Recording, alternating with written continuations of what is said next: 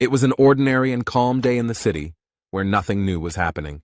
From the supermarket, surprisingly, it was filled with shoppers, and in the background, a television was playing the news. A guy takes a bag of chips from the shelf, but it looks like it's defective, and the news says the sky is covered in dust and smog due to recent sandstorms. A little girl next to him says that he is a thief because he steals food that he hasn't even paid for yet, but he denies it. Suddenly, breaking news is broadcast on television that an earthquake has suddenly occurred in the vicinity, but since it was not very strong, there were no casualties. And then they add that this earthquake is starting to gain strength, so it is advisable to protect yourself. There's still something being said on TV, but no one is watching it anymore because something much more interesting is happening outside. Suddenly the ground shook violently and rose up, as if something unusual had crawled out of it. In this place, as if from under the ground, a very strange and tall tower rises at a dizzying speed. All this is very frightening for people. No one understands what is happening here, especially a frightened little child. The whole store is shaking. People around are asking if everything is okay, if no one was hurt. The guy picks up the child and protects her from falling. He asks if everything is okay with her. The two of them look around and see what is happening outside, and the frightened child asks what happened. Meanwhile, a new unknown building appeared behind the shop window, frightening in its appearance. This strange building appeared not only in one place, it is also found in others, including England. In addition, this tower has disturbed people in Japan, as well as on all continents and countries of the world. There was a lot of debate and talk about it, but few people knew what it was or where it came from, and people called it the Nightmare Tower. Suddenly, people were told that they had been chosen to save the world, and those who pressed the button to accept the challenge were immediately sent to the battlefield. They were greeted by the system. It was all like a game. You could earn things and skills. But everyone quickly realized that this was not a game at all, and that everything was happening for real. Very quickly, this tower made itself known and caused unspeakable horror among all people. It happened one day when people were actively working around her. They had some kind of plan. At first, they didn't notice anything, but one of the workers looked up and drew their attention to the tower. A creature on two legs emerged from it, resembling a human, but it was clearly not a human. The creature has claws and a tail, and frightened people call the police when they see it. A real monster with large, very sharp and strong teeth emerged from the tower. A great catastrophe occurred, and many monsters escaped from this tower and spread throughout the world. And from the loudspeakers on the street came panicked cries that the tower had attacked people. The city's residents are terribly frightened and are trying to save their lives and those of their loved ones. And the authorities deployed the army and heavy equipment to destroy these monsters. However, these formidable monsters are not at all afraid of tanks and bullets, which do not harm them. The city is attacked by many different monsters. Some of them are extremely large and strong, while others have wings and can fly. Because of all these monsters that were constantly coming out of the tower, a third of the planet's population was brutally destroyed. And all those who voluntarily wanted to become walkers found themselves inside the tower and could only watch what was happening outside. Since the system said they could save the world, people decided to try. So we decided to try to climb the tower, clear it of monsters, and put an end to this horror. These strong and very brave people were the last hope for the salvation of all mankind. But one day this cursed tower was attacked by people called walkers. They are entrusted with a very important mission. They must prevent the end of the world and the destruction of humanity. However, at some point in their journey they came across a wall. A large stone blocked their path, and there was no further passage. No one was sure that they would be able to break this stone by force, but they tried to do it anyway. But strangely enough, it worked, and they managed to make a hole where they noticed something very strange. There was a shiny blue stone lying on the ground that they had never seen before, so they didn't know what it was. The tower sent a message with information about the Stone of Return.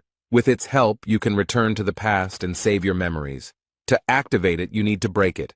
The captain of the Walker, Huang In-chan, was extremely happy to have the opportunity to return to the past. So he said that he would tell about this stone after he used it and broke it with his foot. The bright blue light blinded all the warriors nearby, so they had to cover their eyes. The light became less bright, and everyone looked in surprise at the mountain where a bright point towered. When only smoke and fading light remained in the captain's place, they realized that their captain had truly disappeared. But the only question that hung in the air was whether he would be able to return to the present after being in the past. Former scientist Sakamoto, who was with them, said it could have been much more obvious. He stated that the man had traveled into the past, but due to a space-time rift, he would most likely never be able to return there.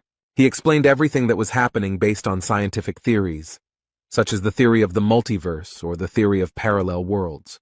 The man stated that there was a rift in time and space, meaning that the Huang In-chan who had traveled to the past was no longer the same Huang In-chan they knew here. Upon hearing this, the men were extremely surprised and found this information very strange and even frightening. Samatoko is sure that Huang In-chan ended up in a completely different time-space, so his trip to the past will not change the present in any way. As far as he knew, all these items from the tower never lied, their descriptions were absolutely truthful. The stone will send them into a time rift, but that's just his theory, and it's entirely possible that using the stone will land them in this very world. But ultimately, the impact of the objects in this tower goes beyond the human mind. And then the clouds thickened in the sky, huge lightning bolts appeared, and one of them struck the tower hard. All the monsters in the tower became active, as if they had been given a sign. A huge number of monsters flew out from all the cracks of this tower. They are ready to attack people again.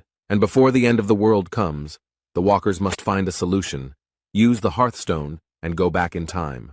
Or they can stay in the tower and try to deal with all these monsters. Then they will most likely die. A huge monster with a terrifying mouth emerged from the wall they had made a hole in. He mercilessly destroyed everyone in his path, and many suffered from this. All those who remain understand with despair that this is the end. They no longer have a choice. Poor people hold these stones in their hands and understand that their life in this world is over. Almost all the walkers decided to use the stone to save themselves from the ugly monster. There are 2 of them left, and one of them asks for forgiveness because they have no hope left. It immediately disappears, but the last warrior is still standing. He has no desire to use this stone. The poor fellow falls to his knees in despair and no longer tries to fight. He has lost all hope. With his hands down and in deep despair, he stands before a mad and ruthless monster. Suddenly, out of nowhere, a very brave man appears, confident that he can handle all this. He delivers a series of quick blows to the monster and releases a green liquid from it and its tentacles. Everything happened very quickly, and the boy cannot believe what happened. This young man looked at the poor thing and smiled sweetly. He always asks if everything is okay with them. The red-haired young man slowly looks around, enjoying what he sees. Behind him stands a whole legion of fighters against these damned monsters. They ask if everyone was saved. The boy looks at his saviors with tears in his eyes, and the man thanks him for standing firm until the end and not running away. It was these people who did not use the Stone of Return, who were humanity's hope for salvation. The head of this legion stood proudly among his brothers and urged them to move forward. These are the warriors who bear the responsibility for the fate of human existence. They are called Seize the Day. They are all defeated, their weapons are broken, and the one who remains alive is completely exhausted and wounded. The guy lies there exhausted, finding it difficult to understand at what point everything went wrong as they had planned. Although no one wanted it, many of their brothers died in battle in this tower. These monsters are extremely strong and always different, and it is difficult to immediately understand how to defeat them.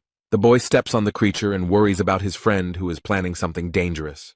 Jae Hwan attacks the monster from behind while it is distracted by his brother. He gathered all his strength into a fist and swung his weapon to destroy this monster. On the other hand, his friend attacked her and also made every effort to destroy this evil. With their combined efforts, these guys finally managed to destroy this monster. They dealt it a crushing blow. And after they did that, the body of this monster simply turned to dust. Yun Hwan said that fortunately there were no casualties, and that those who were injured would recover quickly after rest. It seems that this tower gave them the ability to heal wounds quickly and painlessly. With such success, they have every chance of reaching the top floor of this ill-fated tower. The guys are smiling happily, and Jae Hwan noticed something interesting from the side, so he got a little distracted. He saw the dragon suppression sword. It was imbued with the energy of the sun and moon. It was forged by the master of the 85th floor in 1,000 days to kill the dragon. The warrior picked it up and admired the beauty and power of the sword. The boy was glad that a stronger weapon had appeared. Jae Hwan looks at the blade with a smile on his face and hopes that they can still reach the top floor. But now, looking back, he realizes that he actually thought that everything was going for the best and in their favor. Now they reached the 98th floor. This is the Purgatory Chamber. Here they met the strongest monster of all they had seen before. Their extremely durable weapons were almost completely destroyed. It looks like the monster simply melted them, and their legion seized the moment was almost completely destroyed. The poor guys couldn't survive this battle.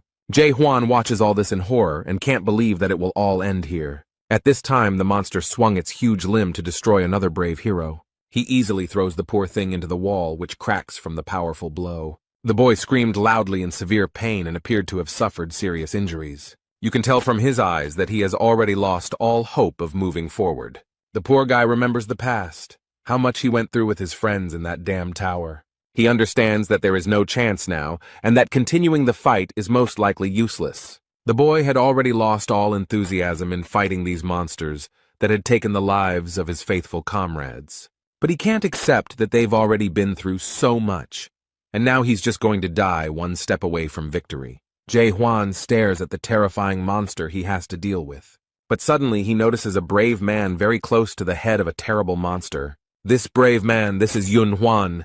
He gathered all his strength to finally destroy this monster. The Seize the Moment Legion warrior is very strong as he manages to pierce the monster's armor. He inflicts a lot of injuries, and does not give this creature the opportunity to destroy even one more person. Yun-hwan calls his friend and asks Jae-hwan to finally pull himself together. The guy tries to hold out as long as possible and inflict great damage on this monster that has taken many lives. He jumps high to deliver another powerful blow. This warrior is trying his best. The young man asks for help because he understands perfectly well that he cannot cope on his own. This terrible creature turned its red, burning gaze on the poor boy. Jae-hwan doesn't move. He still stands in place as if nailed to the wall. He is stunned by what he sees. His friend no longer holds his weapon as tightly as before. This terrible creature pierced a strong warrior of the Seize the Moment Legion. The young man could no longer fight. Jae-hwan screamed his friend's name in horror and despair. He couldn't believe that this actually happened. After this, for unknown reasons, the monster turned in the opposite direction from the guy. It's as if he's running away from something. Something very strange is happening to this terrible creature. The monster broke through the stone wall with its head. It destroyed it with its strength. The young man understands that all this is very strange. These creatures usually do not act like this, so it surprises him. Jae-hwan gritted his teeth and focused all his anger on the monster that took his loyal friend with him. The boy felt that he still had the strength to fight. He had to avenge all his brothers. So the last warrior gets to his feet and picks up his weapon from the ground. He still needs it. The young man doesn't want to let this monster go so easily. He speeds up and quickly approaches it. He doesn't know if he can survive the battle, but he does it for the sake of all those who fell in the fight to save humanity. The Legion warrior uses his power and, like magic ropes, wraps it around the monster. Suddenly he noticed a light on this creature. It seemed that these ropes were causing him irreparable harm. The guy adds strength and makes the liquid flowing inside the creature flow out. Jae-hwan now realizes that the monster escaped because it was already weakened and damaged enough to be easily destroyed. The creature falls to the ground with a loud thud, raising a large amount of dust. The walker puts in even more effort and approaches him at breakneck speed to deliver the finishing blow. The monster could not withstand this powerful blow and suffered a crushing defeat. The creature lies in the burning liquid that recently nourished it, and now suffers from it itself. The young man sighed in relief and turned to Yun-hwan, who explained that it was time for them to leave. But the boy was in no hurry to get up from the ground. He had a large wound on his stomach. The poor guy didn't have the strength to get up. This monster seriously injured the boy. It caused him irreparable harm. Jae-hwan looked at his faithful friend and realized with horror that with such wounds he would not be able to survive. The boy smiled one last time at his brother, with whom he managed to reach the 98th floor of the tower. But this is where his journey ends. He apologizes to Jae-hwan for not being able to go further with him and help him. During the time spent together, the young people managed to get to know each other well and develop a strong friendship. Kim Yun-hwan's smile never left his face, and it always warmed the hearts of those around him. Even that terrible tower couldn't take that away from him, so the walkers began to call him the Knight of the Smile. But at that moment, perhaps for the first time, a smile appeared on his face. The boy understood his end. Jae-hwan's heart was breaking, but he turned away from his friend and asked him to leave. He doesn't want this brave and strong warrior to leave him, so he goes another way. The young man looks down and walks away from Yun-hwan with a heavy burden on his heart, leaving behind only the memories of his sincere and kind smile. The guy stood up with difficulty. He knew that his friend had noticed everything and clearly understood what needed to be done. This stone was in too bad a condition to be used, and Jae Hwan realized this. The young man can barely move. He climbs the steps with difficulty and thinks about his friend. In fact, Jae Hwan turned out to be much stronger than he previously thought. The guy reached his goal and sat down to gather his courage and do what he had to do. He thought that it was Jae Hwan who gave him the confidence that reaching the summit was indeed possible. Yun Hwan gave this world his last smile. He is sincerely glad that his friend stayed here and will be able to finish his work. Then he pushed off the floor with his foot slightly, and what was supposed to happen happened. He disappeared from this world, and now his smile will not be able to warm the heart as before. Jae Hwan will miss him very much. This guy made this world at least a little kinder and better. He will miss Yun Hwan very much and will try to go all the way to the end for him. And his friend will continue to live in the boy's memories until he himself dies. But now he has no time to grieve for his friend. He needs to move on. He must continue on his way because now the fate of all mankind is his responsibility. The young man opened the door to the next level, and a bright blue light shone from there. It took Jae Hwan's eyes a few minutes to adjust to the bright light and figure out where he was. And the next moment, the young man realized that he would now have to fight on a snowy plain. A cold wind immediately blew on him. The boy's clothes were completely unsuitable for such weather. The Seize the Day Legion warrior didn't have to wait long for a new opponent to appear. It all happened so quickly that Jae Hwan barely managed to dodge the icy blows. However, he is not an easy prey, as he managed to get here and overcome various difficulties. Suddenly a very strong and cold wind arose, which almost knocked the young man off his feet. The dragon with a huge mouth slyly asks if his new victim has already surrendered. The boy's hand was covered in ice. Apparently, this creature still managed to harm the young man. But that doesn't stop him. Jae Hwan confidently declared that he will never give up, and the ice dragon took his words as a challenge and struck on the spot. The walker hid from this terrible creature to buy time and try to do something with his hand. The dragon tried his best to find his opponent. Apparently, people don't come here often. The boy sits quietly in his hiding place. He can't let this creature find him any sooner than necessary. This monster has been sitting here for 10 years. He uses some kind of potion to heal his injured arm, the monster's blows causing him great pain. At level 98, Jae Hwan had faced many difficult challenges, but what awaited him here was far more difficult than what he had already experienced. The boss of the 99th floor of this cursed tower is the ice dragon Velhisus. He inspires fear with his strength. The breath of this dragon from the Forgotten Lands is difficult to withstand, even if you have a high level of cold resistance. The young man understood that if it weren't for the weapons and supplies of the dead walkers, he would have no chance of winning. On the 85th floor, he received the dragon suppression sword, and from Yun Hwan, the ice demon armor.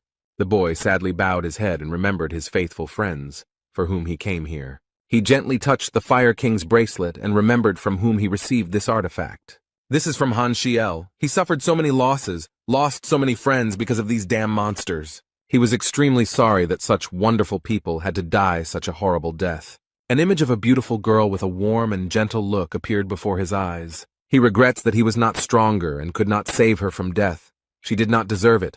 No one deserves it. He remembers with horror how Han Shiel died, unable to survive a fight with another monster, and Jae Hwan couldn't save her or prevent her death, and it breaks his heart. The young man remembered another incident when he was sitting at the table and calmly drinking tea. The man asked him if he wanted to try again, and the young man replied without hesitation that he definitely wanted to do so. Then the warrior boldly and confidently declared that he believed that this time he would definitely succeed. The Atopos blacksmith, whose name was Jae, looked at the young man with interest and was glad that Jae Hwan did not give up. Adipose City was the last one to be recaptured after defeating the 50th floor boss, Alniminus. People did not lose hope. Even when wounded or dead walkers were brought in every day, the priests founded a rescue squad to save wounded soldiers. In this city, blacksmiths worked to ensure that warriors had weapons and armor so that they could fight to save humanity. The guy thought for a moment and decided to note with sadness that Jae now seemed special to him, since he is the last blacksmith of Atopos. But the man asks not to remind him of this. However, he added that Jae Hwan was the only person he worked so hard for, and noted that weapons from the lower floors were no longer being returned. Jae explained that he had little ore left, although there was a lot of it a few months ago. The guy understood that this was to be expected, because there were almost no living people left in the village. He has lost track of time and doesn't even know what year it is. There have been more than 10 tremors since the tower was built. And at some point, people stopped coming to the first floor. It became completely empty. With sadness in his voice, Jae Hwan stated that, in his opinion, humanity had been destroyed after all. The last blacksmith in town looked down sadly and continued his work. Apparently, he too realized that the boy was right. He asked the warrior if he had studied the tower well and if he had noticed anything strange there, other than the fact that the tower always remained the same. This made the young man think, and he still remembered some rather strange things. He noticed something where the wall had been broken and where the return stones had been found. There he saw a very strange inscription which read, "A tower within a tower, a nightmare within a nightmare." He assumed it might be a message from the people, but he had no idea what it might mean. Koval said that 2 days ago Grandma Kylene disappeared, and this information scared him. Time stops in this tower, so if someone disappears from it, there are 2 reasons for this. The first option is that a person used the Stone of Return and found himself in the past. Or there is another, no less terrible option, that the one who disappeared jumped from the tower. Halen from Halen's potion and Jay from Jay's workshop were among the few remaining walkers.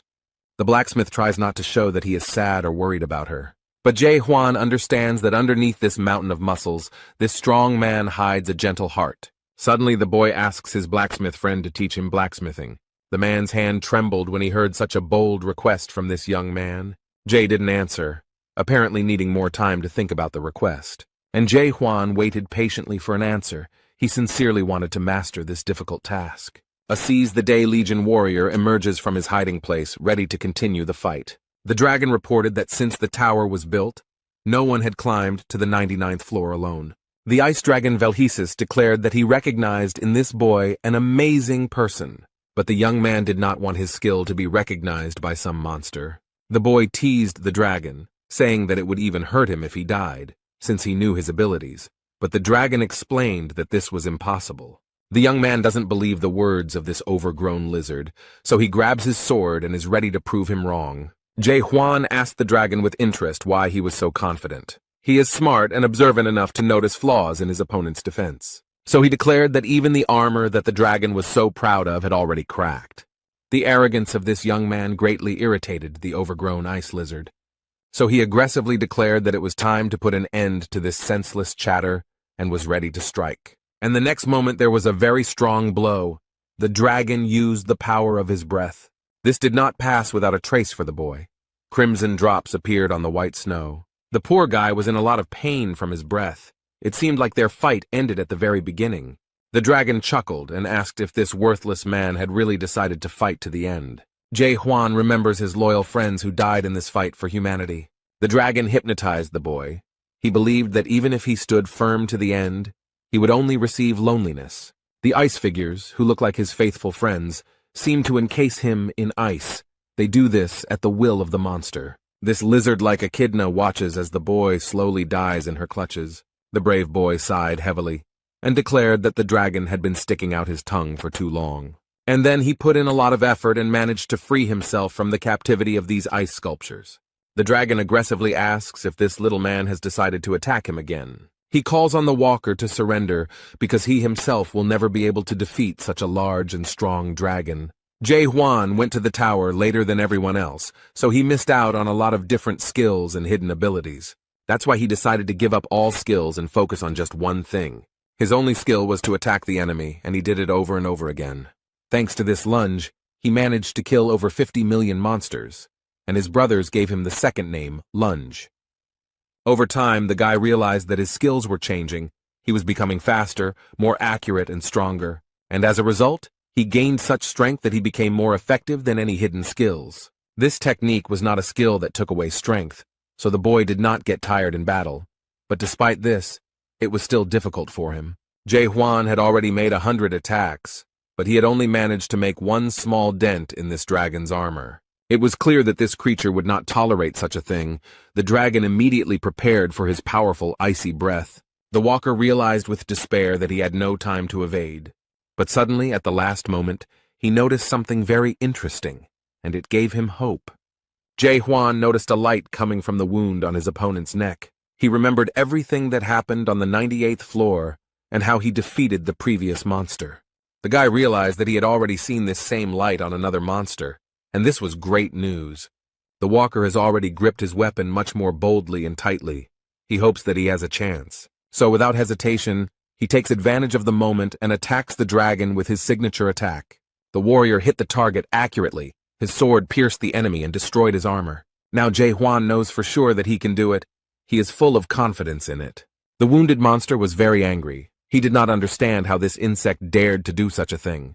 But the young man smugly declared that he had not hit hard enough and that he should have simply torn the monster's head off. The ice dragon has spread its wings and does not want such a situation to happen again. He stood tall and declared menacingly that this time he would wipe him off the face of the earth. And without thinking twice, the dragon used his icy breath to destroy his offender. The poor guy barely had time to dodge all the attacks. If even one had hit him, he would not have survived. This is a very difficult test for Jae-hwan. He barely dodges. The boy is surprised that this monster can make such powerful attacks. With great disappointment, he realized that there was no chance of winning. The dragon has cornered him, and he won't be able to defeat this creature. But the monster looks pitiful, its jaw hanging open after being wounded. He explains that if at least 10 pedestrians had come here, they would have dealt with him.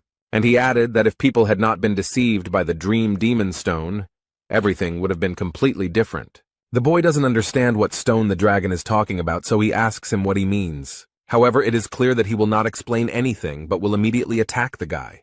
Jae-hwan does not wait for his death peacefully, but runs away from this dragon. This monster just watches as the guy who maimed him simply disappears. He has reached the door through which he came here. This will be his salvation. The warrior left this floor and closed the door tightly behind him to make sure that this creature would not appear here now. He understands perfectly well that he was a millimeter away from falling. If the claws of this monster had reached him, he would not have survived. Jae-hwan remembers the dragon's words about the Dream Demon Stone, but he can't understand what he was talking about. What kind of stone was it? How did it deceive everyone, and what could have been different? Many questions immediately arose. The warrior was glad that he managed to get out of there alive, but he still returned after 5 years. This time he was much stronger and better prepared for this fight, because he already knew what awaited him. The system bombarded him with various messages congratulating him on completing a new level. This time he managed to destroy this monster, so the guy received many congratulations on reaching the 99th floor. Jae-hwan looked at what was left of his opponent and asked what the Dragon Dreamstone was. This creature answered with the last of its strength that it knew the answer to its question without him. But he added mysteriously that he would understand everything when he found himself on the top floor. As a reward for completing the level, the young man received a new weapon, the Ice Dragon Sword. This weapon is infused with the breath of the Ice Dragon, and can determine when its wielder is ready for battle. Suddenly, the young man looked down and noticed that something very strange was happening on the ground. Some substance that flowed out of the ice dragon begins to move and rise upward. She rose very high and formed a door right in front of the brave warrior. And at the very top, the number 100 was formed, indicating that this door leads to the top floor of the tower. The guy took a deep breath and collected his thoughts. He was ready to boldly move forward.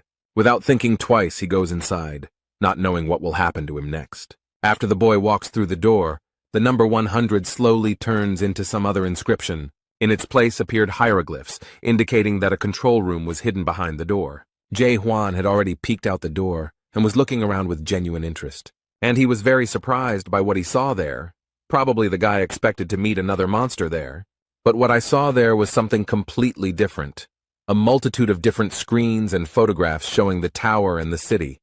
The young man came closer. He was very interested in examining all this and looking at the tower from the side. All these pictures depict places he has already visited. The boy sees the place where the walkers should come. He also sees a topos, a city where those who have not yet perished at the hands of monsters live. He was so focused on these images that he didn't notice someone approaching him and saying they were glad he had come. Jae-hwan looked around and immediately got into a fighting stance, and the voice said that he thought the boy would return to a topos first. And then he calms him down and explains that he shouldn't worry because he completely forgot about him and didn't have time to prepare everything. The boy received a message that surprised him because it said that he was the first to complete the training of the 294th world. His achievements were recorded in the immortal Akashic records, and this record will be visible to the monarch of the great land. The guy read it and realized with horror that it was actually a workout, although it didn't look like one. He is overwhelmed with emotions, and they turn into water that envelops the poor guy. The warrior was extremely excited. A large puddle of water had already formed under his feet, caused by his stormy emotions. The voice asks if he is surprised and hopes that the boy will soon recover from the shock. A huge wave of water rose up around the young man, ready to swallow him up. The creature smiles slyly and remarks that if he does not cope with his emotions, they will consume him. And then the lion head with bright eyes adds that it is probably too late to pull yourself together.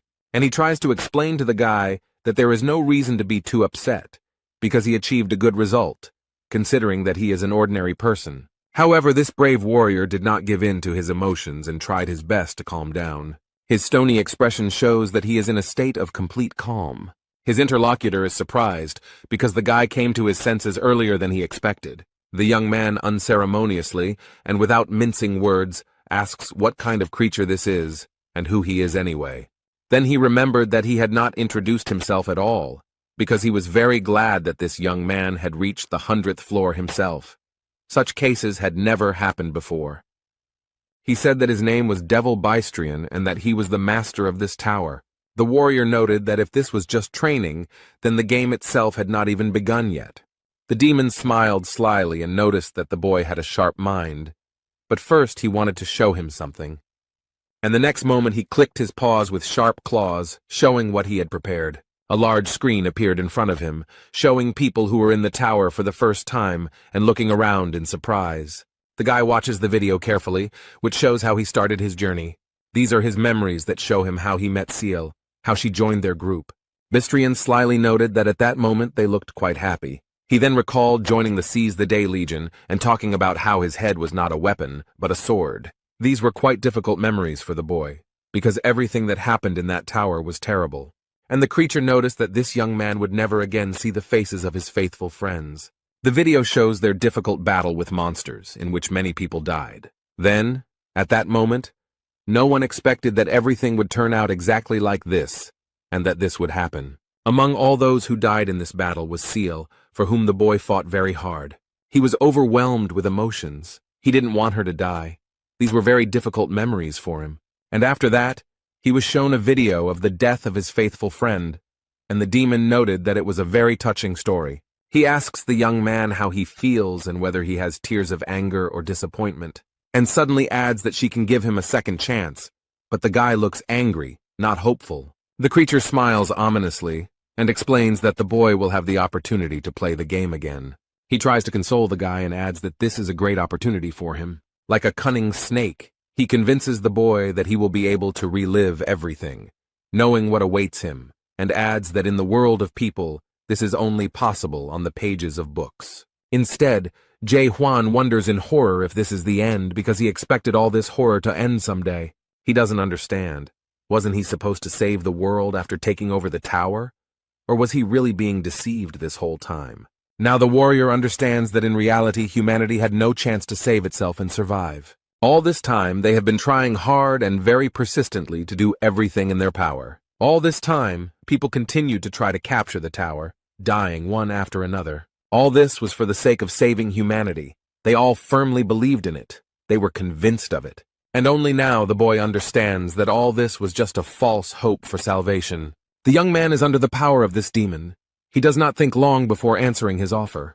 The guy very confidently and loudly answered that he would never return to the past.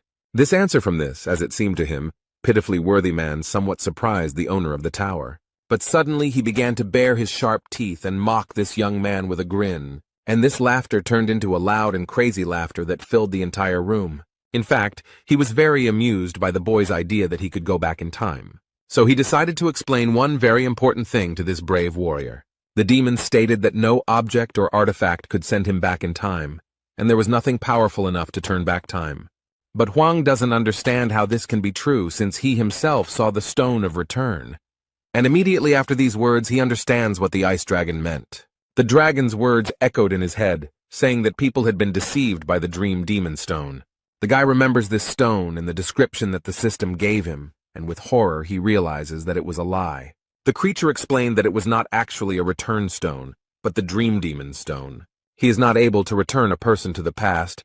He simply locks him in demonic dreams. Bystrian explained that he could not even imagine that people would want to go back to the past and fix it so much. The demon then added with great sarcasm that only humans are subject to such obsession. Jae Hwan, with great sadness and memories of the people who used this stone, noted that this is true.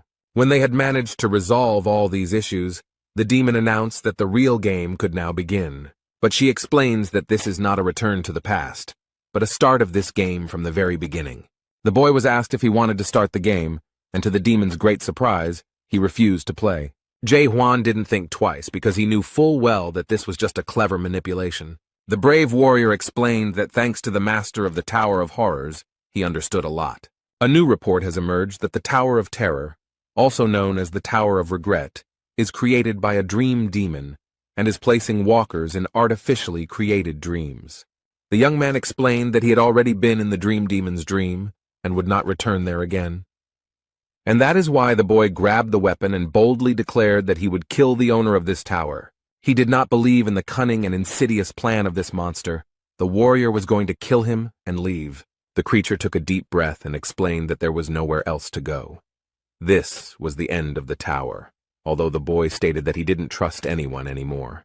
The demon asks if he is really that bothered by the existence of fake items and achievements. But the boy does not listen to what this creature is trying to tell him, and immediately strikes. This creature is left without a head, but this does not stop it from continuing to speak. The demon, thanks to his powers, tries to turn his head and asks what the warrior wants. He can give him skills or artifacts, whatever he wants. In the end, the young man had come a long way and deserved a reward, but Hwang replied that he did not need anything. Bystrian slyly asks if he wants to return to his previous normal life. The demon explains that he was a prisoner in the Tower of Horror's dream, and therefore no monsters exist in reality. Hwang doesn't understand how these monsters can't exist. The creature snapped its fingers and the boy saw ordinary life before he came here. People are chatting peacefully, preparing to go to the cinema and discussing films. The guy doesn't understand what's happening. How could this happen? Was he really that fooled? Suddenly there was a strong jolt and Jae Hwan was suddenly moved to another place. He found himself in public transport, similar to a train. The guy was amazed by everything that was happening here. In reality, no one died, the earth did not turn into a desert, and most of humanity did not disappear. The demon noted that it must be great news for him that his friends and relatives were not killed. Bystrian snapped his fingers again to move again, and wanted to show him the most important thing. He saw many hospital beds where patients still lay, unconsciously connected to various machines. The young man moved closer to the hospital bed to get a better look at what was happening. He saw himself on the bed, connected to the machine. The guy was very impressed by this. The demon explained that decades had passed in the Tower of Terror, but not even a month had passed in the human world. The creature noted that the boy would never be able to defeat him because he could barely lie down during training, and he added that there was a huge gap between people and dragons that he would never be able to overcome. Jae Hwan boldly stated that it was a great relief to him to learn that the creature was a dragon. He announced his sword and said that he had fought dragons before, so he wouldn't have any problems. The demon was very angry. He did not like such impudence on the part of this pathetic creature. A brave warrior entered into a fight with a very powerful creature, and who knows how it might end. The heavy wooden door opened, letting a little sunlight into the dark room. Jae Hwan comes in completely exhausted and with severe wounds. He calls Jae and tells him that he's back. But the room where Koval was most often looks as if no one has been there for a very long time. However, the main character needs weapons to fight all these evil demons. So, using the knowledge his friend shared, he tries to make himself a good sword. 72 days passed. The warrior fought the dragon every day, but no matter how hard he tried, he could not leave even a scratch on it. But on the other hand, Hwang didn't die either. For reasons unknown to him, the dragon didn't kill him. The control room shows a video of a guy working in a forge and thinking that no matter how long it takes, he will achieve his goal. The dragon watches this young man with great interest. He is very surprised and even amused by him. He believes that he should keep it for himself because it is a good product that can be sold successfully. This dragon had been cultivating for a long time, and this was the first time he had encountered such a situation. A farmer is a being who must ensure that the product is delivered to the mainland through secondary processing, that is, by sifting out the worst, the product becomes better. And it is during the training that the best products are selected. which are then turned into real games. But suddenly one product appeared that refused to move to the next stage. Anyone in the Tower of Terror can be killed without any consequences. Their souls are still alive in the real world, so it can be assumed that no one has died. But there will be a lot of problems if he accidentally damages the soul of his product. The Reapers, who are closely monitoring all of this, will never forgive him for such a mistake. Therefore, the dragon believes that he needs to sell it as soon as possible. It's time to move on to the next level, because he still has to pay off the debt for buying the tower. He is such a special product that even gods who have no connection to the demon world contacted him about this guy. Suddenly, at this moment, when the demon was calmly pondering these things, Huang appeared and attacked again. The creature easily repelled his attacks and stated that this guy was driving him crazy. He asks ironically if this war is not enough to continue this useless struggle. The demon remarked that he had better start the real game and spend his power usefully. The next moment he repeated his signature finger gesture and was ready to show off his tricks. Literally a second later, he disappeared from the boy's field of vision, and he does not understand how this happened and where the dragon went. Suddenly a mirror appeared in front of him, in which he saw his reflection, and behind him, a dragon. The guy doesn't stop fighting. He swings his sword and is ready to strike again, even if it is useless. The poor guy is trying his best. He is definitely not the kind of warrior who gives up easily. The next moment, this block, which served as a mirror, shatters into pieces from a strong impact. Huang was injured, his head was damaged, and he has difficulty coughing. The angry dragon grabs the boy by the neck and asks what he wants and why he continues to insist on his own. The guy explains that he will kill the dragon and move on, which even disappoints Bystrina a little, and he asks what he needs to do to make him agree to the game. Huang chuckled. He saw that the creature was already on the verge of fainting, and quietly praised himself for being able to hold out for so long, and explained that he wanted to ask for something. The dragon is already sitting calmly and explaining to the boy that the universe does not consist of only one dimension, but he calmly replied that he knew about it, and added that he also knew about parallel incarnations and the multiverse. But the demon wants to clarify something and says that there is one main dimension, the almighty Earth. And then he explained that it was from this great land that many different alternatives branched off. The Earth is a small planet in a large dimensional system, consisting of a large number of alternatives, and they called these actions the 294th world.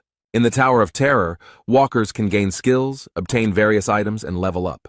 In this way, they will be able to adapt to the structure of the mainland and thus have a chance to enter another world.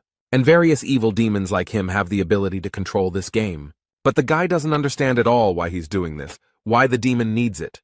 The dragon noted that it was a good question, but he didn't think it was something he really cared about. Bystrina snapped his fingers in his usual gesture, and it seemed like the tricks were about to start again. But they find themselves in a ruined city and ask a question that really interests the guy. So he wants to explain why, out of all the alternate worlds, the Tower of Terror ended up on Earth. The dragon asked if this was not what interested the young man most, why he and his family were forced to face this, and then he gave a very short and quick answer that their world was chosen at random. But this guy said that he was asking about something completely different. He was interested in why he was running this tower. The demon was very surprised, and the young man continued to ask what benefit this tower would bring him. His interlocutor thought for a moment and explained that it was something like his passion or even hobby.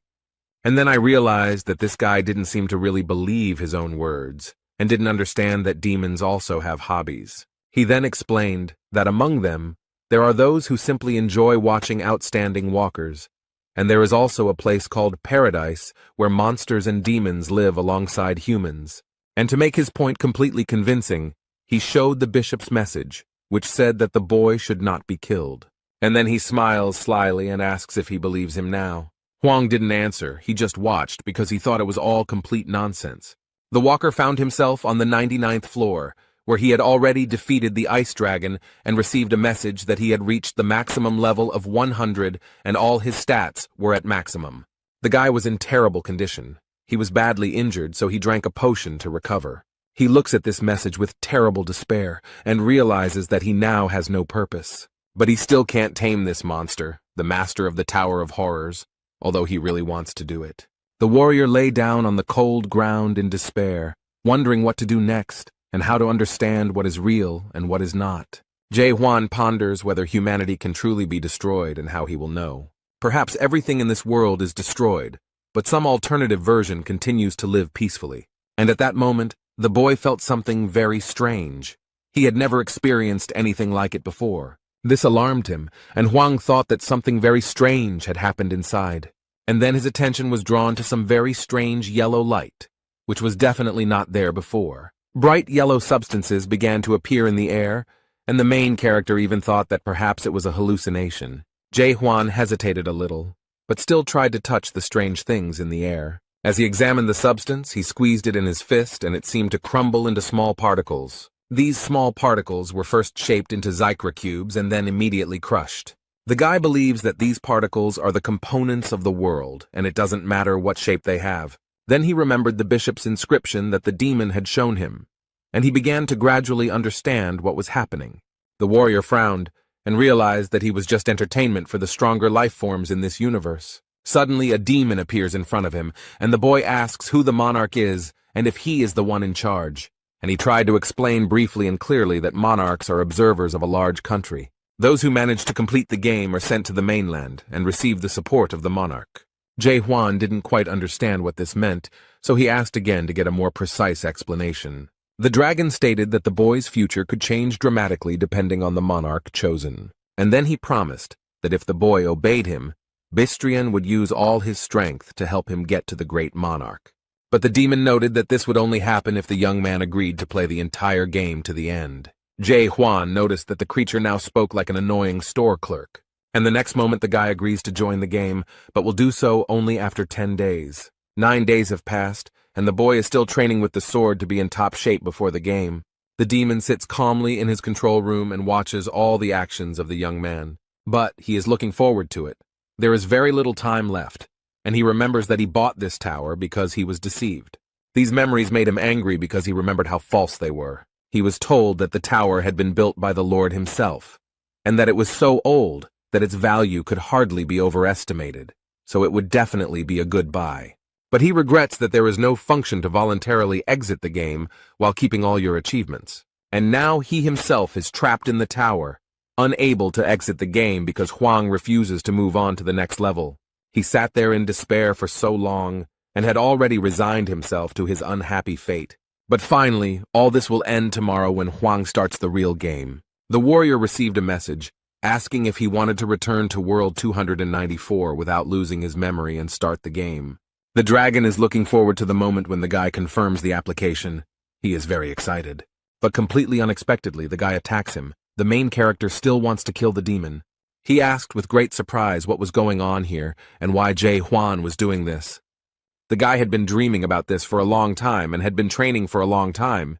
He deliberately took his time in order to prepare well.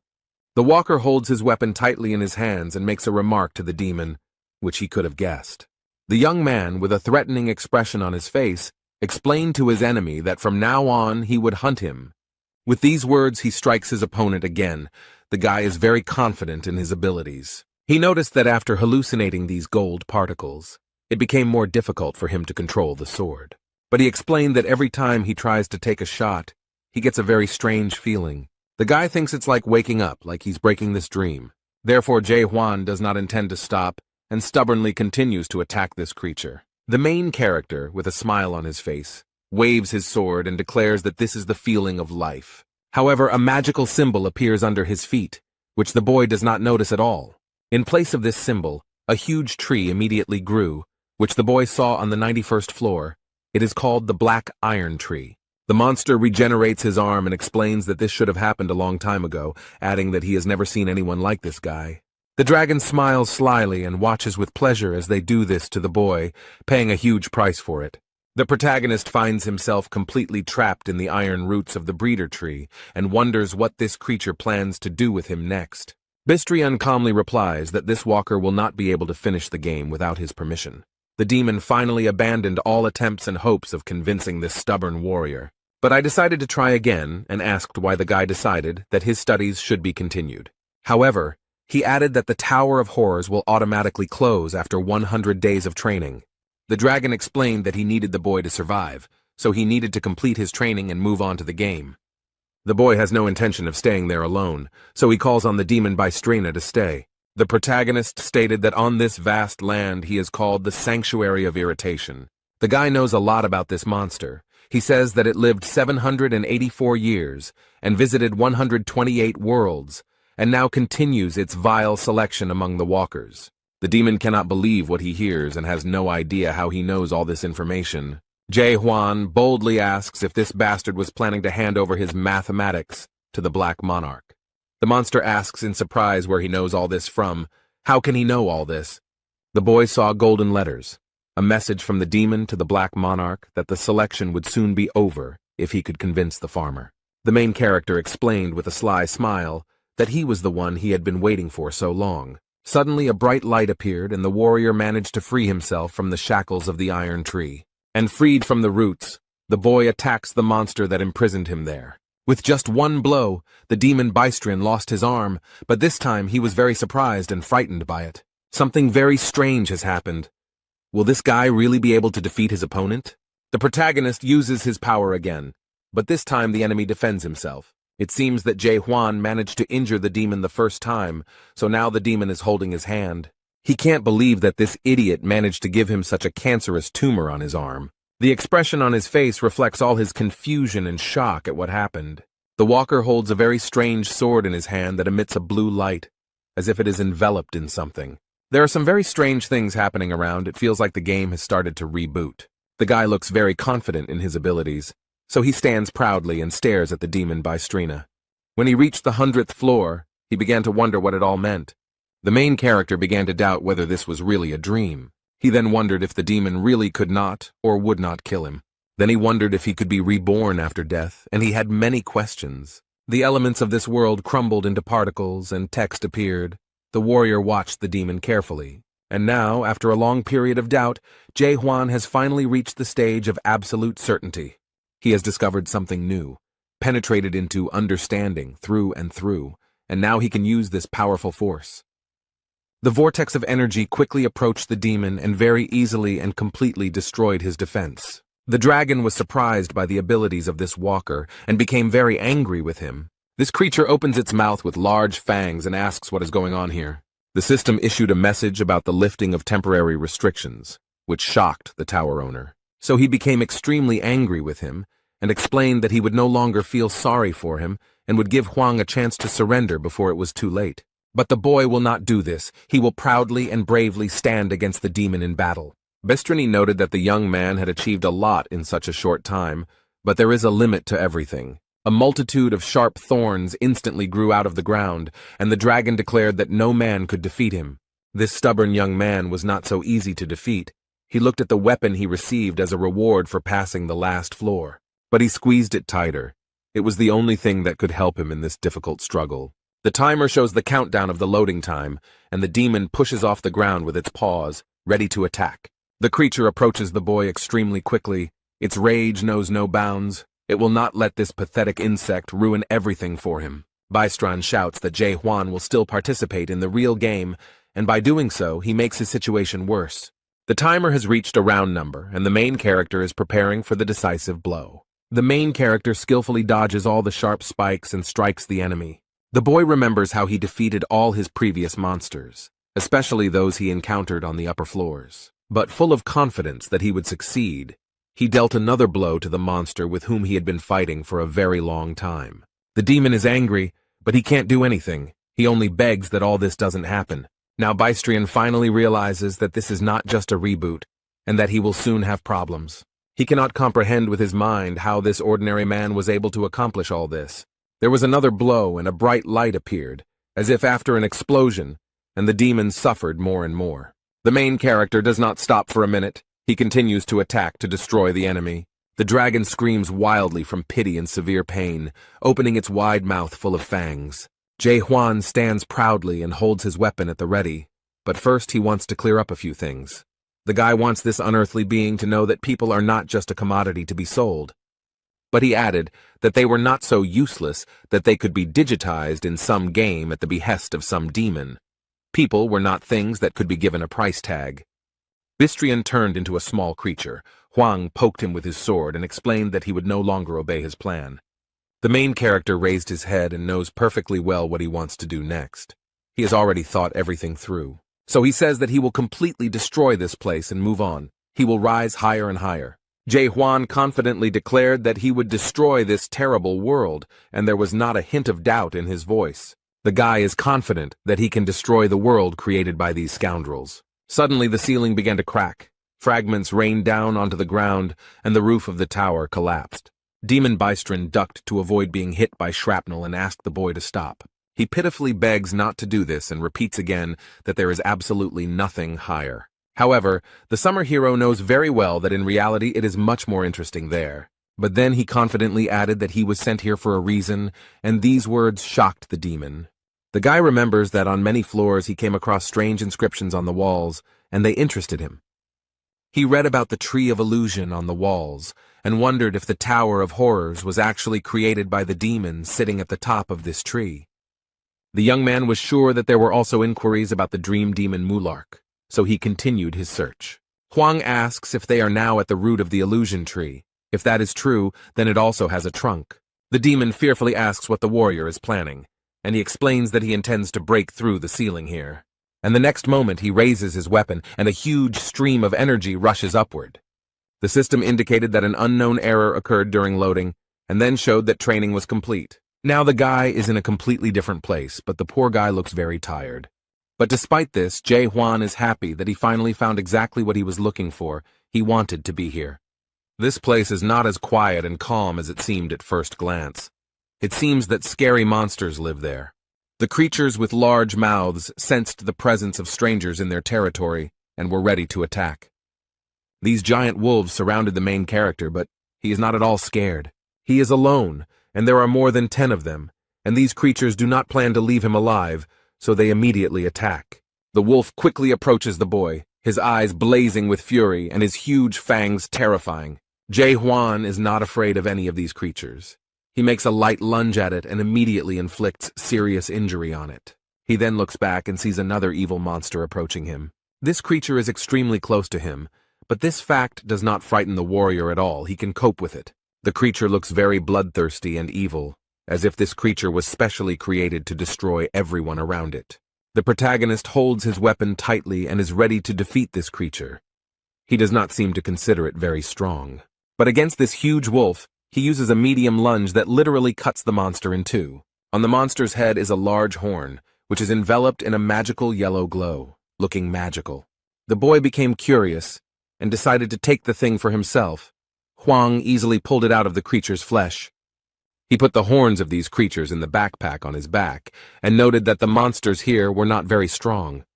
Jae-hwan heard the noise and looked around to see what was going on. Suddenly, some strange creatures appeared and shouted aggressively, "How dare this man do this?" One of them points his finger at the backpack and shouts something, but it is difficult to understand what he wants. The warrior looked at them all carefully, but could not make out what this creature was saying. And then he realized that they were pointing to the horns behind him, so the young man offered to make a deal. He would give up all these things, and in exchange he would want information about what this place was. But the monsters didn't seem to even listen to him, and it was unknown if they understood him at all. They went on the offensive. One of these green monsters immediately dealt a strong blow, apparently thinking that this would be enough for victory.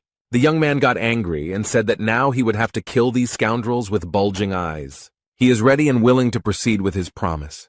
He does not mince words. Jae-hwan didn't have to spend much time and effort to neutralize them all, since all of his stats were at their maximum levels. Now he is trying to get at least some information from this monster. The young man needs to know what this place is.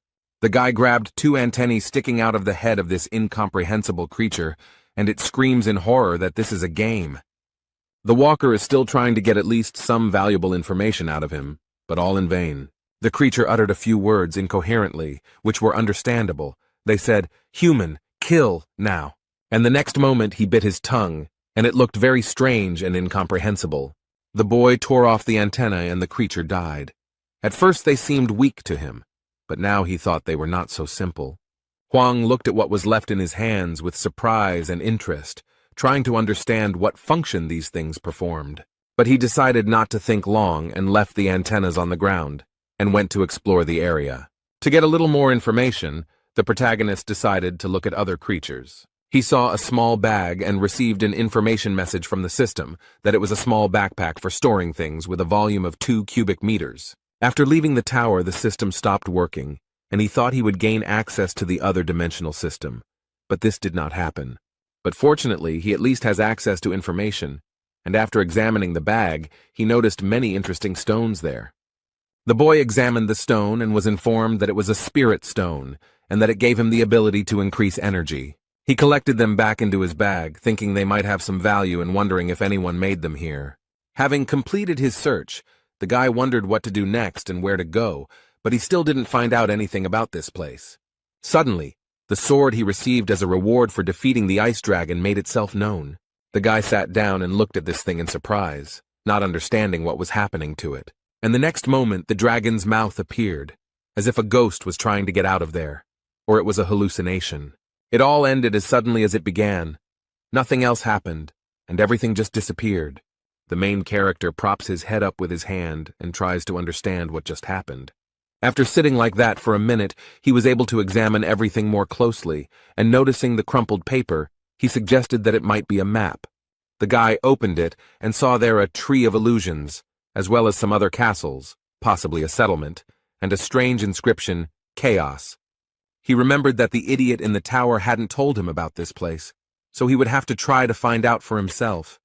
At first, this forest seemed like a very quiet and peaceful place, but these palm trees and greenery create a deceptive impression. A little further away from Jae-hwan, wolf-like monsters angrily open their mouths, ready to attack.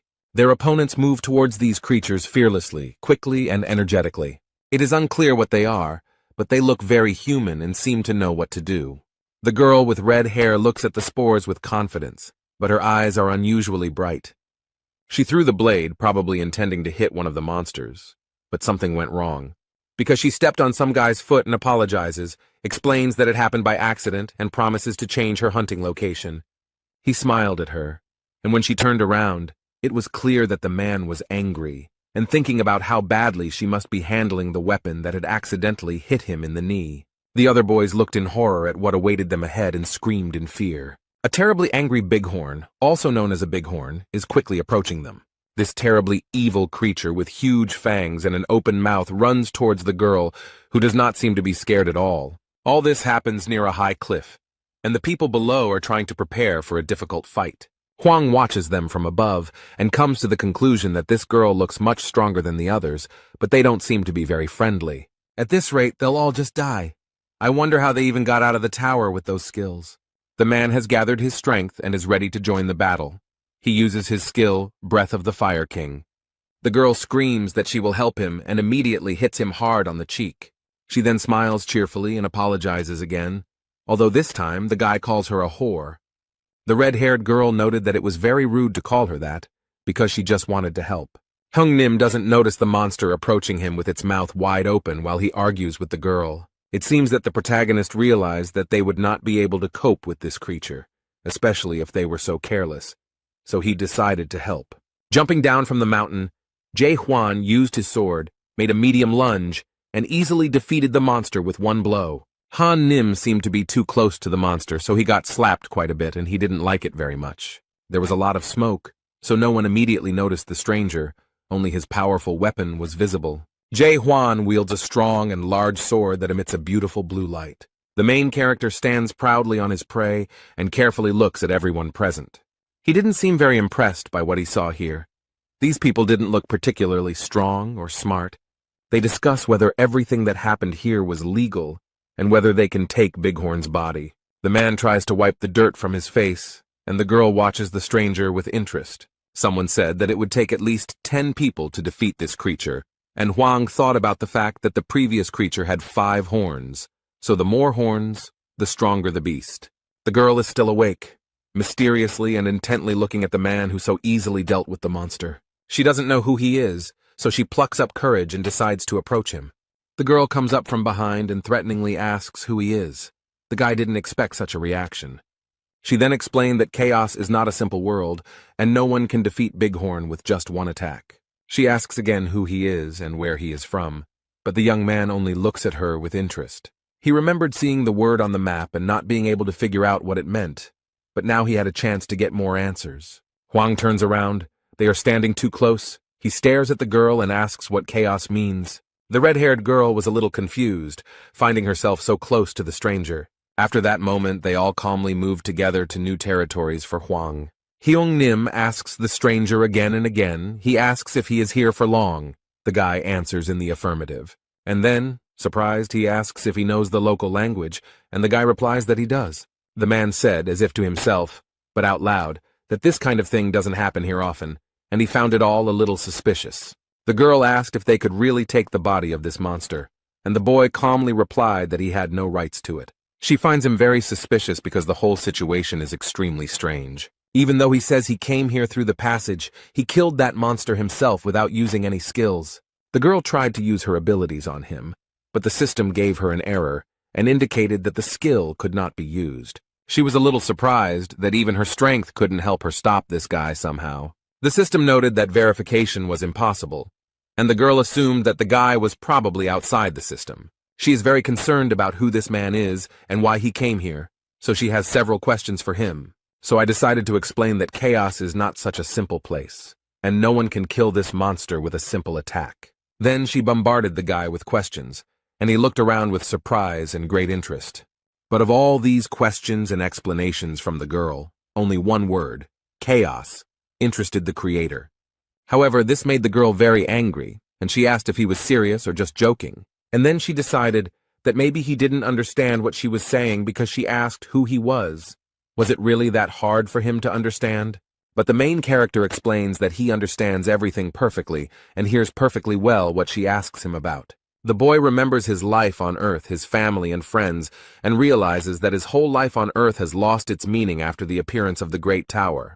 And then, during his life in the Tower of Terror, he made new friends and loved ones. He had many wonderful and very touching memories associated with these people, but after completing his studies, they disappeared like a mirage. All of these people are still alive somewhere on Earth, and he could retain all of their memories if he started the game over. But they won't remember him or their adventures, so this venture will most likely be useless, and they will have a hard time coping with the loss.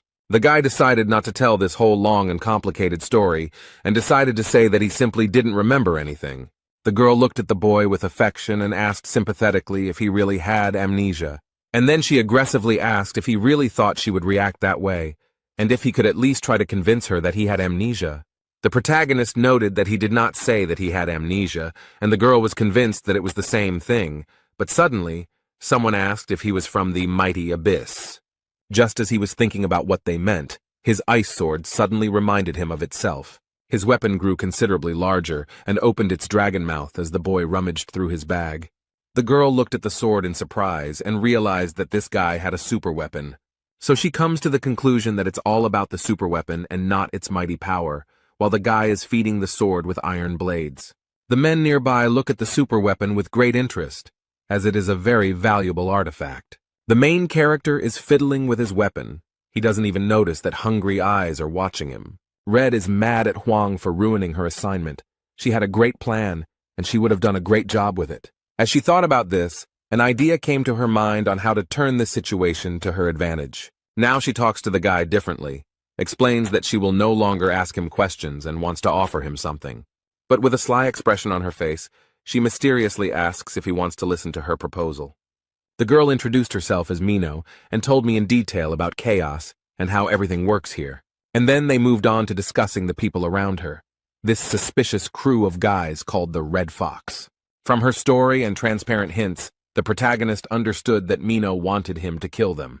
The girl noted that they would soon get to him, so there was no point in looking so closely at these scoundrels. One of the men noticed that it was getting dark, so it was not worth going further, so as not to disturb the monsters. So they decided to stay where they were and spend the night in the open air in the middle of the forest. Jae Hwan lies under a tree and looks at the map. According to the map, there is a settlement not far from here. The card magically turned into gold particles and disappeared. This is the advantage of the game. The boy lies quietly and plays with these particles. He sharply clenches his fist, trying to catch something. Through the system, the men saw that their guest was in the second stage of awakening, called knowledge, and his energy level was very low. They calculated that his energy level was much lower than their leaders, so they realized that he had defeated the monster only thanks to his weapon. But they know that super weapons can only be obtained in the abyss. These are the branches of the Tree of Illusions. Huang heard everything and realized that these scoundrels were up to something. They would be surprised when they found out that this was where he got this weapon. The tower owner said it wasn't a very impressive weapon, so they probably wouldn't want to hunt for it. The protagonist looks at the stars in the cloudless sky and thinks about how to get to the almighty Earth. The Red Fox Legion fighters were already confidently moving towards the boy. Huang realizes that they have already started to implement their plan, and soon everyone will be here. Mino is shocked and asks the guy why he is lying there so calmly, because those bastards are going to come for him now. The girl tries to convince the young man to use his powerful weapon against them. But Jae Hwan calmly turned to Mino and explained that he did not have any weapons with him. He explained that he had lent his sword to someone on the night shift, but the girl was furious and couldn't believe he had done that. He was surrounded by many people. The leader stated that he would find a better way to use his weapon, although the girl noted that even with this weapon, he was a complete zero. Mino is not as simple and sweet as she seems at first glance. She asks these idiots if they really want bloodshed. The main character looked at the girl with genuine interest, and now saw her true nature, and it seemed that he liked it. Instead, all these people follow the orders of their leader, who threatens to kill them. The redhead doesn't wait for Huang to do something.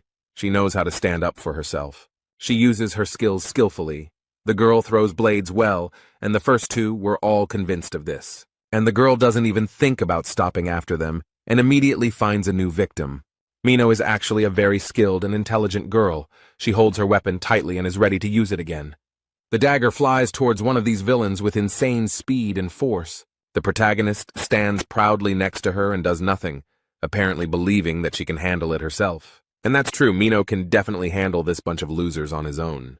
They seem to already realize what they've gotten themselves into and probably regret their decision, but it's too late because they've already made her angry. She smiled sarcastically and stated that by their decision, they had doomed themselves to a terrible fate.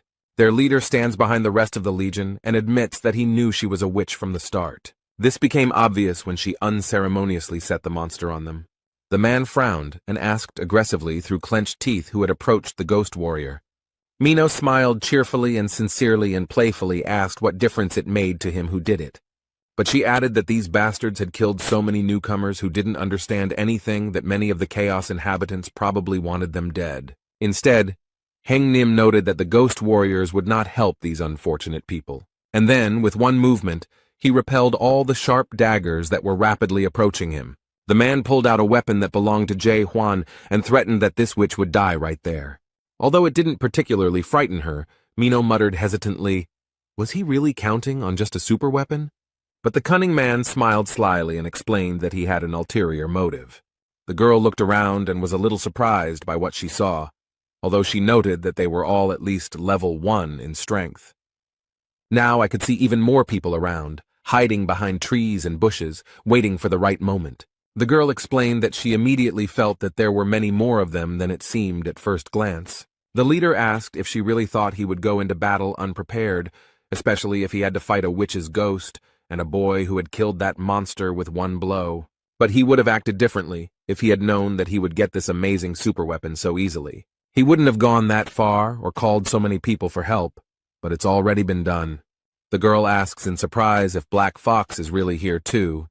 It seems like nothing interesting is happening in his life right now. This man, who just now stood out in no way, has now turned into a real monster. He declared with his huge tongue and fangs that she could consider this an honor. Black Fox Clan, who is the head of the Red Fox Clan and holds the 3rd degree, explained that more than half of the clan was gathered here. She is not very pleased with the honor done to her and asks them to wait a little, as they still have so much time to gather here. Mino feels that she can't handle this monster alone, so she turns to Jae Hwan. She doesn't want to admit it, but she has to admit that she can't protect him. So she throws a stone to the boy and tells him to grab it and run, and the boy realizes that it is a terrible stone. The girl explained that it was a return stone, and if you used it, you could move to the nearest fortification or fortress. But she added that she only has it, so he can use it without any problem, although the guy is a little confused. Now he realized that this stone does not return you to the past, it saves you in the present. He immediately remembered his friend from the Tower of Horrors, who did not use this thing. Jae Hwan thinks that he should have given Yoon Hwan that stone, and maybe then he would have survived. A guy asks his new friend if she had the opportunity to go back in time. Would she do it? At first she was angry because now was not the time to ask such questions, since their lives were literally hanging by a thread. And then she still answered that of course she would not return, and this greatly surprised the main character.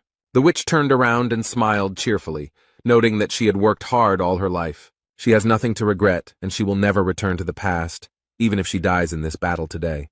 This answer seemed to surprise Jae Hwan because he moved closer to Mino and placed his hand on her shoulder. The guy stood next to her and declared that she would not die today, and reached for his weapon. His reaction surprised the girl. She did not expect him to protect her or take part in the fight. Without warning, he threw something to the ground, sending up a column of smoke and blue sparks. Jae Hwan uses his strength and easily deals with the attackers. The Black Fox shouted that he was using the Flame King's 14 transformations. After these words, the monster's hands caught fire, and the swords of his subordinates were engulfed in flames. The protagonist does not appear embarrassed or scared after what he saw. He has a plan, and he is preparing to use the lost spell to get rid of all these fools. The guy copes with all this evil without any problems. No one even has time to understand what happened. The protagonist came face to face with the strongest of them. He tried to wound him with a sword, but the monster held him back with his hand. But this did not stop him for long, as Hwang proved stronger and pierced his clawed hand. And as a result, the boy's weapon passed through the flesh of this monster, although Black Fox did not expect this. It turns out that Heng Nim remained alive, although the head of the Red Fox clan took up residence in his body. Jae Hwan looks back and stands proudly in front of the very scared man. The poor man, overcome with fear, fell on his knees and humbly handed over the weapon to its owner. The remaining members of this gang realized that after the death of their leader, they were powerless here, and quickly fled. Although the main character will not give them such joy, he holds the weapon firmly in his hands and is ready to take revenge. He uses a light lunge and effortlessly destroys anyone in his path. Mino is shocked and very scared. She cannot understand how this is even possible. She remembers how easily he gave up the monster's body, and then she thought he was just a fool. She felt like he didn't understand anything when he bragged about his super weapon. And when he said he just gave his gun to some stranger, she thought he was an idiot with no sense of self-preservation. But everything turned out completely differently. This stranger turned out to be very strong and cunning. When Hwang finished, he looked back and saw Mina with a very surprised expression on her face. She cannot understand who he is and why he came here, and asks him about it again. The guy is in no hurry to answer her questions directly. It seems he likes to maintain a sense of mystery. He smiles at her and cheerfully asks if she has forgotten about him. The warrior replies that she already knows who he is, but this greatly surprises Mino, and her face shows that she does not understand what he is talking about. Hwang teases the girl by asking if she has memory problems. He thought he was the only one with such a problem, but this remark angered her.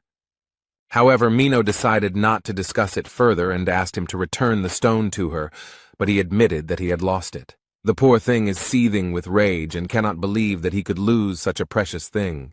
They are sitting by the fire and relaxing after a very eventful evening. The young man sits quietly and looks at the stars. It calms him down. He feels peace and bliss. Instead, the girl tries to find her stone in his bag, but it seems to be in vain, and she fails. So she gets angry that all this is happening because of some stranger. The guy noticed that she already knew everything, so there was no need to ask him questions, but she didn't quite understand what he was talking about. Hwang explains that he knows who he is, and looking at the fire explains that he is an ordinary person. He then asks his interlocutor if she is human, and she reluctantly replies that she is almost human. Then the boy thought of something, clenched his fist tightly and replied that it was good.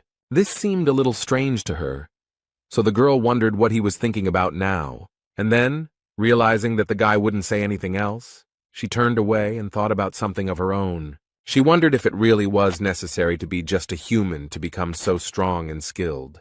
The girl asks if he has really forgotten everything that happened to him on Almighty Earth, and Hwang confirms that he does not remember anything.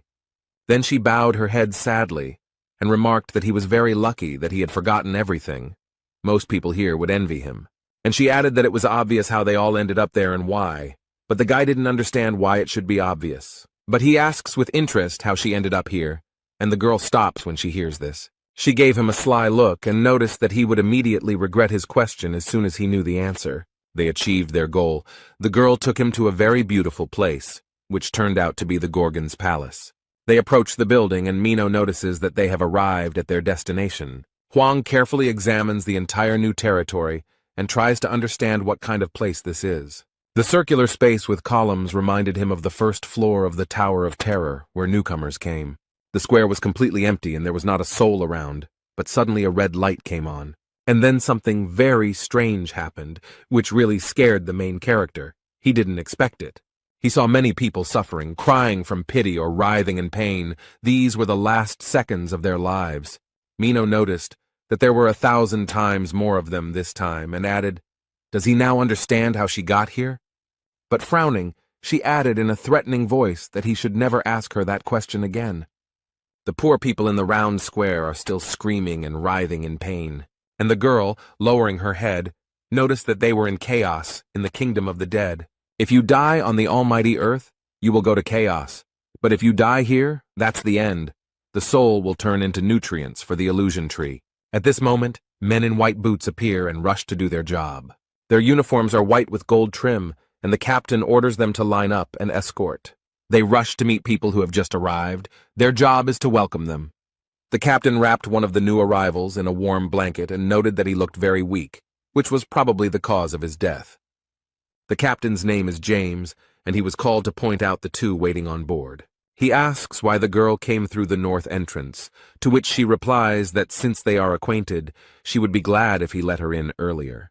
The captain apologizes, but things have changed, and now everyone who enters the fortress must have their documents checked. Mino looks back and asks if Huang has an older brother card, but the boy shakes his head, indicating that he doesn't have one. The girl understood everything, and looked at her new acquaintance with suspicion. She turned to James and tried to explain in a flattering manner that she had forgotten her ID. Then she handed him a bighorn horn and asked if this one would suit him. It worked. The captain picked up the phone and basically stated that he checked the paperwork and everything was fine. The man asks Huang to show him his documents, but he explains that he has no identification and asks what he should do. Mino looked at her friend and said that if he asked her for help, she would resolve this situation. Instead, James reiterated that entry into the fort without identification was strictly prohibited. Huang briefly replied that he understood them, and the girl looked at him in horror and asked what he was going to do. She thought he would kill all the guards to get inside. The girl knows that he is not quite normal, and seems to have some mental problems, but she doubts that he will ever get to this point. But this picture of him killing everyone appears very clearly before her eyes, like a terrible dream, so she thinks he's still capable of doing stupid things like that, and that scares her a lot. Mino tries to prevent this from happening, so he suddenly stands in front of the guy and tries to somehow convince James. Suddenly a voice comes from the fortress. Someone asks what is going on here. This really scares the man in uniform. The girl also realizes with horror that they are stuck and will now have serious problems. All the boys immediately lined up in a straight line and greeted the man in unison. He seems to be a respected and very serious figure in Gorgon's fortress if he is treated like that. Approaching them is the most famous checkpoint captain in Chaos, North Entrance Captain Carlton the Stubborn. He approaches James and asks him sharply what is going on, and James meekly tells him. The captain rubs his beard and thinks about what to do if this man wants to enter without permission. And then he categorically states that it is impossible. Huang asks why, but the man does not understand why he is asking this. His eyes lit up blue and he read Section 4 of Article 37, which states that if there are problems with identity verification, they have the right to refuse entry to the guest. He used the skill Law of Fortress, and everyone knelt and bowed their heads before the captain. Mino doesn't really like that he used that skill. It seems like those knots are giving her a headache. However, during the lesson, the protagonist holds the sword firmly in his hand, and this skill does not affect him in any way. Huang noticed that the girl was not feeling well, so with one movement of his weapon he easily cut the knots on her head and arms. The boy shouted sharply for him to stop teasing. The captain of the north entrance, Carlton the Stubborn, could not believe what had happened. Jae Hwan stands proudly and stubbornly declares that he doesn't care about their laws at all. And then, without waiting for their reaction, he asks what should be in this certificate. The captain doesn't understand how he managed to untie the knots, but replies that the ID card must indicate the name, status, organization, skills, class, and spirit level. The protagonist replied that in that case he did not need an ID card, since he did not want to confirm his identity. Carlton tries to use the skill Law of Fortress against him again, but it doesn't work. Since this had no effect, the captain declared that he was forced to arrest him on the basis of paragraph 6 of the second article of the serfdom law. But he used another skill against the guest, which is called Silver Shackles. Jae Hwan is chained in silver, but he doesn't look scared. The guy dealt with them surprisingly easily. The chains broke and fell apart. The captain's subordinates are shocked that this guy managed to free himself from the shackles of their respected captain so easily. The man, no less surprised, asks how he managed to do it so easily, because it is impossible to get rid of these chains on your own. Hwang points his finger at Minho and asks if he can do the same as her. This really scared the poor thing, and you can see the fear in her eyes about what might happen to her as a result. She understands perfectly well that in this situation the horn was a bribe, and the chief captain will not like it. But besides her, there is James, who received the bribe, and 2 men who witnessed it. They were also seriously frightened, and cold sweat ran down their foreheads from fear. The girl tried to stop him, but Hwang had already thrown something at the captain at the north entrance. He caught the object in his hand easily and casually, and seemed a little surprised that the boy had done so. The man looks at something in his hand with interest and attention, and Hwang gestures for him to take it and throw it. James is incredibly angry, he shouts how this bastard dared to bribe the captain. However, the man stopped his subordinate and asked the boy if his name was Jae Hwan, and the young man answered in the affirmative. And then he looked him straight in the eye, called him a gossip monger, and said that he had been waiting for him. Mina was scanned by some device, and told that her soul was more than 15% destroyed, so she needed to take medicine. The captain explains that her soul has been affected, so he assumes that she knows what to do in this situation. Hwang asks with interest what this destruction of the soul is, and the girl, having taken the medicine, asks if he really doesn't know or understand anything. Soul corruption is a chronic condition quite common among the inhabitants of the house. The soul of everyone who resides here gradually deteriorates and is eventually completely absorbed into the place. That's why the horn of this animal is so valuable, and in the meantime James reports that they have escorted all the newcomers to the village. The bighorn horn is the only thing that can prevent the soul from being destroyed, so this man was happy to receive it. The girl also remembered that thanks to him she received such a valuable horn for free. North Entrance Captain Carlton Stubborn pointed the device at the boy and explained that he would now test him too. It's like some kind of eye-shaped camera that scans a person's face and gives out all the information known about him. The protagonist stands obediently and waits for this thing to tell him something about himself. However, after scanning, she found some error. It seems that this device does not provide any information. The system only showed that the process of destruction of this guy's soul went unnoticed. James and the captain are shocked by this information, as everyone in this city is suffering from soul destruction. And this thing shows 0% destruction, and it makes them wonder who he is. Carlton thought for a second, then smiled slightly and said he understood.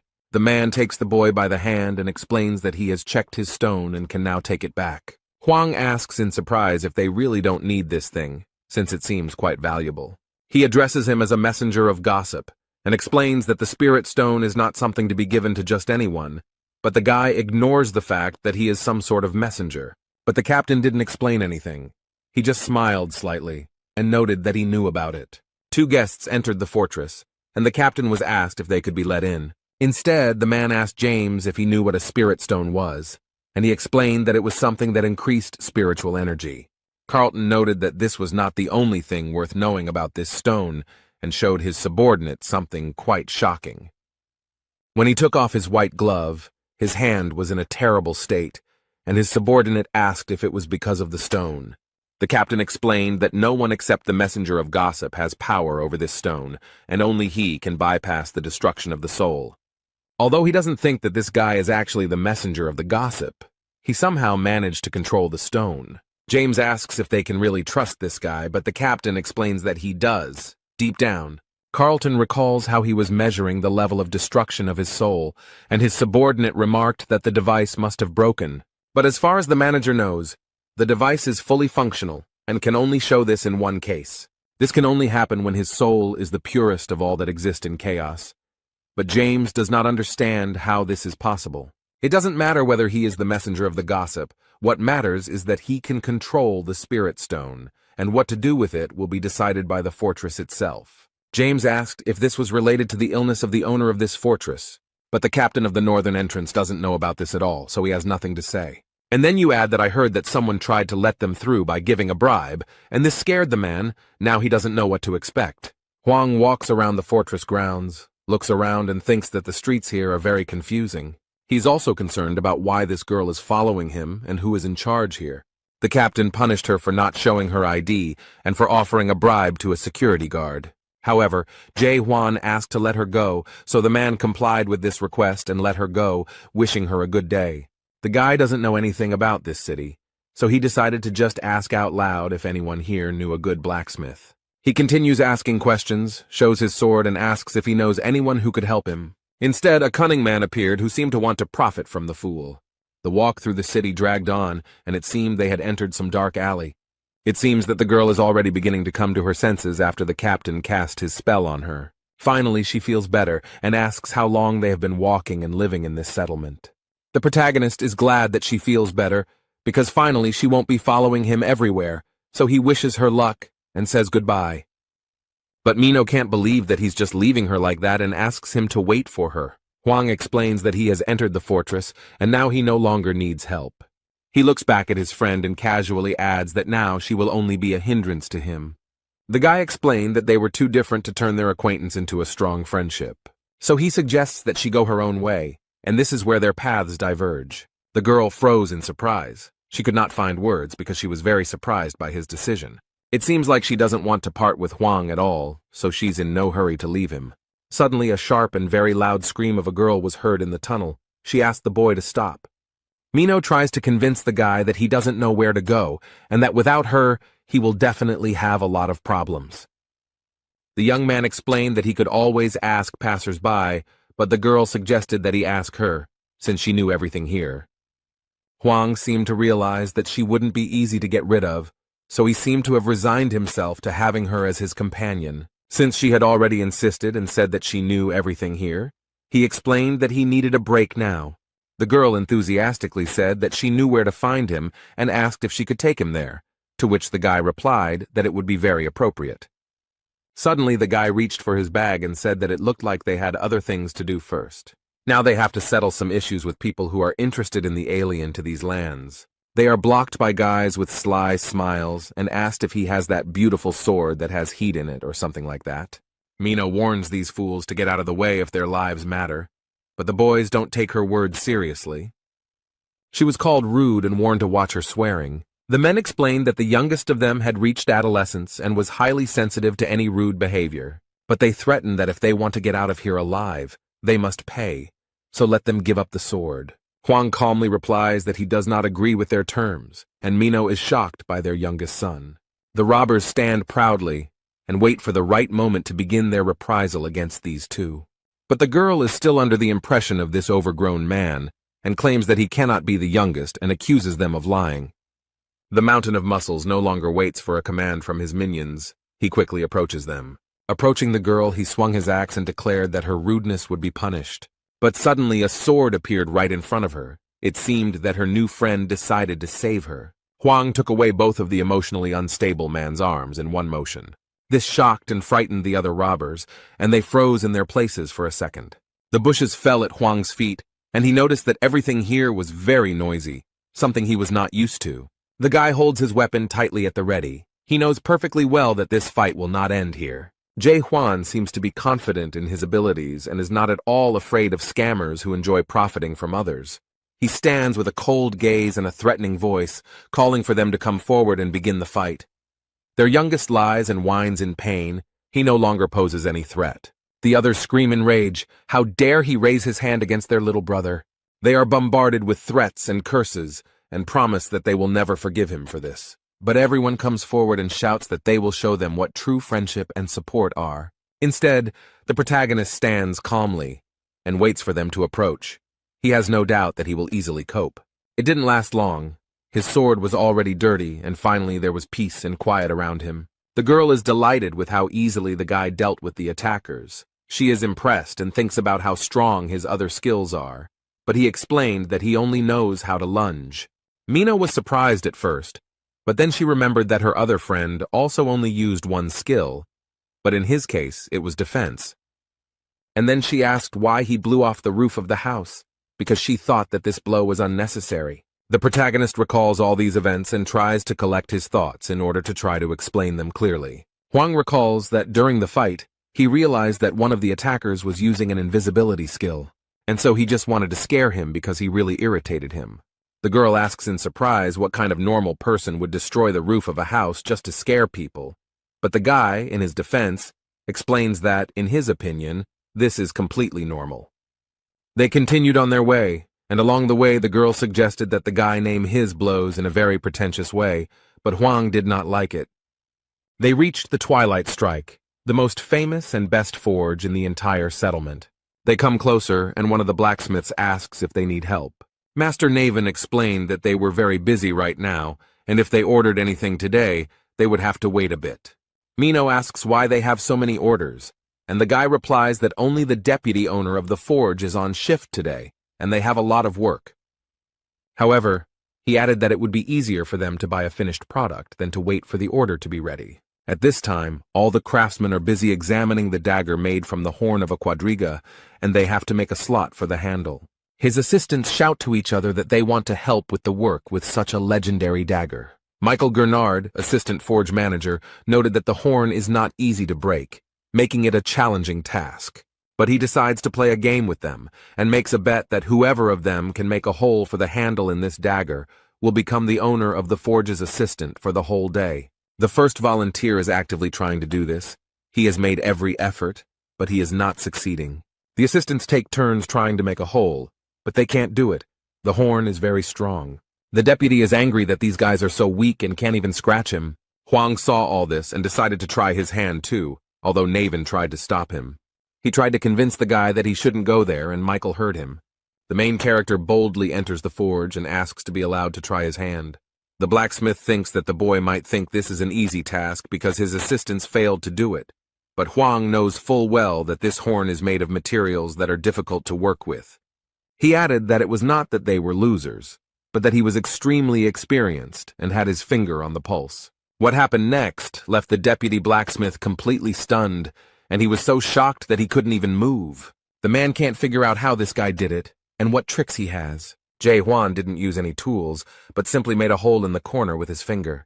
The boy proudly asks if he can now become the deputy head of the forge for one day. But suddenly cracks appear around the finger on the precious and rare horn.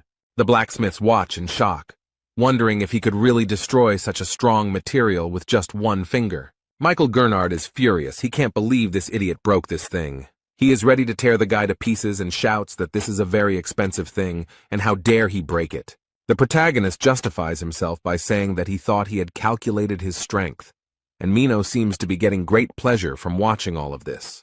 Now the guy understands that it is easy to break it, but difficult to make a hole in a certain part, and he replies that he is sorry. The blacksmith was still terribly angry. He asked if he really thought his apology would help them in any way. He tries to explain that it is a very expensive thing, and now he doesn't know what to tell his client. Hwang promised to compensate for his loss with an even better horn, but Michael finds it hard to believe. The guy put his hand in his bag and tries to find exactly what he needs now. He pulled out the real horn and handed it to the blacksmith, who was shocked to see it. But he explained that it was a horn with 5 horns, and as far as he knew, it was a little better than what they had. The man holds this amazing thing in his hands and realizes that it is a real horn of the 5-horned harnick. The protagonist asks if this is enough and explains that he doesn't have another horn right now. The blacksmith is shocked by all this and remarks that this would be quite suitable. The boy sighed with relief and asked if he could stay in their forge for a while. Blacksmith Michael looked at him menacingly and ordered his assistants to close the front door. The young men, still shocked by what they saw, unanimously declare that they will immediately fulfill his request. Jae Hwan continues on his way, where he is led by the deputy head of the Twilight Attack Forge. There's a sign on the door that their forge is closed, and Mino wasn't invited inside, so she'll have to go somewhere alone. This forge is considered the best in Gorgon's fortress, and since the boy is currently acting as deputy, he can use any tools and materials. The guy modestly thanked him, and Michael asked with interest where he got this horn.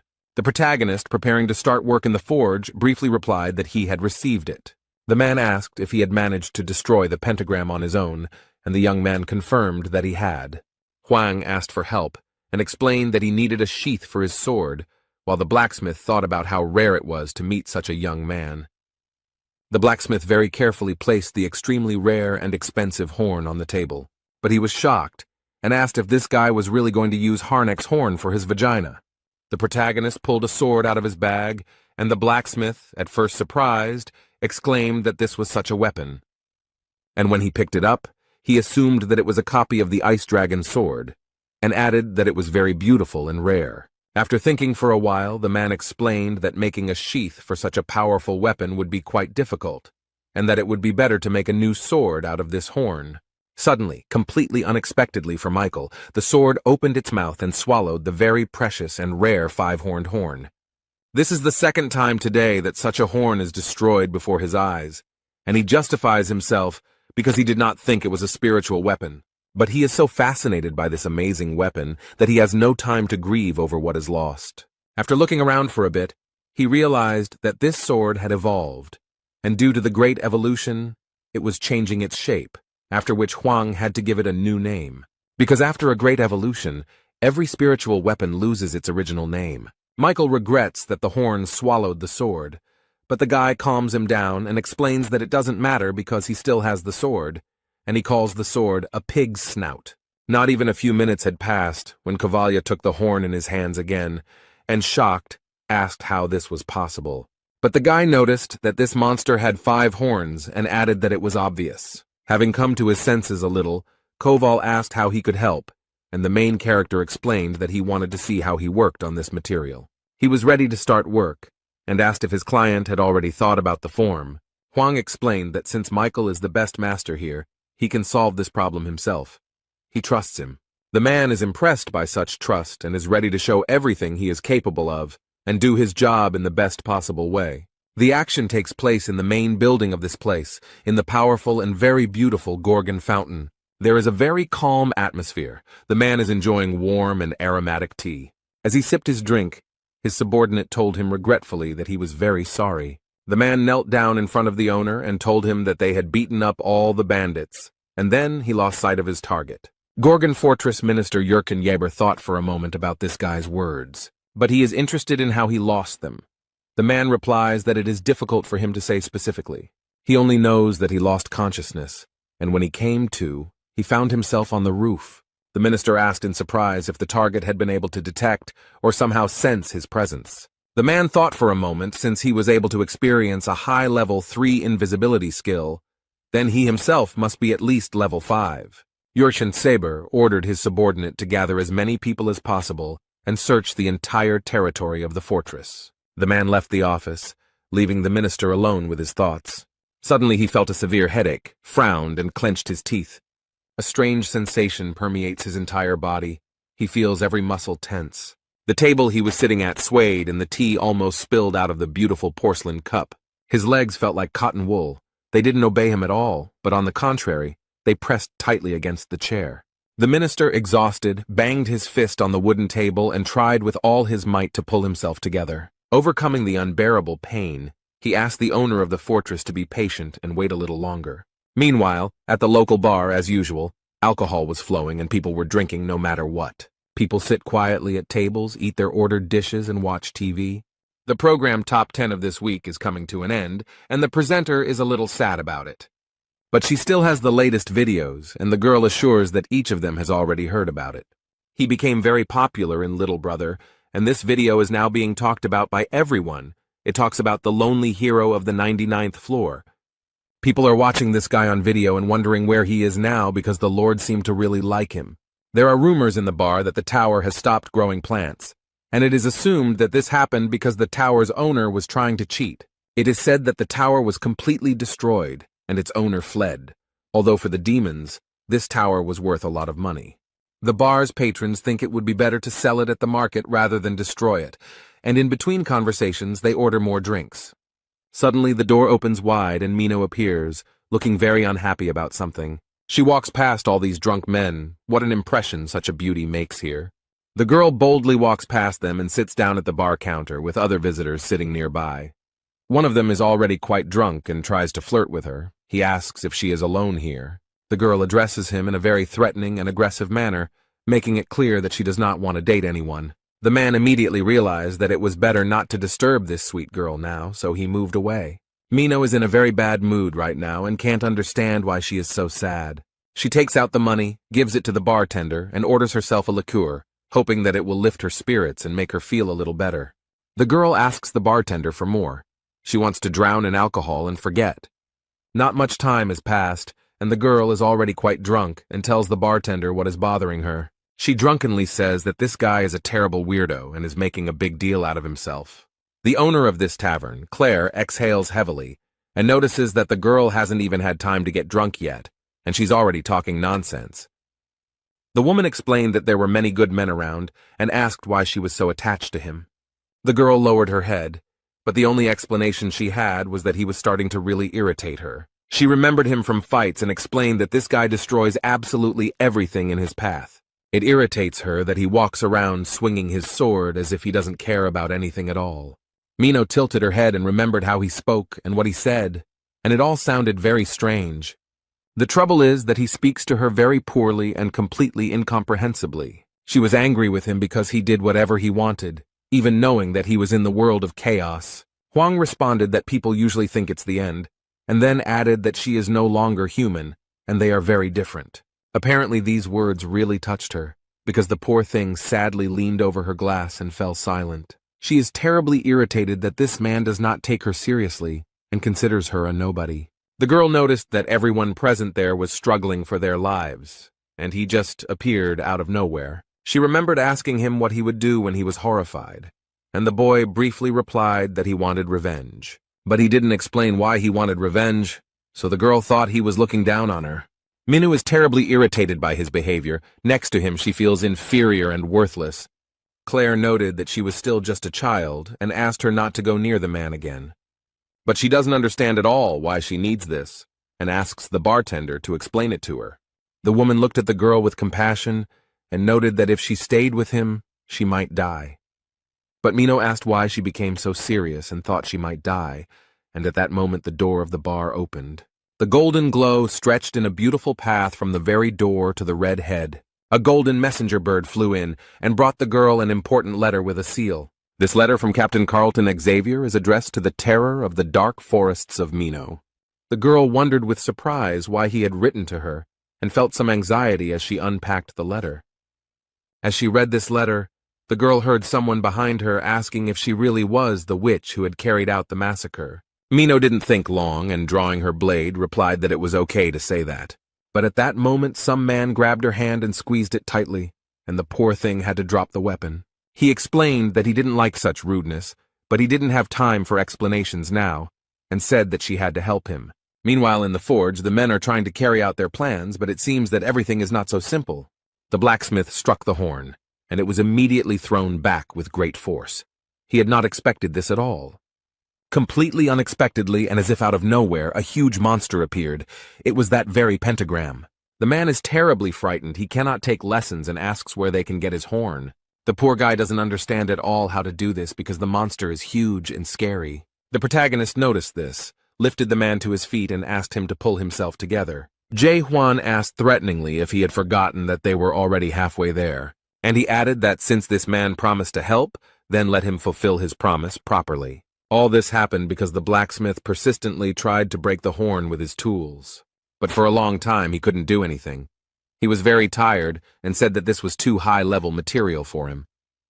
Huang covered his eyes with his hand and explained that the situation was unequal, noting that the first stage of rebirth is the stage of doubt, which can destroy the essence of the world. The second stage of rebirth is the stage of understanding, that is, the ability to recognize and accept the destroyed world. The blacksmith seemed to discover a strange, secret vision within himself, and looked in amazement at the horn on the table. The thing began to move and seemed to change its structure and shape without any apparent reason. A large black substance begins to rise and form something completely unlike itself, which seriously frightens the man. There was a strong, bright flash that made blacksmith Michael Garnard close his eyes. And when she opened them again, he couldn't believe that what he saw was actually happening. From this strange black matter emerged a huge and terribly evil monster. The man seems to freeze in place from horror and complete incomprehension, and Huang asks him to come to his senses. But he added that since the blacksmith promised to help, he must do it now. Michael is horrified and cannot understand if this monster is really Harnick's horn, and that he used his pathetic skills against it. Suddenly, in the middle of this space, he saw a door. The man thinks that he is sleeping, so he wants to wake up as soon as possible. The blacksmith quickly runs to the door, being completely sure that this is a dream, and Huang does not have time to stop him. The guy just sighed in disappointment and realized that he was useless here. The man quickly ran out of the door and screamed desperately, calling for someone to help. But what he saw there frightened him even more and plunged him into complete stupor. Ugly and scary skeletons slowly approach him, surround him. In fact, it is his assistants in the forge who ask if he has finished his work yet. The man is so overcome with fear that he cannot understand what is happening to him. Suddenly, Michael heard a voice telling him that this fool had no right to be here. The poor guy can't do anything. His forehead is covered in beads of cold sweat, and his whole body begins to shake. The boy has to attack this creature himself, trying with all his might to subdue it. He thrust the instrument into her with all his might, while wondering if this world really existed. Jay Huan has finally achieved success. He forges with confidence, and this material lends itself to him. The horrible creature began to fight back, and the boy wondered how it had managed to get here in the first place. The main character tries his best to hold on to the monster so as not to fall. But it seemed he had already realized that this would be a much more difficult task than he thought. The monster turned out to be quite strong and terribly angry, so the boy decides to jump. He then applies twice as much force to speed up and try again. Huang uses his blacksmith's hammer and deals a blow to the creature that breaks its bones. Meanwhile, Michael cannot come to his senses and screams loudly in shock. There are boundaries in this world that cannot be crossed, and no matter how hard you try, a person will never go beyond his capabilities and reach the level of horror. Michael thinks he's too old to work with Harnick's horn, and the guy should have come to him sooner. He understands that this young man came here to see the owner of the forge, but he has not been here for a long time, and adds that he is sorry that only a loser like him remains in this city. He thinks that he cannot consider himself a true disciple since he has not created a single tower, but Huang reassures him by explaining that he is good with weapons, so he should not give up. And he added that no matter how hard he tried, he could do it 1,000,000 times. But this phrase made the man laugh, because only a young guy could say such a thing.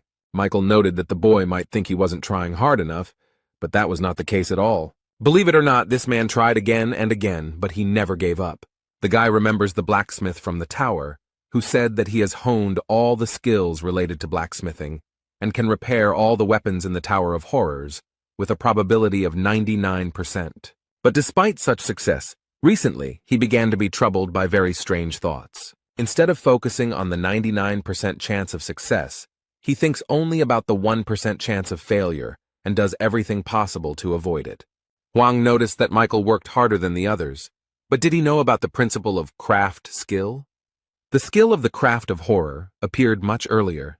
It existed from the very beginning, like fire and water. But is a person capable of understanding how the world works? Huang asked if he really used this skill without understanding its essence. The blacksmith thought for a moment he had nothing to say or add to his interlocutor. He believed that spiritual power transferred energy to the hammer and the tools adapted to work with the horn.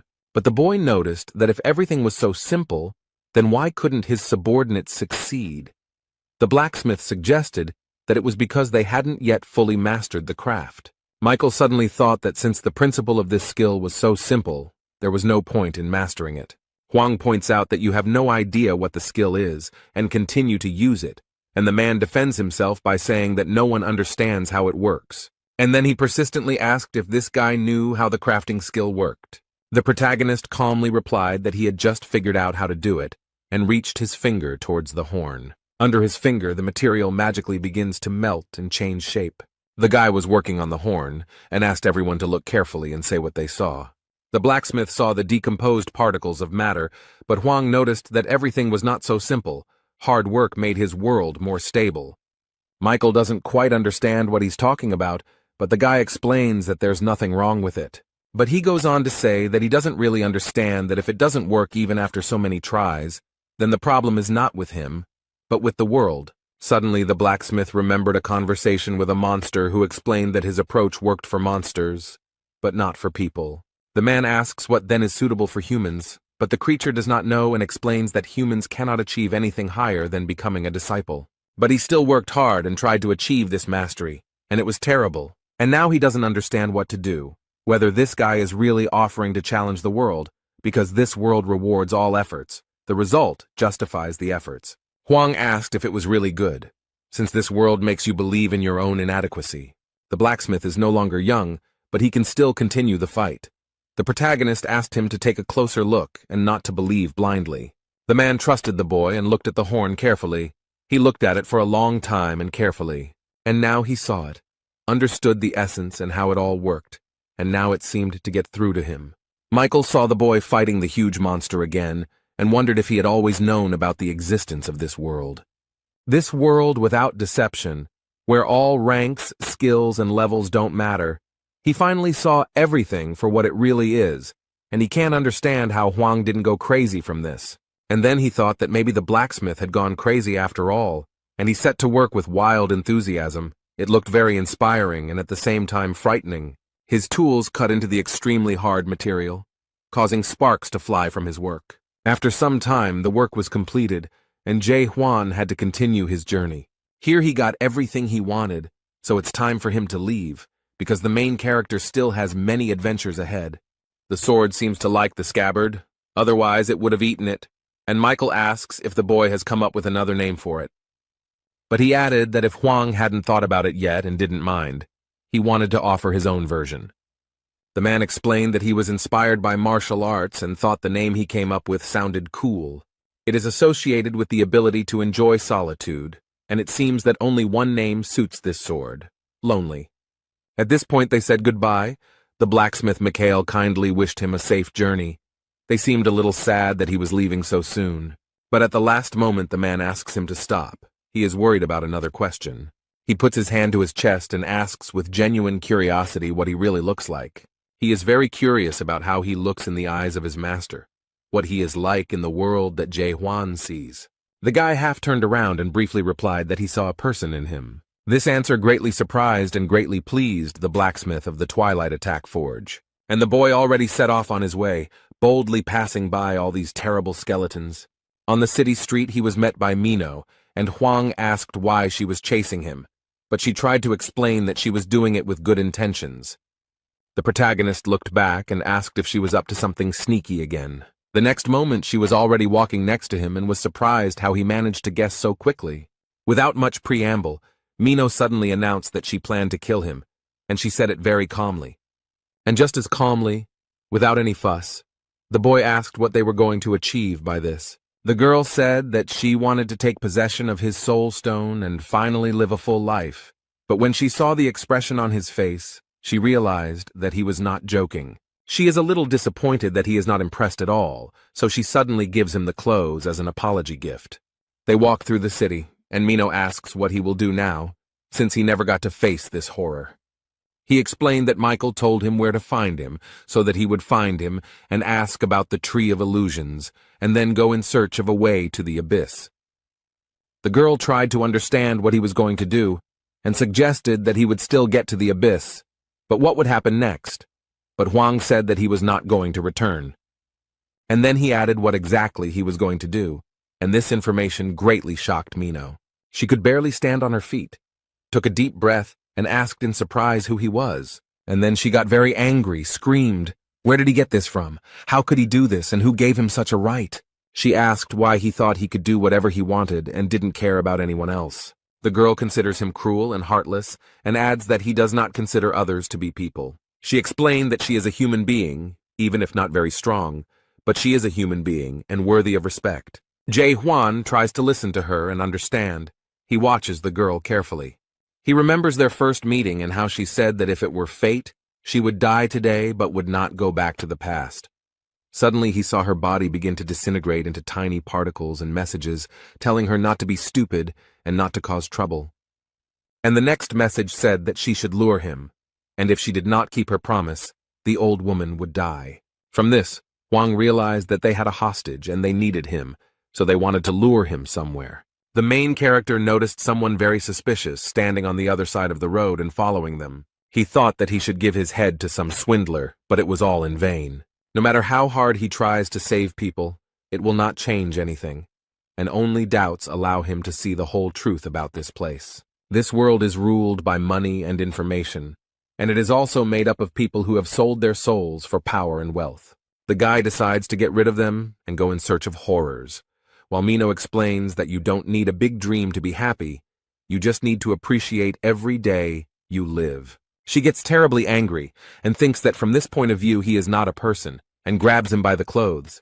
The girl boldly declared that she did not want to stay with him as long as he had such goals. When she broke up with her boyfriend, she said she hoped to never meet him again. But at the moment when she was saying all this, the guy saw something very strange. Now she begins to look like an ordinary person. He does not understand why this happened.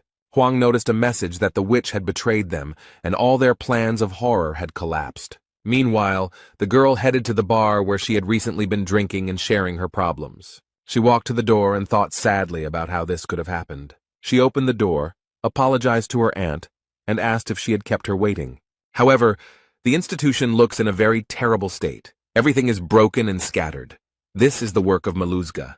There's a man standing in the middle of the establishment with a huge sword and his henchmen around him, and the barmaid remarks that she should have stopped her earlier, and she added that this time she would really die because of her.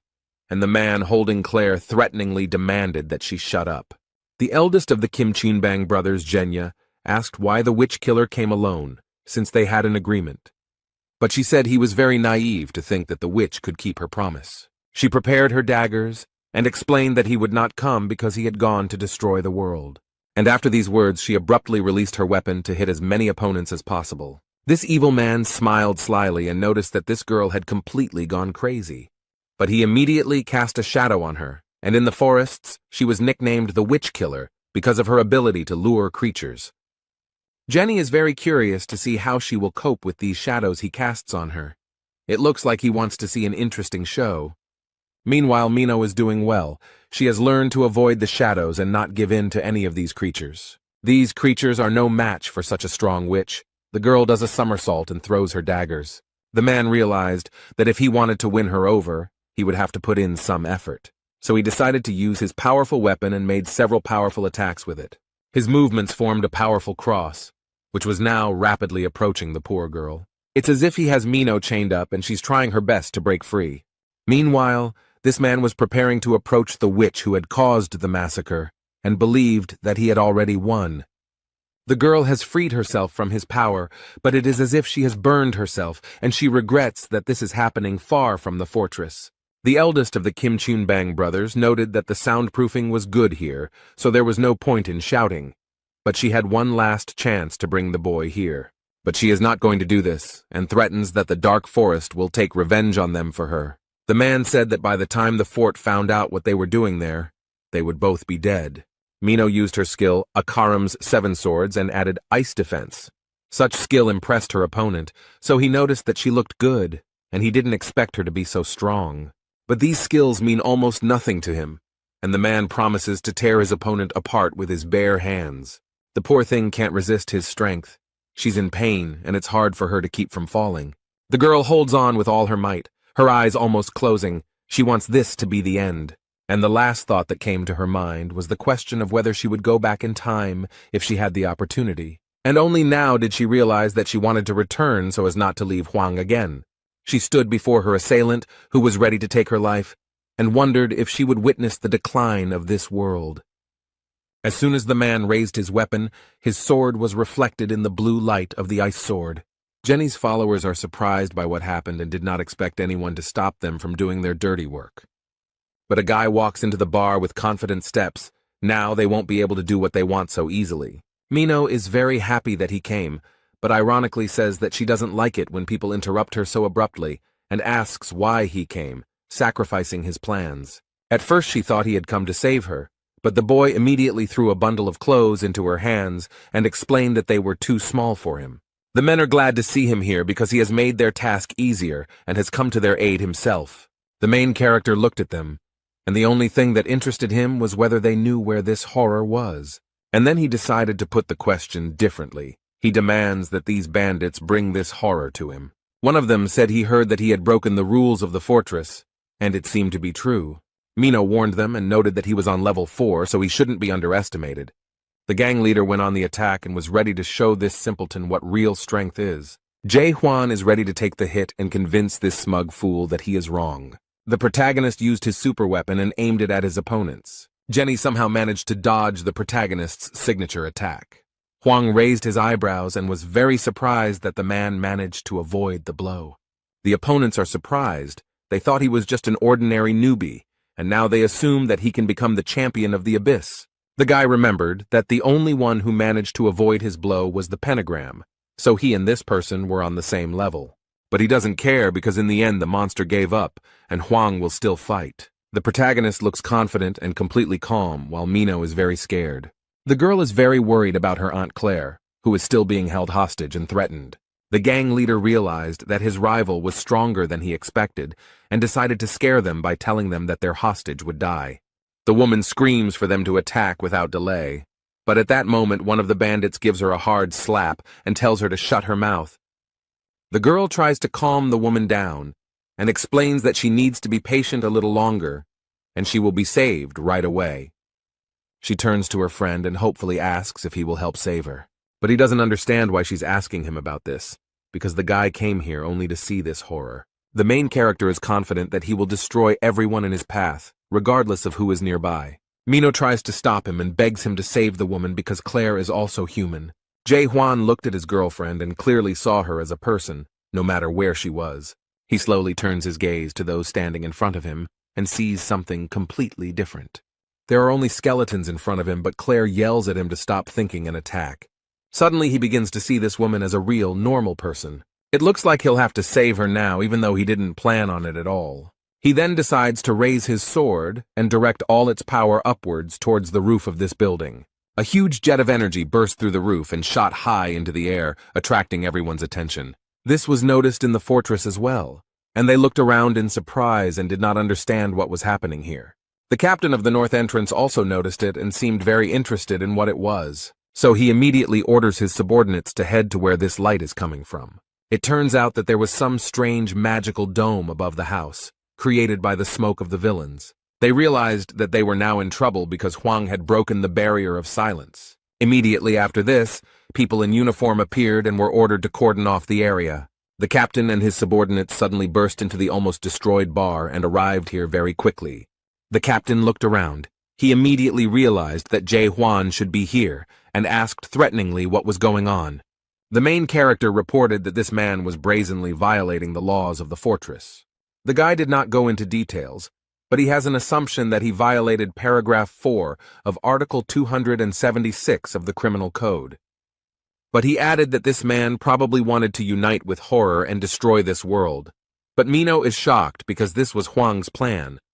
The captain arrests them under paragraph 4 of Article 174 and paragraph 6 of Article 124 of the Criminal Code. The bandits are not very happy that they want to be arrested, so their leader gives the order to flee. However, the man is not going to let them go so easily and uses his silver chains skill.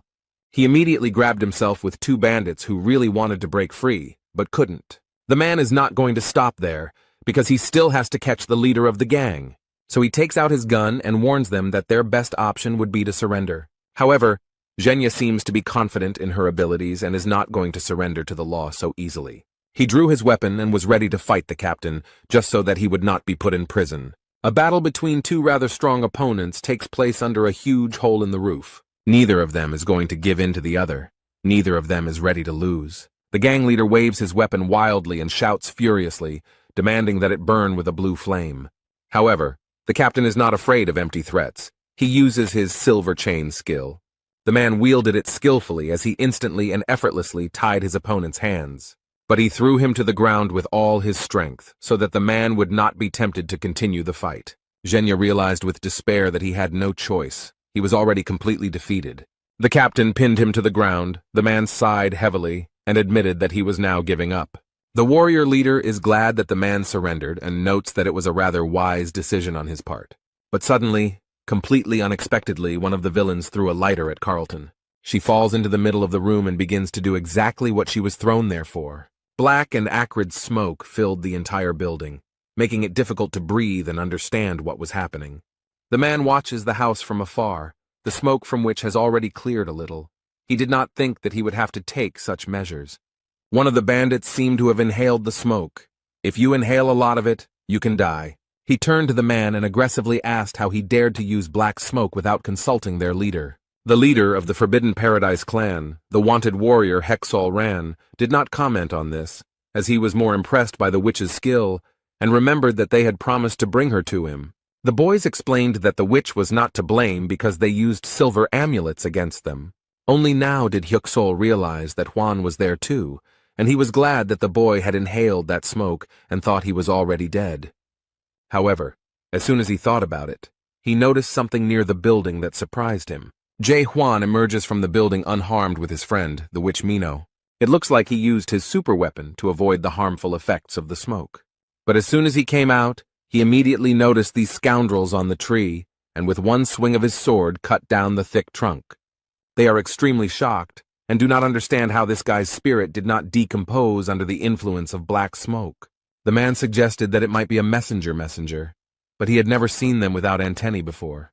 Huang looked around and made sure the girl was okay and could stand on her own so he could finish his work. The clan of scum is already wary and wondering why this guy came to the house. Instead, the protagonist took out his super weapon, and thinking that they were terribly annoying him, prepared to engage in a fight. Huang is very serious, so he will not lose this fight. He unsheathes his sword, and he really didn't think it would come to this. He summons the monster hidden within this sheath using the technique Garnek's Greatness. It's clear that no one expected this. They were hoping to defeat this guy very easily. But now they have to face not only a guy with a super weapon, but also a giant and terrifying monster. Before they could recover from what they had seen, the boy and the monster had already attacked several of them. The protagonist calmly walks past the lifeless bodies lying in his path. He looks very menacing and scary, and his weapon radiates terrible fury and ruthlessness. The head of the Forbidden Paradise clan, Hyuxiol Ran, looks at the boy with fear and cannot understand what kind of monster this is. And then he probably realized that this creature was much stronger than him, and he didn't want to deal with it, so he just ran away. Zhenya realized that he was left practically alone with a guy he didn't even know anything about. Zhang Man and Zhang Meng were unable to withstand Huang's strength and so lost the battle. The man immediately lost two of his subordinates and friends. He cannot believe that everything turned out this way. The protagonist approached him and explained that he had a chance to save his life.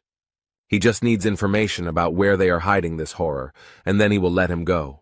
The man knows that if he tells everything now, his life will lose all meaning, because if he finds out about the betrayal, he won't just let it go. Jae Hwan became very curious about who Zhenya was referring to, and who would take revenge on him for this.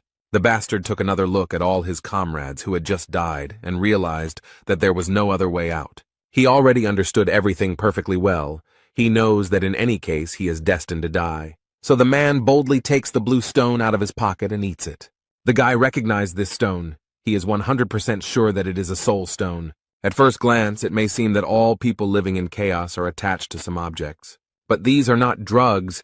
As it may seem at first glance, they must be taken to prevent the complete destruction of the soul. After all, no one wants to die. That's the point of this place, and this man risked everything he had. After he did this, he was overcome with unbearable pain, and his eyes seemed to grow larger. Strange long shoots, similar to tree roots, begin to emerge from the body. The man's body has completely changed. It is getting bigger. Something is happening that is completely different from what he expected.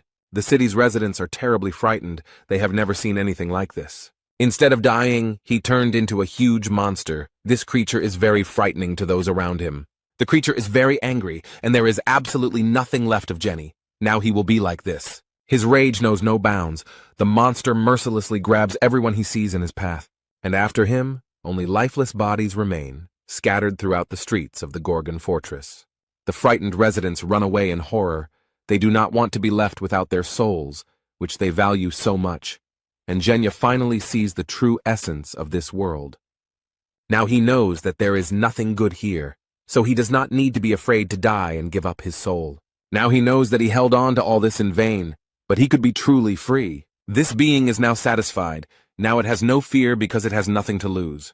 The monster didn't see where Jae-hwan was, but now he finally found him and promised to destroy him. The boy stands boldly and proudly before the monster, and it is already stretching out its limbs towards him.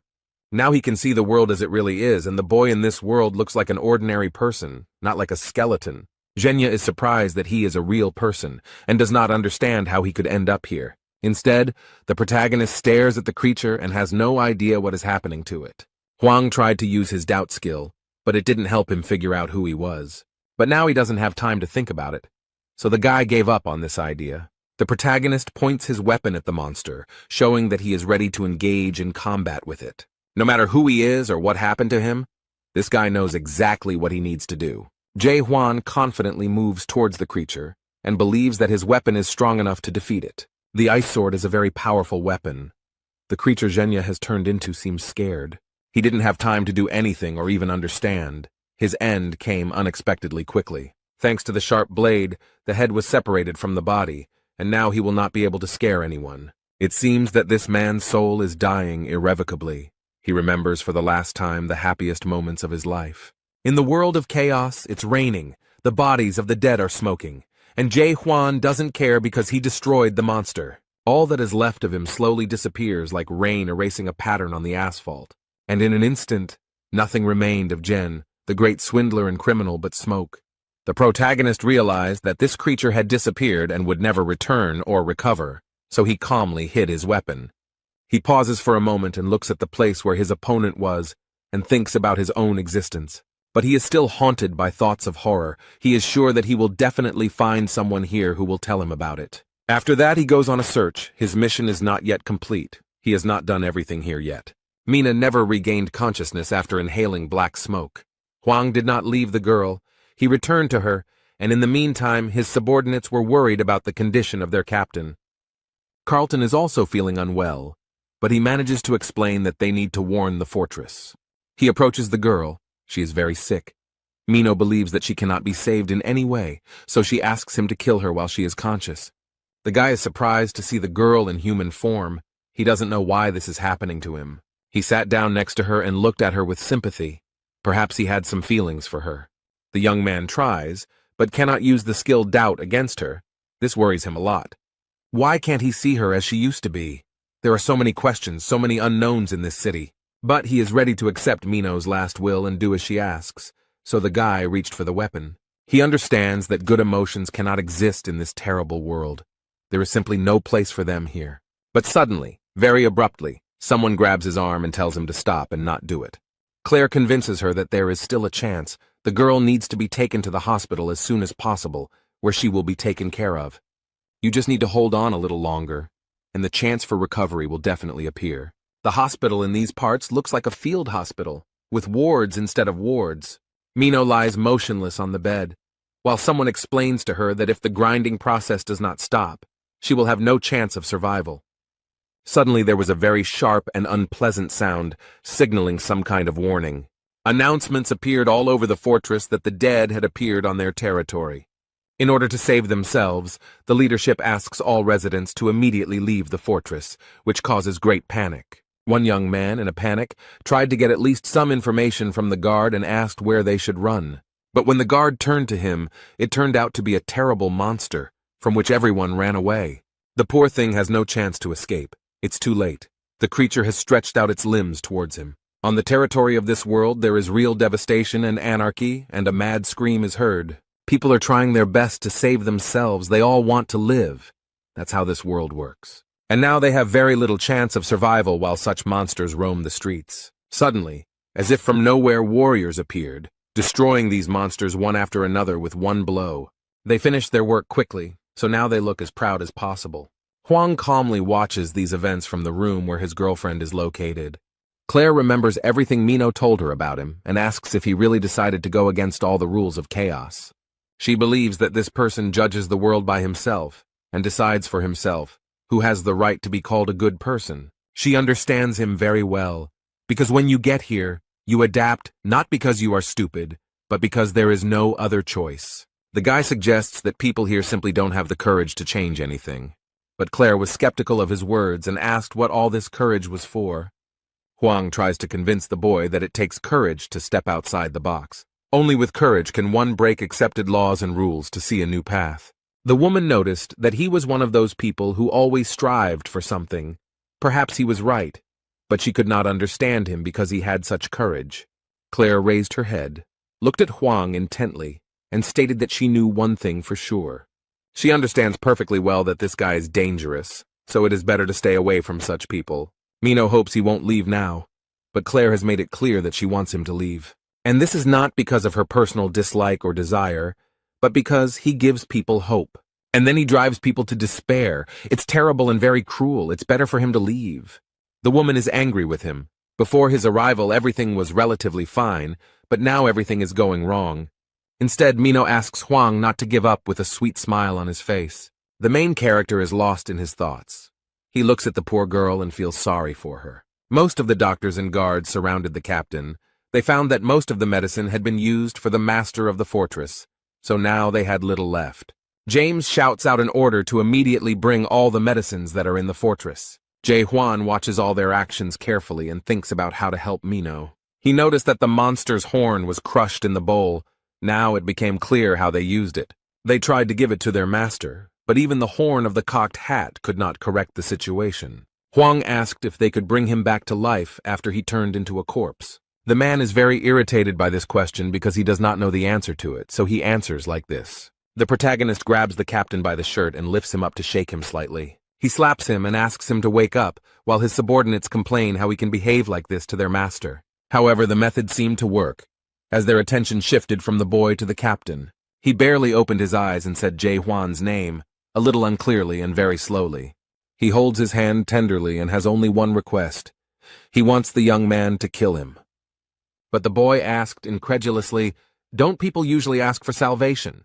The captain explained that according to Article 4, Section 1 of the Gorgon Fortress Law, this was exactly what should be done in this situation. The boy bowed his head over the man and looked at him with compassion. This man was so dedicated to his work. If he had had at least a few people like that around him, he wouldn't have been stuck in the tower for 40 years. Suddenly, the system reacted and reported that the captain's soul destruction level had reached 94%. This is already a very large percentage, and it seems that there is no chance of salvation at all, because the decomposition process will soon begin. There is some noise in the street, and all the guards are ordered to step aside and make way for him. The same man who, a few minutes ago, destroyed the dead monster that was wandering the city streets, enters the tent. James realizes with fear that this is the captain of the demonic extermination squad, Jahir, who has the 5th degree. He drew his sharp sword and declared that he must do his job in accordance with Article 4, Section 1 of the Gorgon Fortress Law. He has to kill the captain of the northern gate of Carlton and a girl he still does not know. This man waves a gun and doesn't ask if anyone is against his decision. But Huang doesn't hesitate to stop his weapon with his bare hands. It seems he has other plans. This action greatly surprised the captain of the demonic squad, because no one had ever done anything like this. The protagonist explains that he will not allow this man to be killed because he still has a few questions for him. Jahir frowned and couldn't understand how this guy managed to stop his blade with his bare hands. He tries to calmly explain that very soon Captain Carlton will cease to be human and will turn into a dead man, and this will lead to terrible consequences. However, he added that they are doing this with good intentions and just want to avoid this event. Huang pulled out Harnack's horn and asked if it could help him, and from the doctor's expression it was clear that it was exactly what he needed. Therefore, the guy, without thinking twice, crushes such a valuable item right in his hands. He did it to separate 2 sick people. The guy tries to save them both. Jaime sat down next to his captain and explained with relief that his numbers had stopped deteriorating, so there was hope. However, the result of Mino's treatment was completely different. These drugs did not help her as much. Its endurance level is very low, so the decomposition process does not stop, but on the contrary, accelerates. The level of destruction of her soul has reached 90%. It seems that they can no longer help her. However, Claire is still trying to save the girl. She asks to call Chan Ho, because he knows how to do dead man's strike.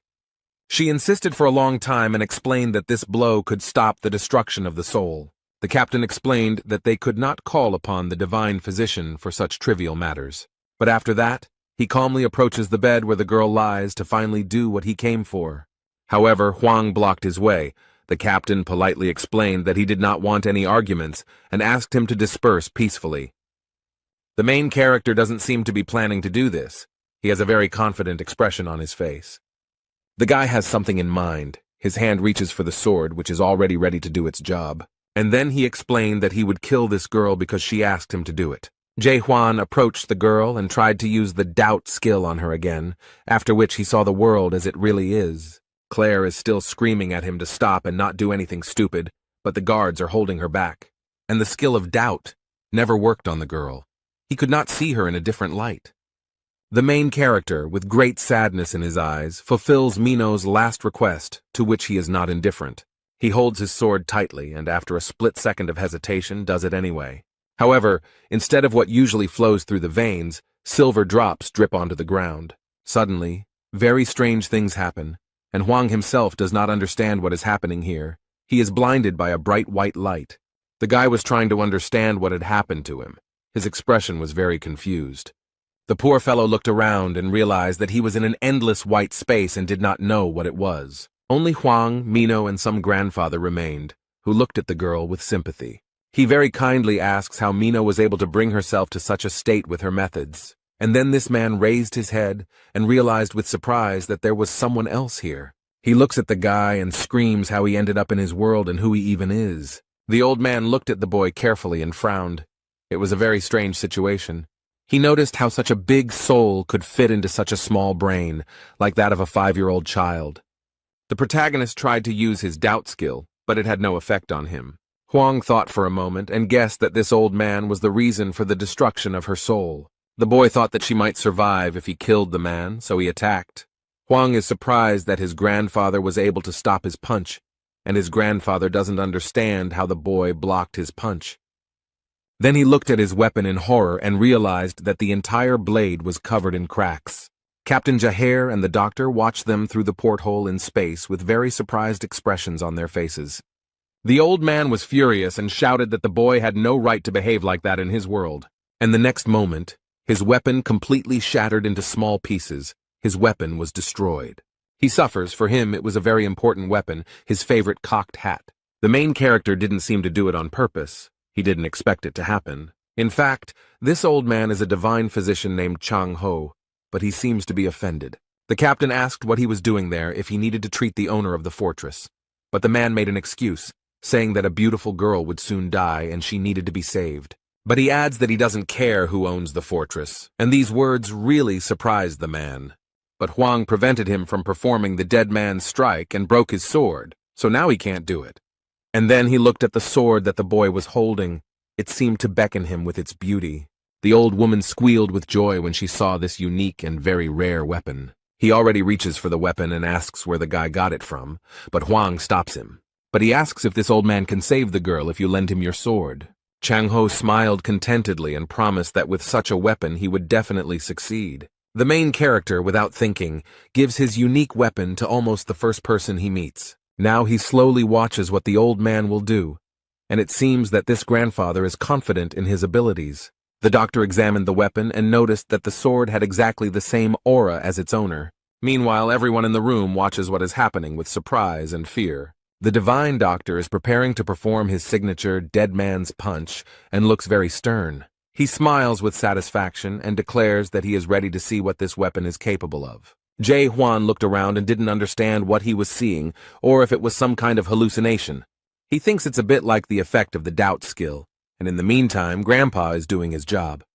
Now the boy understands a little better what world this old man belongs to. The doctor tried to perform a dead man's strike, but suddenly something went wrong, and the sword fell out. Suddenly the old man fell, exhausted, and now lies on the ground near his weapon, unable to rise. The main character is wary. He does not understand what is happening and is worried that the ritual is not complete. Chang Ho had exhausted almost all of his magical power, as he had previously healed the master of the fortress. The guy can't believe that it's all over, but the girl still couldn't be saved. He realizes with horror that this world is collapsing and soon he will have no chance. The old man was drawing a girl with a sword, but he couldn't finish it, and now everything is crumbling and disappearing. He apologizes profusely and explains that he is very sorry that this happened. The protagonist quietly approaches the man and, without saying anything, takes the weapon from him. He has a very concentrated look on his face, and his grandfather says that this is a stupid idea because he doesn't know this world and won't be able to repeat his hit. Jae-hwan gave the man an angry look and explained that he didn't know how to punch. The guy holds the gun with both hands and wants to do it, although he won't be able to do it exactly the same way as the doctor. Chan-ho, horrified, asks him to stop because the dead man's kick is not that easy to perform. They think he is being stupid and wrong to think he can do this. But Hwang puts an end to all their conversations with just one word. He aggressively asks them to shut up. Now he begins to do what the old divine doctor did not have the strength to do. And it's unclear how he does it, but his sword emits something similar to ink. And the boy uses the sword for the first time to save a person, not to kill. The old man looks at the boy with wide eyes and cannot believe that he can do this. Instead, the protagonist concentrates and tries to remember what his girlfriend looks like. He thought for a moment, and the next moment he began to actively draw her as he saw her. The guy knows that the life of an innocent girl now depends on his actions.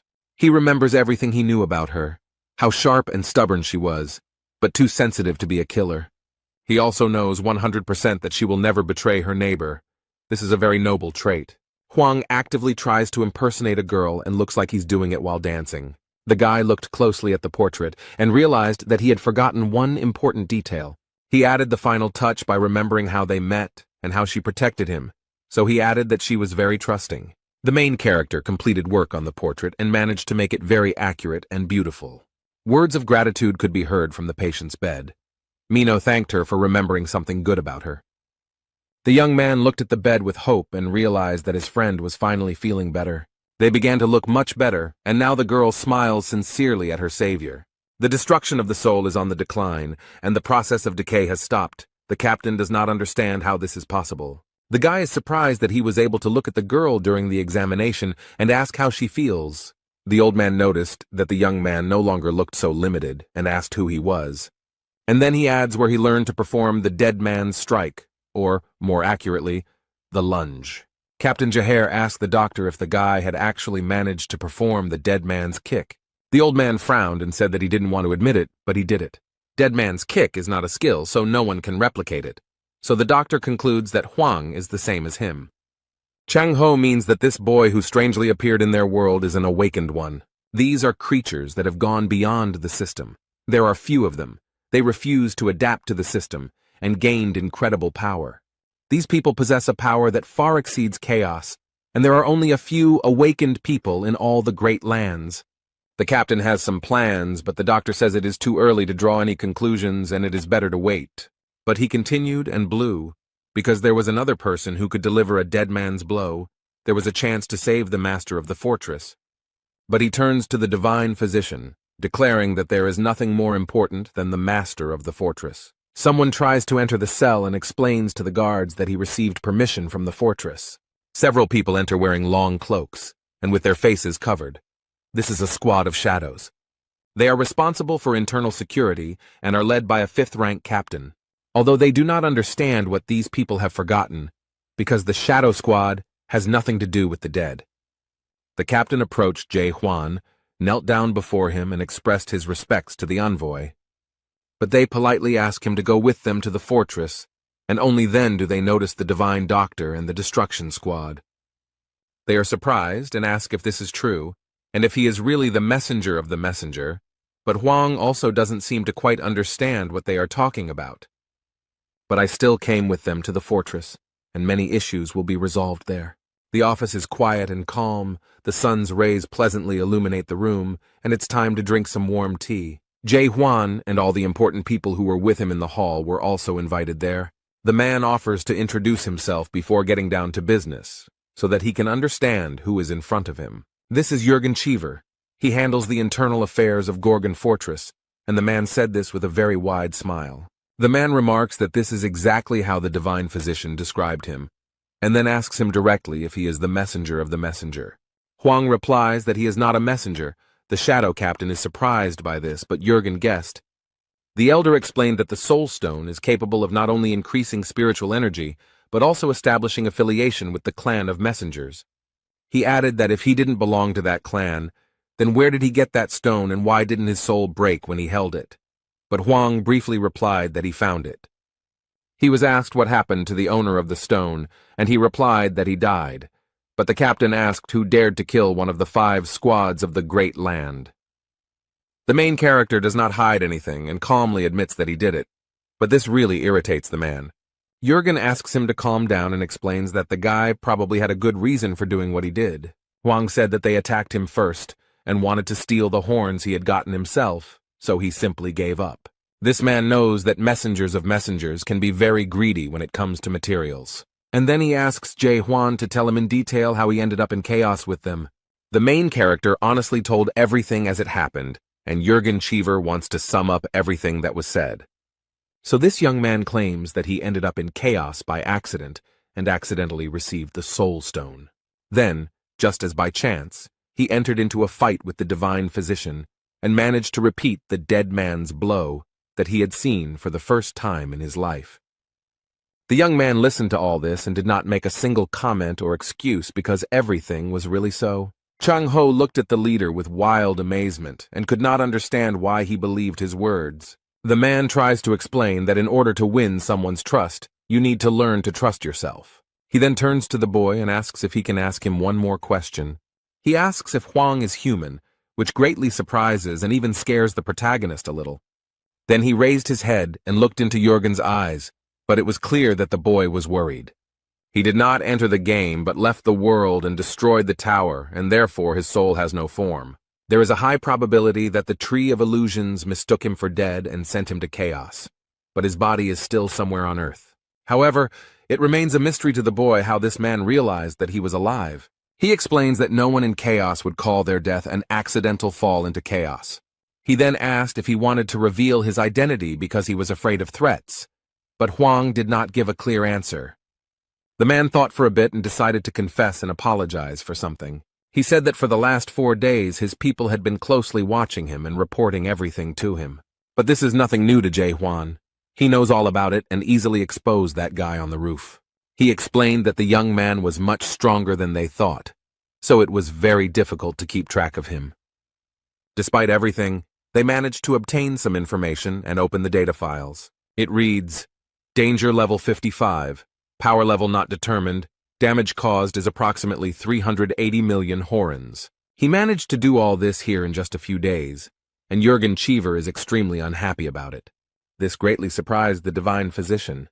It was impossible to determine whether he was a hero or a villain. They shout into the room that he's simply crazy, and Jurgen calmly replies that they can call him different things. But he explains that it is precisely people like this young man that he calls the main hero, who will have to overcome a large number of obstacles. Such heroes have special values, so they are usually famous. But Jae Hwan is not very famous. It seems like someone is trying to hide him from the public. And it seems that this creature is hostile. If it weren't for him, then Hwan wouldn't have had problems with the documents. So he is the main character, pursued by an incredible force that cannot be controlled. That's why he accidentally ended up in chaos, and all this made him think. He is not 100% sure, but it is safe to assume that the monarch is behind all this. One of the 12 monarchs of the Great Lands, a young man ponders how powerful this creature could be. The man in the chair explained that he would not ask who he was or demand compensation for damages, and promised that he would be protected. Is the Gorgon fortress so strong that it can withstand the onslaught of 12 monarchs of the Great Lands? Jurgen Cheever asks if the boy is being pursued by monarchs, and explains that there is a possibility that he is one of them. This turned out to be good news, since monarchs have no right to interfere in the affairs of chaos. The protagonist is not a stupid guy, and understands that such things do not happen for free, so he asks what they want in return. Everything happened exactly as he suspected. They wanted Jae Hwan to do them one favor, save the owner of the fortress. 2 hours later, the boy is led through dark corridors without windows or lighting. Meanwhile, the North Gate captain and the girl are still recovering in the hospital. He is being taken to the training field, instead of being able to rest peacefully in the guest room. Old Jong Ho noticed that he had a lunge and a punch, so he wanted to test his strength. And then he adds that this guy also cleaned the master's tower, and these words really surprise the guy. He asks what this old man knows, but he calmly replies that he knows a lot. They walked along long corridors, went down the stairs, and found themselves in front of a large and strong door. They enter the room and the man explains that if Jae Hwan wins, he will answer any questions. And then he adds threateningly that it is impossible to defeat him. But such words only fuel the boy's desire to fight. Some time had passed since their fight, and some things in the training room had gotten a little damaged. The protagonist looks down in surprise to see where the shorty is hiding. From the hole in the ground comes the voice of the divine medic Jung Ho, who barely survived Huang's blow. But he is very persistent. The old man has not yet managed to climb out of the hole, and he is already demanding revenge. The guy looks around the almost completely destroyed room and explains that the old man has already lost. But he justifies himself by saying that he didn't have time to use his most powerful move, and he didn't use it earlier because he was afraid that Huang would die from it. The guy remembered that his opponent had already said this, and then he was asked how old he was. Huang thought for a moment, and then said that he was about 60 years old, but oddly enough, he did not know the exact number. And the old man boasts that he has 1,000 of them, and 60 seem like a pitiful little thing compared to his 1,000. The protagonist wondered if this man had really only been doing this for 1,000 years. He replied that it was true, and the young man remarked that it did not seem true, but rather that he had been doing this for about 10 years. This certainly hurt his opponent's immense pride, so he became very angry. That's why he immediately and very abruptly climbed out of the hole into which Jae Hwan had shamelessly pushed him. It turns out that he still has the strength to fight and call the boy a fool. He is ready to give him the strongest blow, and the old man wonders what this guy will say about it. The old man had lived in the afterlife for so long, but he had never been defeated like this. He doesn't want to give up because he can't believe that anyone can be stronger. Jae Hwan has no choice but to enter the battle and try to defeat Jung Ho again. Their struggle continued, and who knows how much time they spent in the training hall. But they continue to fight with stubbornness and stupid obstinacy, and it seems that it will never stop. His opponent used all his strength, so it was a little difficult for the young man to resist him. The boy was thrown back by the impact and barely managed to keep himself from falling with a dull thud. The medic is on the other side of the room and seems to enjoy competing with Huang. Instead, the protagonist thinks he was thrown too far by a normal blow. The old man finds his technique very interesting, so he asks what the boy calls it. He replied that it was a normal punch, but Jung Ho thought it was a terrible punch, then added that with a name like that, no one would think it could be any kind of threat. While this is not all that Huang can do, he promises that he will now show something much stronger. Everything around him has changed. The boy is preparing to show his true power, which will sweep away everyone in its path. The old man seemed a little scared when he saw this. He definitely didn't expect to see such a simple-minded scoundrel. The young man had hidden his true strength for so long that the old man seemed to have underestimated him. Instead, Jae Hwan remembered all the previous battles he had fought in, and all the years he had spent in the tower. Therefore, now he has no equal in battle, because hundreds of different monsters have been destroyed with these hands. The main character no longer holds back and uses the skill King of Chaos, an extremely powerful blow. Just the thought of the Chaos King terrifies the divine medic, so whether he can repel this attack, it may be different from the king's strikes, but it will definitely not be less powerful. By directing a stream of power upward, the boy caused great damage to the Gorgon's castle, and after that, Jae Hwan warns his opponent that he will be approaching him. But in response, he immediately heard frightened screams and pleas to stop and not come closer. He doesn't want to experience this blow himself because he is not sure if he can survive, so he admits defeat. Meanwhile, in the vast lands of Region 5, the Steel region, interesting conversations are taking place. The man is told that the Monarch of Incredible Darkness is currently linked to Chaos. The Steel Monarch, nicknamed Unbreakable Steel Huo Yu, asks why he is doing this. But he remembered that all the monks of the Great Lands had signed a treaty that stated that they would not interfere in the affairs of the house. The guy is scared because he knows very well that no one likes bad news. He notices that everything is much more complicated and asks him to look at the screen. Huo Yu explained that the video, titled Hero of the 99th Floor, recently went viral and wondered if it could be fake. His subordinate knows that the Monarch of Total Darkness was going to participate in the development of this product. The Steel Monarch asked where he was now, and the subordinate tried to explain this difficult situation, that he refused to join the game and broke through the roof of the tower. And he says that he escaped to the house. But Ho Yu does not understand how this is possible, because on the 100th floor there is a spellcaster following them. The guy doesn't want to say it, but he has to explain that this man killed the cultivator. It's hard to believe, But the monarch of pitch darkness is sure of it, but Steele doesn't understand what connection the monarch of Region 9 has with chaos. The subordinate explains that they had been thinking about this too and had only recently learned some very interesting information. It turns out that the monarch of total darkness has long since broken the agreement and is doing business with the house. Some branches of chaos have long maintained close ties with this monarch. The man frowns and stares out the window, wondering what this monarch of pitch darkness is up to. And then he orders a notice to be sent that he is going to chaos, and his subordinate asks in horror if he really wants to interfere in their affairs. He justifies himself by saying that he is simply observing what is happening from the sidelines, and adds that they should send 10 of their best gold-ranked warriors.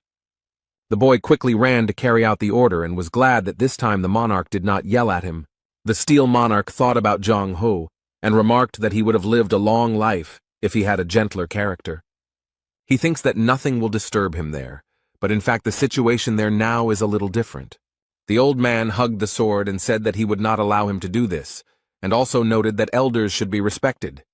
And then he sternly asked how this was even possible, since he had been honing his punch for 40 years, and how this guy managed to achieve this. Huang thought about it, and explained that he had probably performed this kick 10 billion times, but the old man thought that was impossible, because he would have to go without food or sleep and perform 8 kicks per second. The protagonist explains that he can deliver 100 blows per second, and asks why this man thinks that a blow can only be delivered with a sword. He sat down next to the old man and concentrated on his body, and then something strange began to happen. The divine physician looked at him with wide eyes and realized that it was the same alien energy he had felt when he first saw him. The boy was already surrounded by a radiant halo, and the old man understood that this was not energy or even fighting spirit. He comes closer and realizes that it is actually his anger and his frantic desire to change this world. Chan-ho touched the glowing needles and they seemed to illuminate him. Now the medic understands that these are all blows. This man looks at the young man in shock and can't believe what he sees. This guy has become a hit himself. With wide eyes and a trembling voice, he notices that Huang is surpassing this world every minute. The protagonist calmly remembered that he was telling the truth about having performed this blow about 10 billion times. The guy shows his opponent a document and asks if the old man remembers him. This is the contract they signed before the fight, in which they agreed that the loser would have to grant the winner one wish. He starts to read the contract, but Jung-ho stops him and is ready to listen to his wishes. And he asked if the guy wanted to make a slave out of him, but the main character explained that he didn't need that. He has a very simple request. He wants an honest answer to just one question. Although the man finds this a little strange, he agrees but suggests taking a walk first. The young man asked who owned the tower because he knew it was made by horrors, so he was curious about how it worked. Towers are rated from F to S, but there are some horrors that don't care about that. A master is someone who has already built an S-rank tower while still an apprentice and has become an exemplary master. But if a tower is built by a master, it does not mean that it belongs to him. Only the special tower can be considered the master's tower, which has nothing to do with cultivation, but Huang asks what these towers are for. His interlocutor does not know this, because no one can understand what the masters are thinking.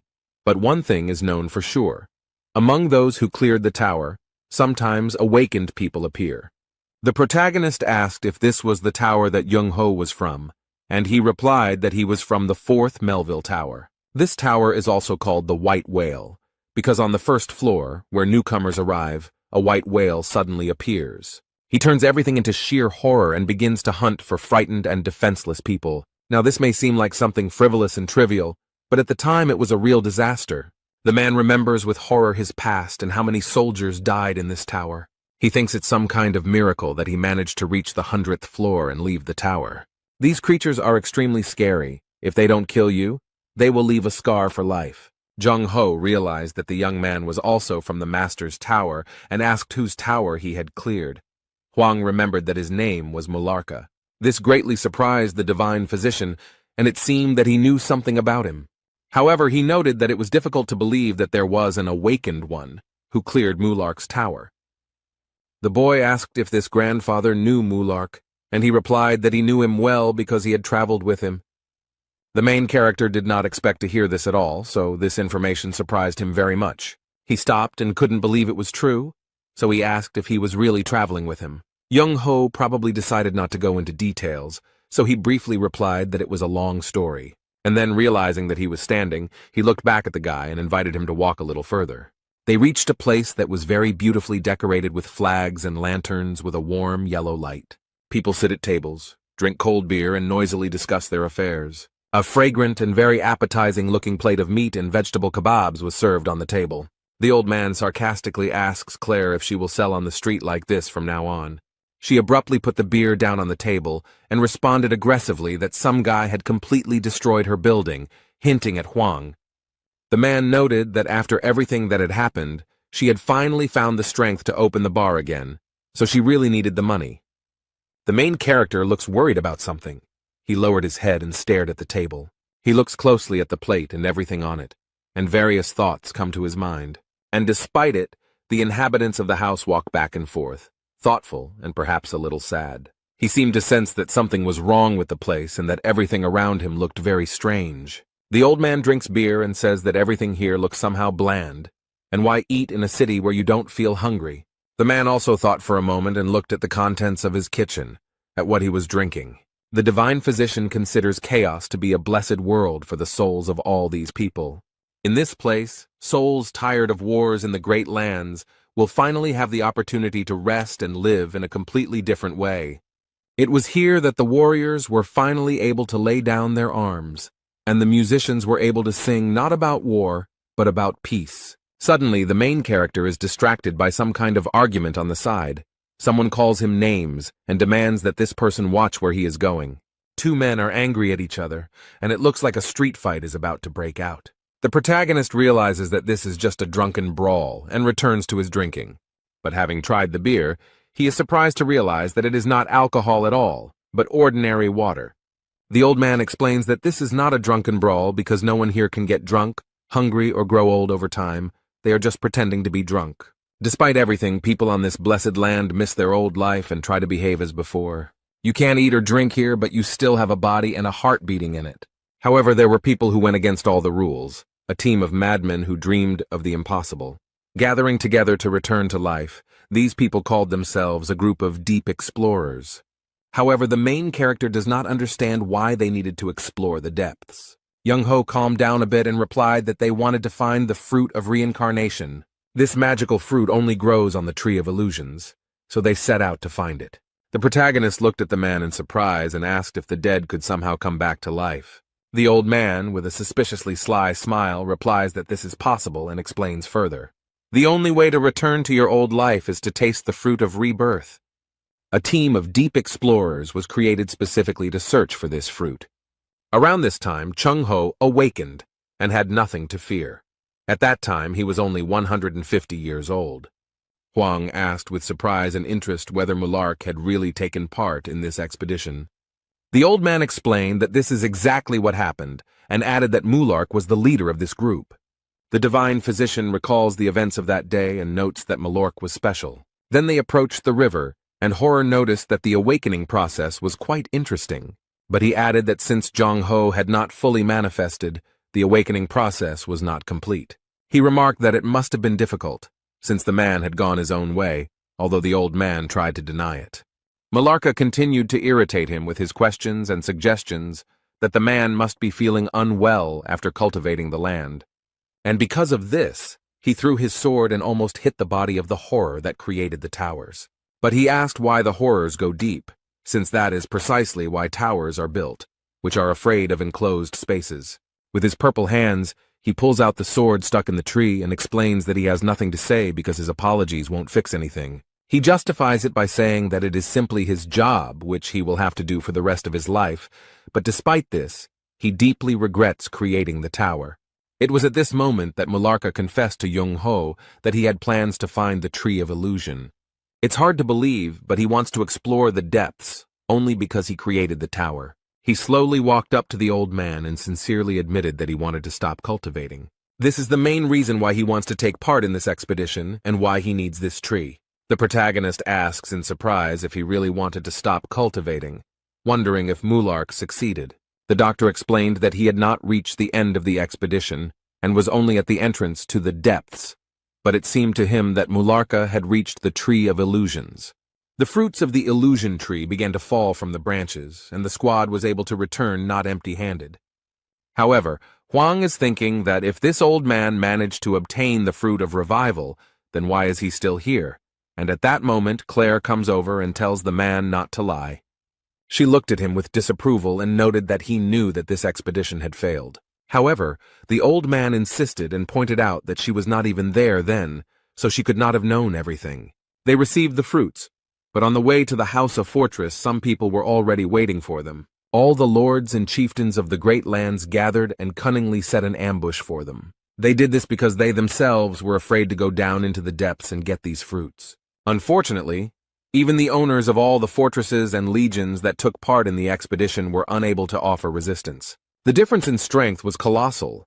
These attackers were from another dimension, and they still managed to take the fruit from them. After each death, they ate the fruit and were reborn again, and this continued for 900 years. They even had a whole rebirth castle, and any lord could be reborn after waiting their turn. Now Huang understands why all the people in this place look so sad and unhappy. They all know very well that they will never have the life they strive for, and will never receive their fruits. The main character wanted to continue the conversation and ask more questions, but the old man suddenly fell asleep. Claire explained that there was no use waking him up, as he was already drunk, and that he must be tired after all his 1,000 years of life. The woman explained that after this expedition, no one saw Mulark again. He said his last words and disappeared. Suddenly, someone from the outside responded that his last words were, "I lost and I won." James said this, and he also thanked the guy for his help, because if it weren't for him, the captain would have died yesterday. And then he added that if the boy ever wanted to come to the house again, he should come to the south door. Jae Hwan won't need to show his ID since James already knows him. And then he decided to make a joke and asked the guy to keep it a secret from the captain and continue doing his business. The main character didn't answer, but suddenly he heard some noise nearby and looked around. The man runs very fast and calls for the divine doctor and the boy who is with him. He runs up to the table where a young man is calmly talking to Claire and asking her about various things. Their conversation was unceremoniously interrupted by the captain of the fighter squad, who seemed to be frightened by something. Jaher can't get his thoughts together, so the only thing he says is that they're in trouble now. The full moon is shining brightly outside, but it is barely visible because of the thick, dark clouds. It seems that these are not clouds, but energy that comes from the owner of the fortress, the main character, and rushes towards him. Huang thought that the owner of the Gorgon fortress seemed to be dead. The spiritual pressure is 10 times stronger than what he had heard from the dead before, and is felt most strongly in the fortress, or rather, under it. The boy remembers the words that Jürgen Cheever told him and promised to forget all the evil he had done. But in exchange for one favor, they must save their master of the Gorgon fortress. He asks the captain if the tower commander is getting out of control, and the captain replies that the guy got it right. He suddenly got angry, which usually happens no more than once a week. The captain warns the boy so that there will be no misunderstanding, that their master is a good man, at least he was one before his decomposition, but he added that he was one of those who went into the depths for the fruits of the tree of illusions. He suggested that Huang could also perform the dead man's strike, since he had already done so, as the divine physician would not be able to do so. The boy explains that he was just repeating the movements, but the old man could teach him. They reached the fortress very quickly, but felt tremors. The men are surprised that there is an earthquake now. It could mean something bad. Everything around is moving dangerously, and the fortress itself is barely holding on. It seems like it will soon collapse. The captain of the destruction squad is worried about his master. He wants to save him with all his might. The captain of the Tower of Destruction and the captain of the Tower of Despair suddenly appeared in front of them and greeted the boys cheerfully. Jahir insisted that they retreat immediately because they had urgent matters to attend to, and they knew it very well. But the men say that no matter what problems arise, they have orders and will not back down. The man frowned sternly and asked if they were really going to go against the rules of heaven. But this phrase seemed very funny to one of the new arrivals and uninvited guests. And then they very confidently explained that their paradise was a forbidden paradise. The next moment where they stood, there was no one left. They were very fast. The warriors, without any warning, immediately went on the attack and found themselves on the man. He reacted quickly and pushed Huang and Young Ho away sharply so as not to hurt them. And a second later, an explosion was heard at this place. The floor collapsed, and pieces of stone flew in all directions. Despite the fact that the blow was extremely strong, the captain of the fighter squadron put up resistance. He was attacked by two super-strong opponents at once, but so far he is coping well with them. Jae Hwan appreciated his abilities and mentally praised him for doing such a good job. Instead, the man struggles and thinks about how he didn't expect that the fortress would have its own people from the Forbidden Paradise. The captain noticed that these guys had changed a lot during this time, but one shouldn't think that he too stood still. But he asks them to think carefully about their actions, because if they retreat now, the master of the tower will grant them forgiveness. But these people are not seduced by such a vain hope.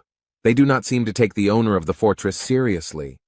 The tower captain asks contemptuously if he is talking about this coil that is underground. This man cannot control his powers, and has long since completely lost the ability to distinguish between good and evil.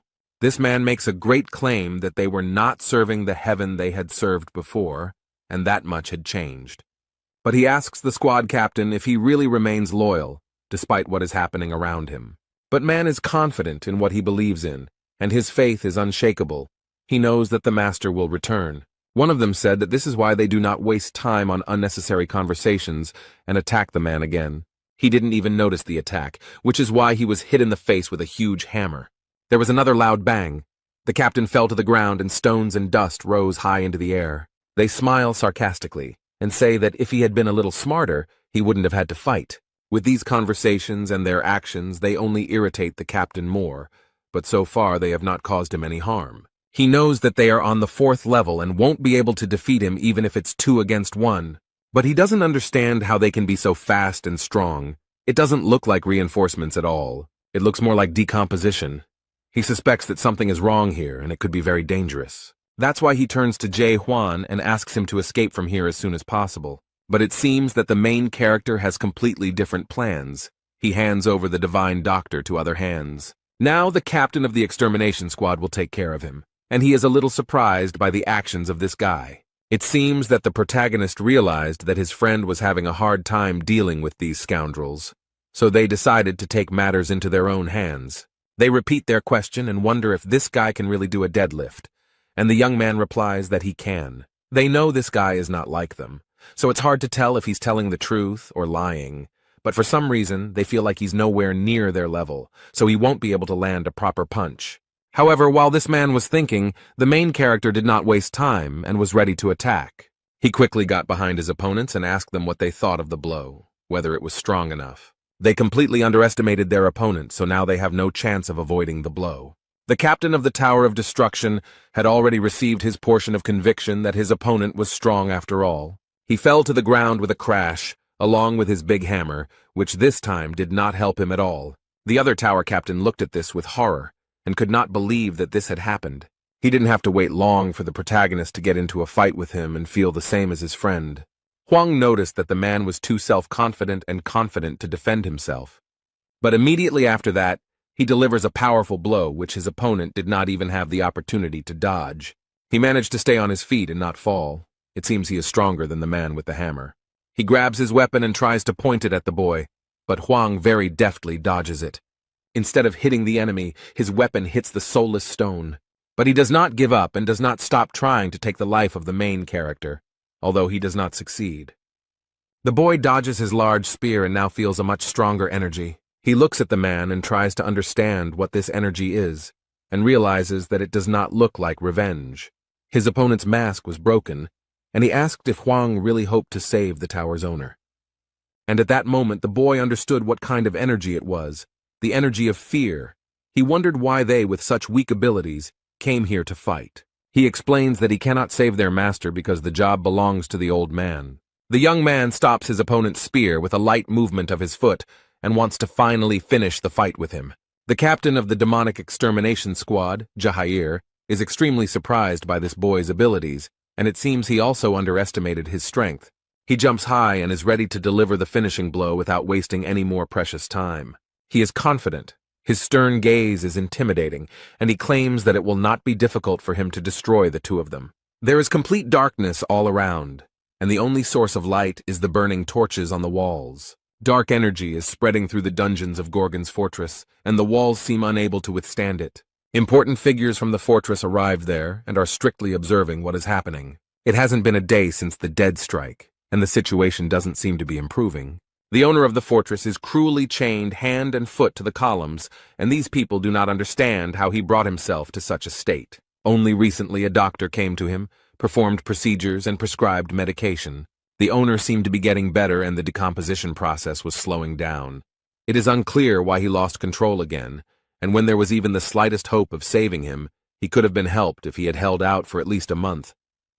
The medic explained that now the dead man's strike that Huang would use would only be a poor imitation, and that the master of the fortress was now in a more serious situation than Mino, but an ordinary person would have been dead long ago. Young-ho assured that they could expect his dead man's punch in just a month. Although he has never tried it before, he believes that 2 people could help the master, but only if one of those people is Jae Hwan. Jurgen Cheever has thought carefully about the whole situation and seems to suspect something. He glances around out of the corner of his eye and is convinced that one of them definitely knows about Jae Hwan, which means there is a traitor among them.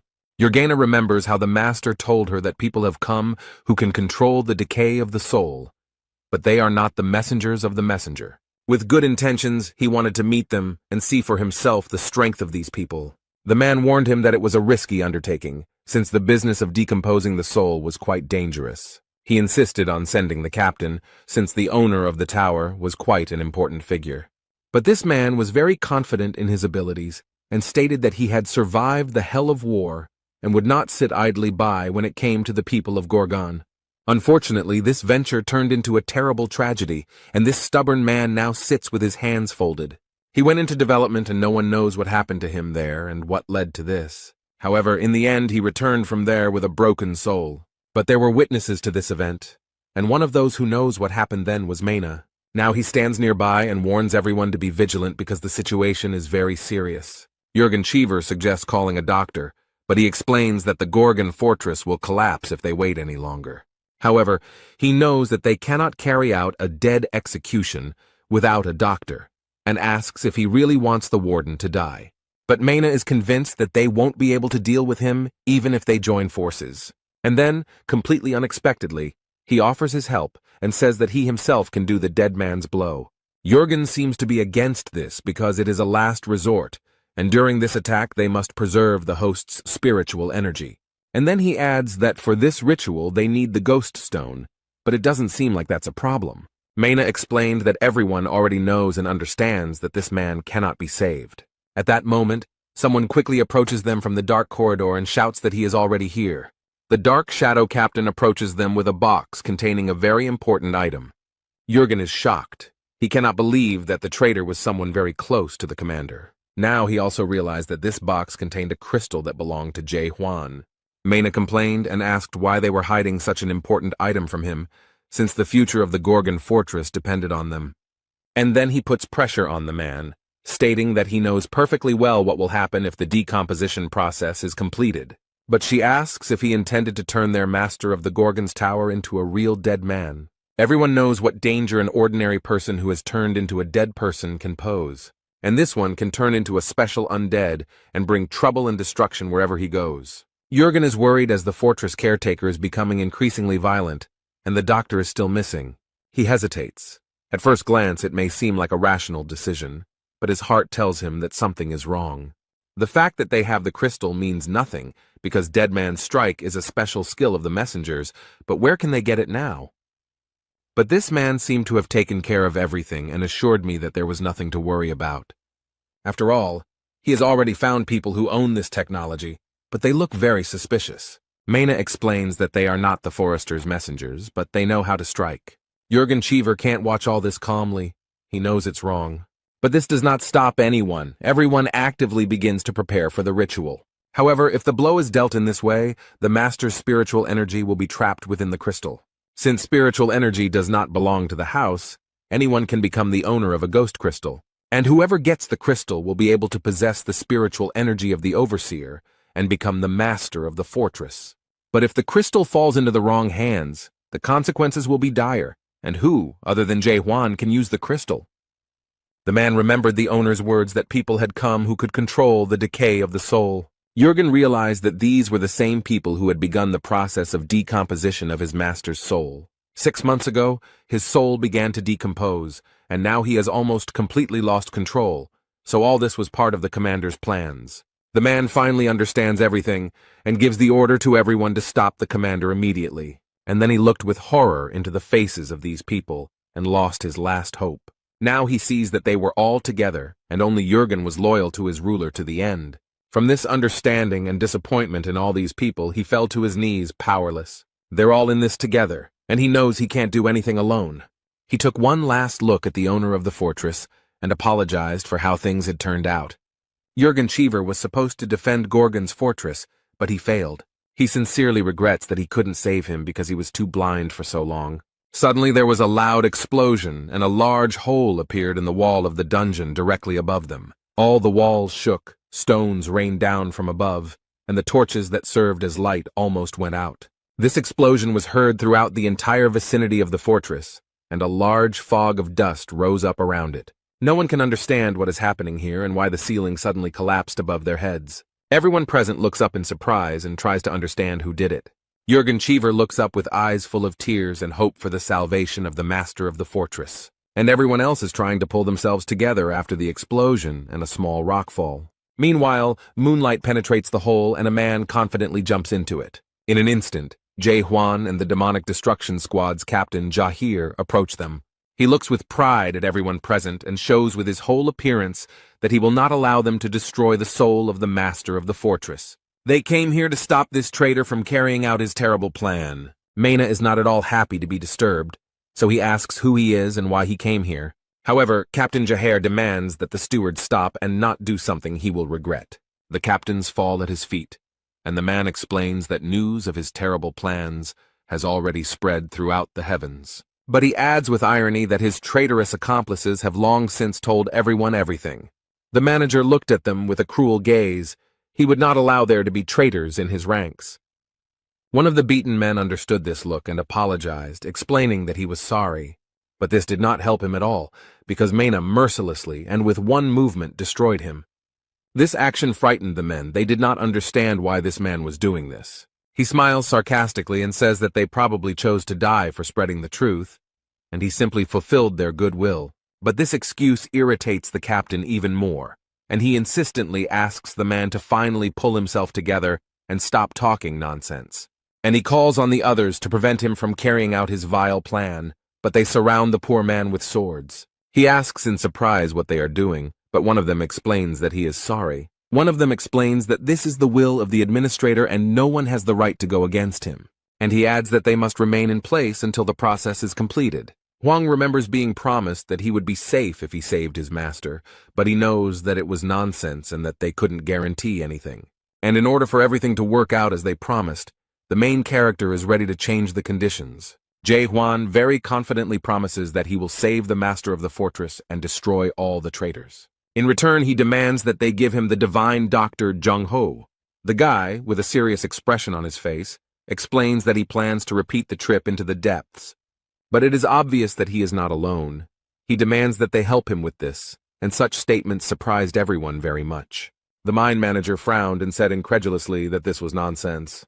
But he adds that he has already heard different stories about a guy who killed a dead man with one blow. He always thought that these were just stories and lies, but it turned out that it was all true. Since such a situation has already arisen, he proudly and very confidently declares that he will go with them. And with these words he pointed at him, and all his henchmen rushed at the boy with swords. In addition to those inside, a whole squad attacked him from above, all armed and trying to kill Huang. The main character didn't lose his head for a second, immediately pulled out his sword and skillfully killed his enemies. Jahir still holds the divine medic in his arms and tries to avoid these chaotic movements with his sword. The guy skillfully copes with the onslaught of carnivores and leaves them without limbs. The man looks at everything that is happening with horror and understands that he will not get out of here alive. Instead, a new group of warriors jumps down from above, hunting only one man. The guy assessed the situation and realized that it looked like an endless stream of manpower. He is alone, surrounded by hundreds of experienced and highly trained warriors who know how to kill. Huang looked around and saw that not only the pawns, but also the stronger characters in this party wanted to join the battle. He quickly approaches the protagonist and looks very confident in his abilities. The guy makes a slight lunge towards him, so that the light from his sword fills the entire room.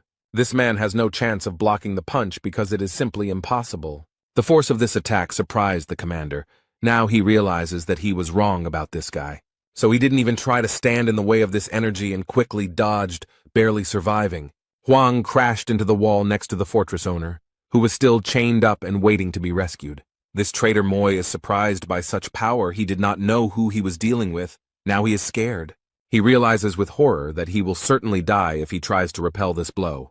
The captains couldn't even imagine that Huang possessed such destructive power. The warriors don't understand what to do because continuing to follow the plan is useless, so they should move on to point B. They plan to use dark smoke, and they don't care that it might cause the fortress to collapse completely. The boy looked sternly at ManhwaCapped and clearly saw how bad and cruel this man was. He approaches him and states that this man is the manager of internal affairs of the Gorgon Fortress and the foreman of the Forbidden Paradise Squad. He does not understand why this man is engaged in the destruction of souls, why he needs it, what he achieves by this. The guy takes his gun in both hands and says that he knows one thing for sure. He likes people like him. His opponent decides not to listen to this speech anymore and shouts that they must do everything possible to destroy Huang. At his command, all the warriors quickly approach the enemy, despite the fact that they have already seen what he is capable of. The protagonist raised his superweapon and enjoys this moment before the battle. He is sincerely grateful that such people exist because thanks to them, Jae-hwan will easily destroy this world. And after these words, he releases a powerful beam of energy into the sky, which creates a strong whirlwind. This energy extended far beyond the territory of the Gorgon Fortress. If he had directed this beam at the people, all of chaos would have been destroyed. The beam broke away and flew high into the sky like a comet, destroying everything in its path. And then it seemed to explode and scatter its particles all over the territory of this world. The captain stood next to Yungen and asked him to stand up and look up, and he realized that it was all-consuming hope.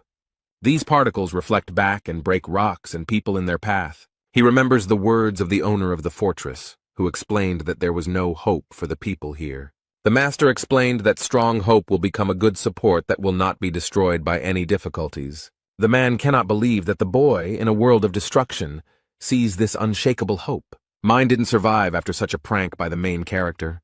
He lies motionless, mortally wounded. But he still has the strength to say that Huang is a complete idiot, and perhaps it is the desire to say this that keeps him alive. And then he smiles slyly and declares that it is too late, and the Gorgon's fortress is almost destroyed. The protagonist did not plan to listen to these farewell speeches and mysterious words, so he sped up the process. Captain Jaher runs up to him with the old man on his shoulder, and strangely, he is still asleep. How much he has missed. The man is sure that nothing will be able to wake him up, since everything that just happened here could not cope with him. But Huang doesn't have time to fuss around the old man to wake him up, so he simply throws him to the ground.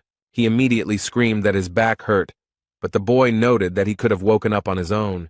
Meanwhile, the owner of the Gorgon Fortress still sits motionless in his usual place. His hand lies on the ground, covered in signs of decay and transformation. But suddenly she moved, and the system showed that the destruction of the soul had reached 99.9%, and oppression began. Everyone is seriously scared, exactly what they have been afraid of for so long, and so much has happened. The fortress's master remains motionless on his knees while the system assesses the victim's level of danger. The system cannot determine the degree of danger, so it concludes that the victim is dead. An automatic danger warning for Gorgon's fortress was also immediately triggered. All the city's residents run away in panic and do not understand where to run to save themselves. The soldiers were ordered to evacuate everyone immediately to avoid creating further problems. James looked at the fortress with huge eyes and didn't understand what the hell was going on. What he saw could not help but frighten him, because it looked terrible, and it was scary to think what was happening in the fortress. Someone runs up to them and asks the captain of the destruction squad and the fortress caretaker to evacuate immediately. The old man takes out his new sword and asks the boy to help him escape. The guy noticed the new weapon and asked when he managed to get it, but the medic noted that they did not have time to talk. The divine physician set to work, and in the meantime the fortress in which they were located was almost destroyed. He actively does the same thing as last time. The man draws his sword. He tries to do everything right and as quickly as possible to avoid major disasters. The man is lost in his thoughts and sees his vivid memories behind the back of the owner of the fortress. Chung-ho remembered how good and fun it was for them in the bars with the owner of the fortress, and how sincere he was. Dead Man's Strike helps to bring back all the long-forgotten memories, and Grandpa noticed that Huang did the same thing when he saved Mino. But he added that such vivid memories could help avoid a bad outcome. But the next moment, Jung-ho heard a strange voice that made him very worried, and the picture before his eyes changed dramatically. He no longer saw the cheerful and smiling owner of the fortress. He sees horrific images of carnage and brutal battles, all accompanied by excruciating pain. And then there are the creature's eerie eyes, which inspire awe even to think about them, let alone see them. A man with frightened eyes and a trembling voice declares that this is not the owner of the fortress. But it was too late to do anything because the creature had come to its senses and opened its glowing eyes. Jae-hwan asked what happened, but the old man didn't explain anything, only said that something was wrong. But he repeated his words again that this was not the master of the fortress, and these words frightened the young man a little. The divine physician screams in horror that it is someone completely different, but the shackles are already broken, and this creature finally comes out unhindered, no longer hiding in someone else's body. Apparently, it has become huge because men have to raise their heads high to see anything. Now, instead of the owner of the fortress, there is a huge and terrible monster, and who knows what it can do. And so he opens his terrible eyes and sows unspeakable horror in all who see him. This huge creature is happy to finally get out of its cramped and small body. Jung-ho didn't expect this. He is very surprised and scared. It seems like he knows what kind of creature it is. His body is raised high above the ground, hovering in the air like weightless dandelion fluff. This creature carefully studies those around it and examines their internal state. And then he spoke and said that he could not even think that he could come into this world with the help of the body. However, he added that the owner of the body was already dead, so he probably didn't care what happened to the body. And now, when I look at the divine Dr. Jung-ho again, he says that he sees a familiar face. He bared his huge teeth in a grin as she remembered that he knew that face. The creature turns to him as if half awakened and asks why he is still in chaos. And he adds mockingly, "Didn't he find what he came to Glebina for 9 years ago? He is the master of the Fortress of the Dead, located in the center of chaos, and only he can open the gates to the depth." The protagonist tries to use his doubt skill but can't figure it out. This creature looks very much like a dead person, but it is something completely different. Huang cannot understand who it is. The master of the dead fortress waved his hand and pretentiously asked why this man was still here. But then large black rays burst out of it, absorbing everything in their path. It is difficult to resist such a force, and the creature asks if all this is because it wants to save this unfortunate world. Jung-ho is scared. He doesn't know what will happen next and what to expect from pure evil. In the end, with one flick of his finger, he easily erased the entire world he had created. And then this terrible creature turned its attention to the boy, who was standing calmly to the side. He looked at Huang and noted that he was an interesting person, and his voice sounded even more frightening, and added that he was fully awakened with a living heart. The old man suggested that the creature had taken advantage of the royal privilege of dead man's gentleness. Perhaps it had used it on the owner of the fortress. So it's just a clone. This conclusion really alarmed the old man, and he was shaking all over. He can't believe that the Fortress of the Dead's doppelganger could be so terrifying. Jae-hwan turns to the old man, who looks at the young man with fear and listens to what he says. The protagonist calmly asks if he understood correctly that he failed. The guy has already pulled out his superweapon and is holding it tightly, ready to use. And then he explained that if their plan had failed miserably, then his goal was to kill this monster. But when this monster heard it, it seemed very funny and completely impossible to him. He asks again what the man is going to do and starts laughing even louder.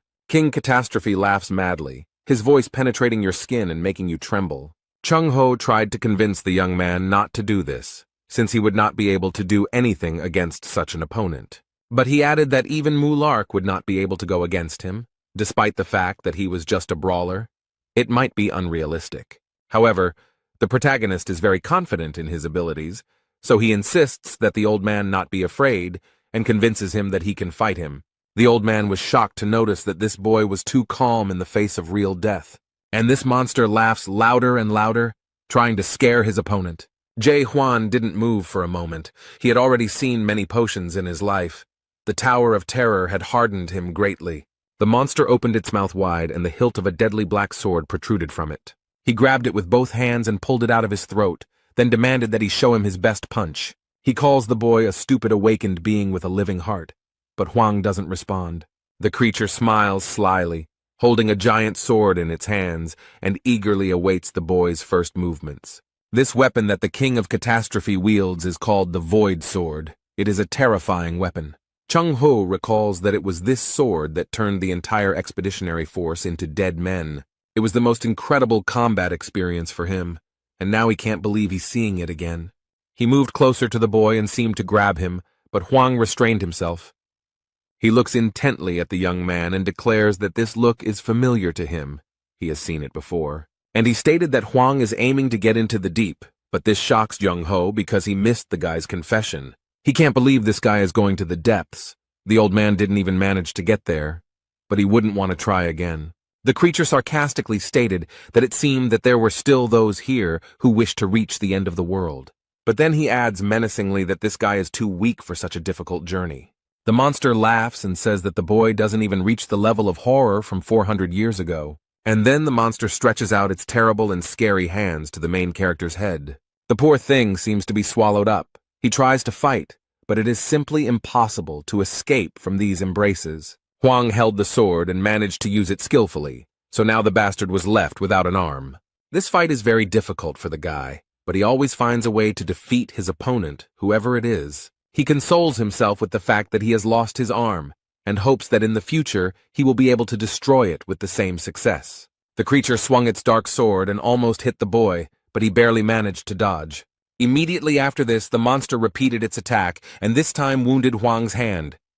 The guy is not distracted by this and lunges, hitting right in the chest. But for the King of Disaster, this blow is not a problem at all. He acts as if nothing happened. And then he thrusts his sword into the ground, making a loud noise and raising a lot of smoke. He tried to explain to Huang that the destruction of the soul is a disease of all times. It will never go away. The main character, being at the site of the injury, already feels that the same energy is emanating from there as from the dead man. After the Void Sword inflicts a wound, centuries or even millennia may pass. The soul does not stand the test of time. It wears out over time and eventually breaks down. And after this destruction, a person turns into a terrible creature, the dead man. But this still doesn't stop Jae Hwan. He proudly declares that he will tear the King of Disaster to pieces. The monster taunts, saying that all he can do is cut a small piece from a dead soul, and then he emits streams of black energy, which are already absorbed by him on the way. The protagonist didn't know what he was signing up for when he threatened to kill this creature. These beams turned into many swords, turning them into dead men and pointing them at the boy. With one easy movement of his hand, he caused all these weapons to quickly approach the enemy. Young Ho covers his head with his hands and screams in fear as countless swords fly towards him. But Jae Hwan covered it with his body and used his weapon to repel all these attacks. The monster noticed that the boy didn't feel too bad, considering that he was holding an ordinary toy from a horror movie. The old man saw that the boy was wounded and screamed in fear. He was not indifferent to this boy. The protagonist is aware of his wound, but he has no time to think about it. After all, at this moment a monster is rapidly approaching him, wanting his death. They met in a duel and crossed hands at night, creating a powerful wave of energy. He is so strong that he sweeps away everything in his path, and even the divine physician cannot resist him. The monster smiles sarcastically and remarks that this guy's soul won't live long if he continues to fight like this. The main character understands that this monster is right, and at this rate he won't last long. The guy can't figure out his opponent's weaknesses even with the doubt skill, and can't concentrate because of the tiny particles flying in front of his eyes. Huang remembered how the old man told him that his world was white, and in it, he could recreate the images of all the people in his life who had died through his imagination. Each awakened person has his own unique world. This world is built from a special word, and is usually an expression of desire or emotion. In addition, strong, awakened ones can pull a rather large creature into their world. This gave the guy a little hope. It seems like he plans to make his plans come true. He wants to try to create his own world. And this hope gave him strength, thanks to which the main character managed to repel the blow of the terrible monster. Jae Hwan has distanced himself from his opponent and is preparing to put his plan into action. He focuses and plans how it should look, and I have to give him an advantage in the fight. The next moment, He is already building his own world, into which he plans to draw the enemy and play by his own rules. He created a very dark and hostile world called Moon's Eye, and now he will feel better. Chung-ho looked at it all carefully and immediately realized that it all looked very much like hell. The old man realized with horror that this boy had been living in such a terrible world all this time. It is a very scary world. The doctor cannot understand how one can exist with such a feeling in the heart. After all of this is built on hatred and disgust, and he cultivates and nurtures all of this within himself. The King of Horrors asked in surprise if this was really his ideal world, if this was what fed him. All this seems very interesting to this potion, and he begins to laugh madly. Jae-hwan doesn't waste time on all this unnecessary talk, but immediately goes on the attack and plunges his sword into the enemy. He is full of strength and hope that now everything will work out for him, because the scars on his eyes have finally disappeared. This creature is not as simple as it may seem, and defeating it with such methods seems impossible. The monster's limbs rise up around the boy, but he doesn't retreat. These things wrap around his arms and block any movement, leaving him powerless. And then they wrap it around his neck. This creature claims that it is attacking him and does not even understand what to do next. After this, the King of Calamity extended his bony hand to the poor fellow. He grabs him and throws him hard to the ground. The protagonist can do nothing about it. The boy feels severe pain from the blow and is unable to use the sword to save himself. This creature repeats this movement once more. It again throws the boy as if he were a doll belonging to it. Chung-ho realized with horror that his friend's affairs were going very badly, although there was little hope of victory. The monster places his foot on Jae-hwan's chest and believes that people like him will never give up their feelings of hatred.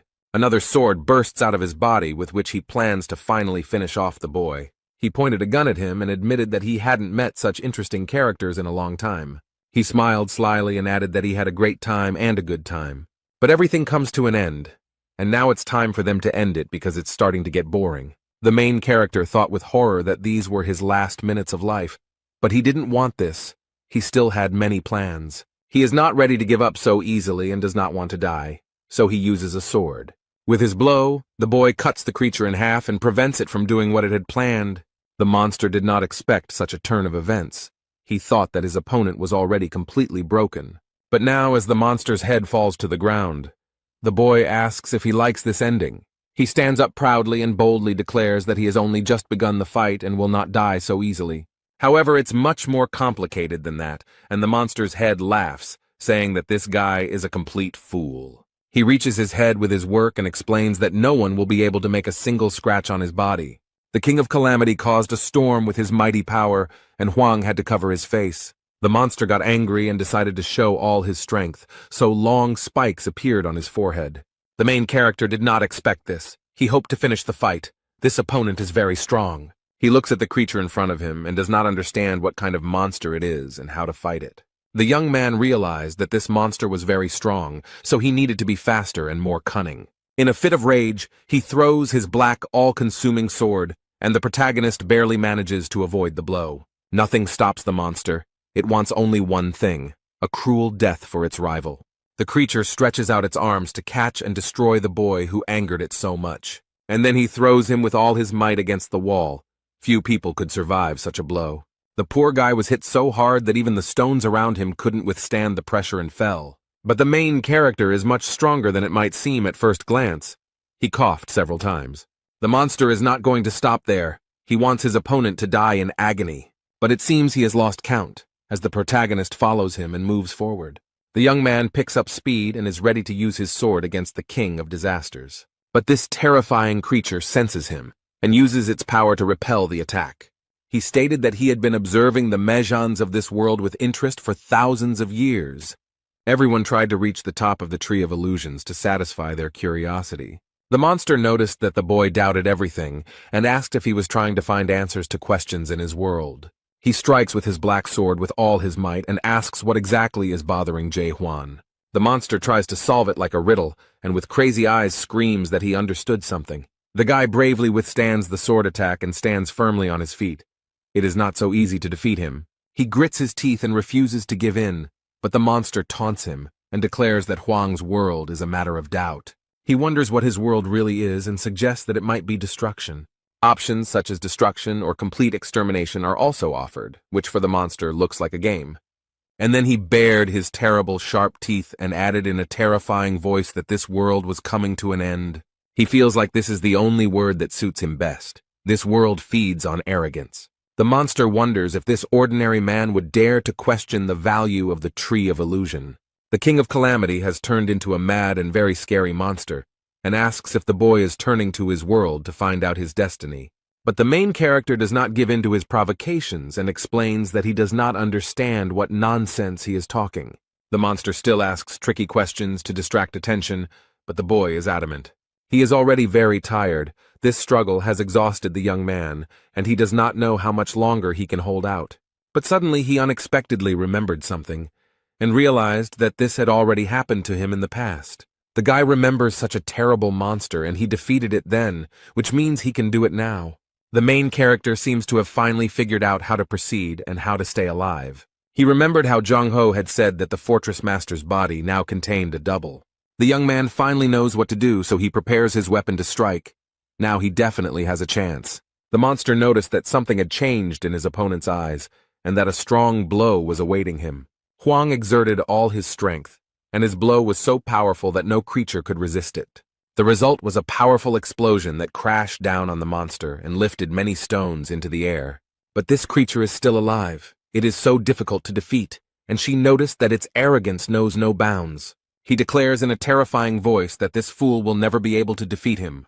The monster then stated that he was bored and wanted to finally put an end to this. The main character froze in front of a creature that was tens of times larger than him and opened its mouth wide. It doesn't scare him. It seems like nothing scares this guy anymore. He looks very confident. Instead, this creepy monster grins angrily and rejoices that he will soon swallow his stubborn rival. But Hwang won't let that happen. He's preparing to deliver another powerful blow. He uses his doubt technique again, and this time it worked, and the protagonist saw it. He saw a long and bright thread connecting the double with his physical body. Now he knows where to aim, so he grips his weapon tighter and prepares to strike. Jae-hwan quickly approaches the monster, completely ignoring all of its wounds. He doesn't have the opportunity to think about it because the only thing he needs right now is to defeat the King of Calamity. The last blow caused damage to the double, as the young man used the decomposition technique. The main character does not stop fighting and increases his attacks in order to eventually win. The monster stated that the boy lived for the end and added that he would wait for him in the depths. This was his defeat. This was the last straw. The monster disappeared, and Jae-hwan remained alive. Hwang, completely exhausted, leaned against the stone. It was even difficult for him to hold his head up. All this struggle had a big impact on his physical condition. His body was ready at 101%. But now he has had the opportunity to analyze the fight, and he realizes that he needs to become stronger. He understands that his lunge is not enough, despite the fact that it is a very powerful weapon. Strong Strike does a good job of crowd control. However, when it comes to one extremely strong opponent, this is not enough. The attack radius is too small to deal enough damage to win the fight. This time he used the lunge to distract the monster and buy time, but now he knows he needs to master the skills to fight especially strong opponents. The poor old man is lying on the ground. He has lost consciousness and is slightly crushed by stones. As soon as it was all over, the captain and commandant of the fortress came running to his aid. The main character suddenly hears someone talking to him and becomes confused. His weapon lies at his side, and next to him on a wet blanket lies the owner of the fortress. Despite what had just happened to his body, this man somehow survived. He has difficulty speaking, but he explains that even though he became dead, he was still watching over him. He is sincerely grateful to this young man for his efforts in fighting the King of Calamity. And then, without any warning, he suddenly grabs the protagonist by the tired hand. The guy is a little wary. It seems he doesn't like this kind of contact. It scares him a little. Instead, the owner of the fortress suggests that perhaps it is time for a change in Gorgon's fortress. He asks Hwang to accept him, and then a bright yellow light spreads across his hand. The owner of the fortress sighed with relief and noticed that the young man reminded him of someone. After what this man did, the boy was left with warm memories. But the owner's last words were a request to take care of his living heart. Now others arrive at the scene of the battle, asking if everything is okay and if anyone needs help. Jurgen and James looked back and couldn't believe their eyes. What they saw was shocking. Jae-hwan approaches them with a sign on his hand given to him by the master of the fortress visible. All those present, without hesitation, immediately fell to their knees to pay their respects to him. Jürgen Cheever looked at the young man with tears in his eyes. He realized that the overseer had died, handing over his power. He submits to the will of his master, and if he wanted it, no one would object. Jürgen dropped to one knee and greeted the new overseer and master of Gorgon's Keep. And now the main character understood what this seal on his hand meant, and it shocked him. 2 days have passed. The fortress is gradually being restored. Active construction work is underway. Huang is sitting at the table, and Jürgen approaches him and addresses him as the owner. But the guy objects and explains that he does not intend to be an observer. The man shows him a document where the boy's promise is written down. He promised to save the observer and kill the traitors, and Jürgen promised to help him get to the depth. The guy is angry because the owner of the fortress died. Now he must take his place. Jürgen noted that the boy could not break his promise since he was now their new leader. But this is not what he planned. He cannot waste time in the fortress because he wants to get into the depths. He hopefully asks if he can pass the position on to someone else, but Jürgen assures him that this is impossible, as the new person only takes over the position after the owner's death. The fortress does not recognize a new observer, and this sign is a symbol of the Gorgon fortress, which is why it was chosen. Since they had resolved the issue, today the man brought him a mountain of documents to study. There are also some extra helpful notes since he is new here, so he needs to familiarize himself with everything. While sorting through the papers, he noticed a strange law that punished a person for insulting an observer. And if this happened 3 times, then he would be punished by the complete destruction of his soul. Jürgen went to put the books away, but before that he allowed them to use any items on the table, and the boy looked into the drawer. He was a little surprised when he opened it and saw what was inside. He was very interested in a crumpled piece of paper that stood out from the rest of the documents in the drawer. On the edge of the sheet was a noticeable inscription in red ink, 17th Warden. Suddenly, this paper ball starts to unfold without any help. And he starts talking. This paper greeted Huang, and it really surprised the guy. The newspaper continues to talk and explains that if he sees this, then he has become the new warden. The leaf turned into a paper figure, which suggests that the boy is probably thinking about becoming the master of the fortress. But she calms him down and explains that the observer has only one task. But Huang wonders what it is. Maybe it's some kind of magic note? The note says they just wanted to have fun because a good leader is one who knows how to have fun, and will not shift overall security to the management department and all other tasks to other departments. According to Big Brother statistics, many Gashladaks overworked themselves, which accelerated the decomposition of the soul and ultimately led to death. This advice is important not only for him as an observer, but also for the inhabitants of Gorgon. The previous leader hopes that his successor will be able to find a balance and not try to change something that does not exist. Don't overload yourself. Everyone in this world already knows that nothing can be changed. The inhabitants of chaos do not need change, but a long and peaceful life, so there is no point in inventing anything. And so saving the many without changing the lives of the few would make more sense. Therefore, the former warden has only one request for his successor, not to be insatiable. After all, a good leader is one who does nothing, the note ended. And then he curled up into a ball again and fit into the box, and the boy thought about these words. After this note, he seems to begin to understand what kind of life the caretaker of the Gorgon fortress lives. If the existence of the overseer is limited only to the preservation of life, then he thereby deprives the world of the possibility of any changes for the benefit of the majority. Jürgen approached and found the boy very thoughtful, so he asked him what he was thinking about so persistently. The young man seems to have come up with something and wants to tell this person about his plans. He confidently states that he will abolish the position of the caretaker of the Gorgon's fortress, although this will be an ambitious request. Jürgen Cheever doesn't understand how this is even possible, so he asks what it is supposed to mean. The guy decided to start over and asked what a lock was. The man thought the question was strange. A castle is a fortress, and a fortress is a military structure designed to protect against enemies. And suddenly the guy makes a very bold assumption. There are no more enemies. But he asked the man what would happen if there were no more people willing to attack the castle. In this case, the existence of the fortress would lose its meaning, and the guard would no longer be needed. However, this all sounds very false. Jürgen is convinced that it is simply impossible. But the main character is firmly convinced of the opposite, and insists that this is quite real and possible. Jae Hwan proudly and very confidently states that this will happen because he is going to unite chaos. In chaos, people are not buried, but a soul flight ceremony is held to mourn the soul lost forever. During the ceremony, the soul is forgotten. During the ceremony, the life of the deceased is spoken over and over again until it is completely erased from the memory of chaos. This is the last thing the world of chaos can give to those who leave it, recalls Jürgen Emil Groschek. He is no longer there, so eternal memories will become fertilizer for the tree of illusions. This whole ceremony will last a whole week, and sooner or later everyone will forget about him. And during this week they will remember him and share their memories. They will talk about the dead man non-stop until there is nothing left. Huang stands there frowning, and now he knows the name of the one who so shamelessly handed him the position of fortress overseer. The protagonist overhears them discussing him. They are amazed that such a young man became a warden. Someone noticed that he was not even 100 years old, and suggested that Jürgen was up to something.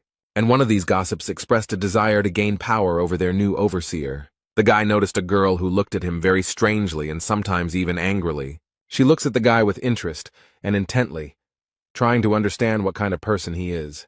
The man boldly approaches the protagonist and attracts Jae Hwan's attention. He has a smile on his face, and at first glance he seems quite nice. The man asked if this was their new boss.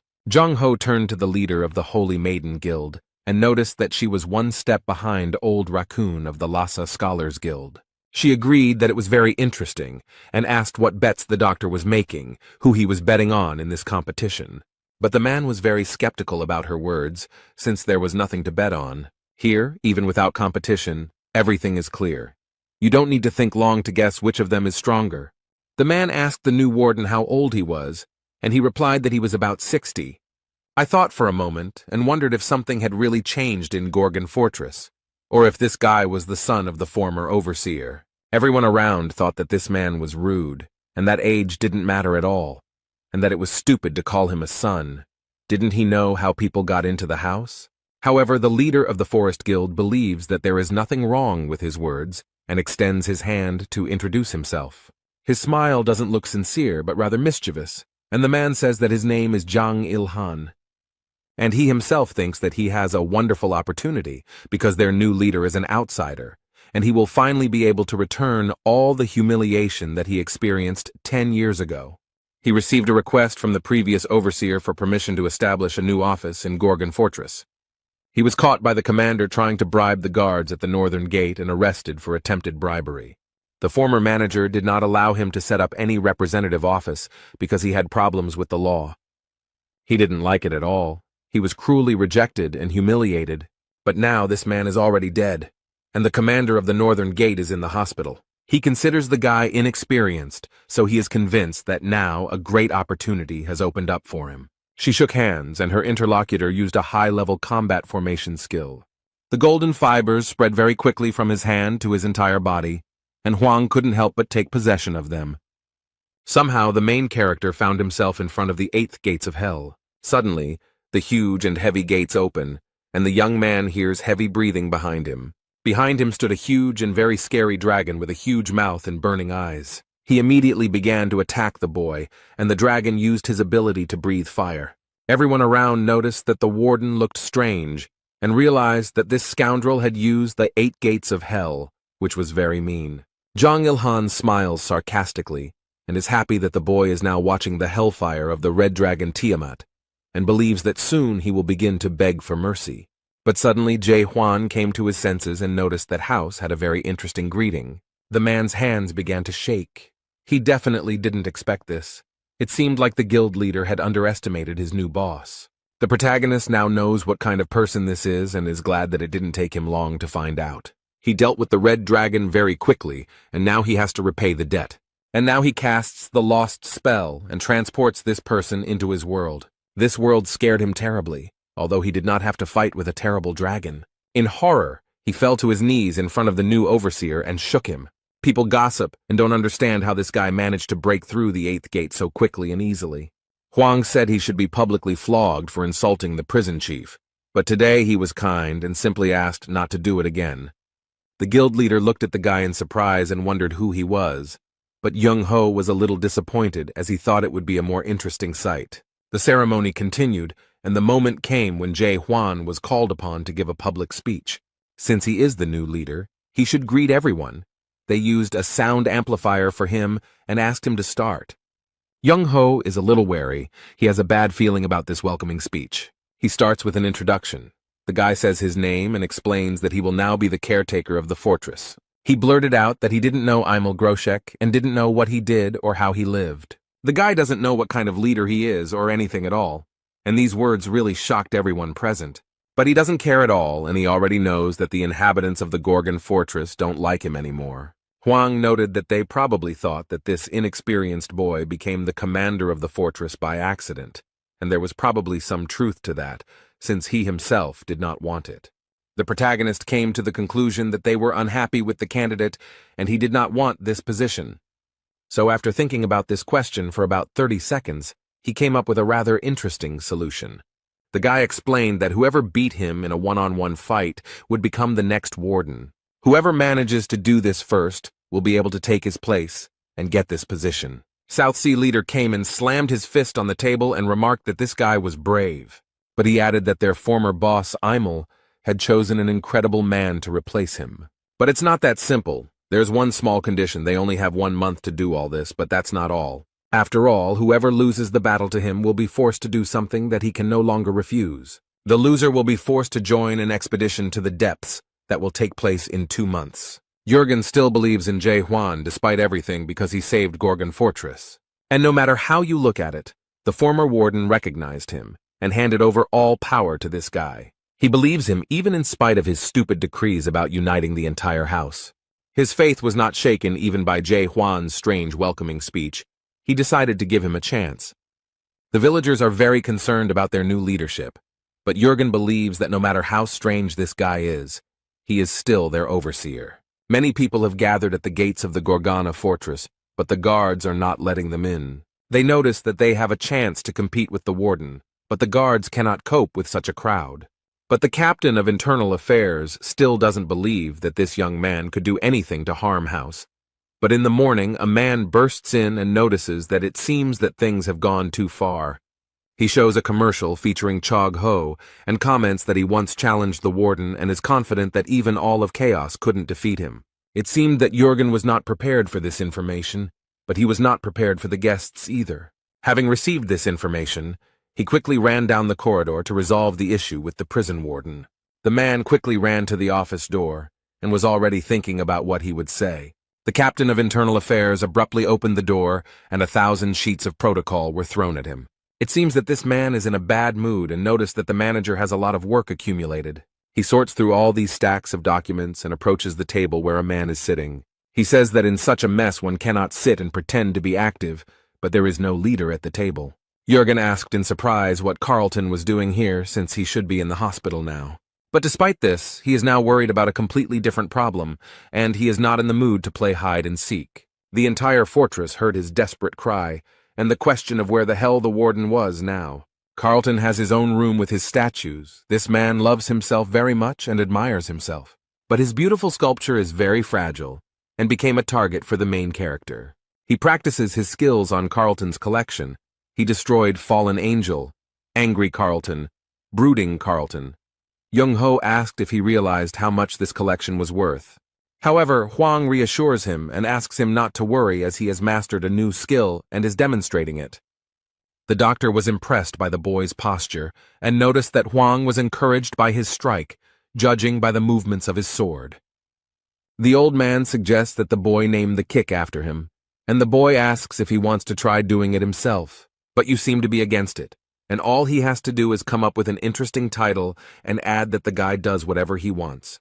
But there is a limit to everything. But this does not stop the main character at all, and he prepares to strike again. Jong-ho barely managed to escape from this powerful force that was rapidly approaching him. This angered the divine doctor, and he noticed that these young people had no respect for their elders at all. But he angrily added that respect was the main law in life, and the guy should learn it. But their petty argument ended when the men noticed something unusual in the room. When the smoke from the impact cleared, they noticed a wounded man lying on the floor. The old man looked closely at the boy and noticed that this man was from the Thunderlord clan. And it's true. Yun, the leader of this clan, is lying on the floor thinking about how everything went wrong. Some time ago, he was in the attic of Gorgon's fortress preparing his plan. These people specifically waited for the moment when the mentor was busy teaching. There was a crack in the ceiling through which they could watch what he was doing. It was the perfect place to carry out his insidious plan. From here, he could see everything. He used his powers and thought happily about how he would become a leader today.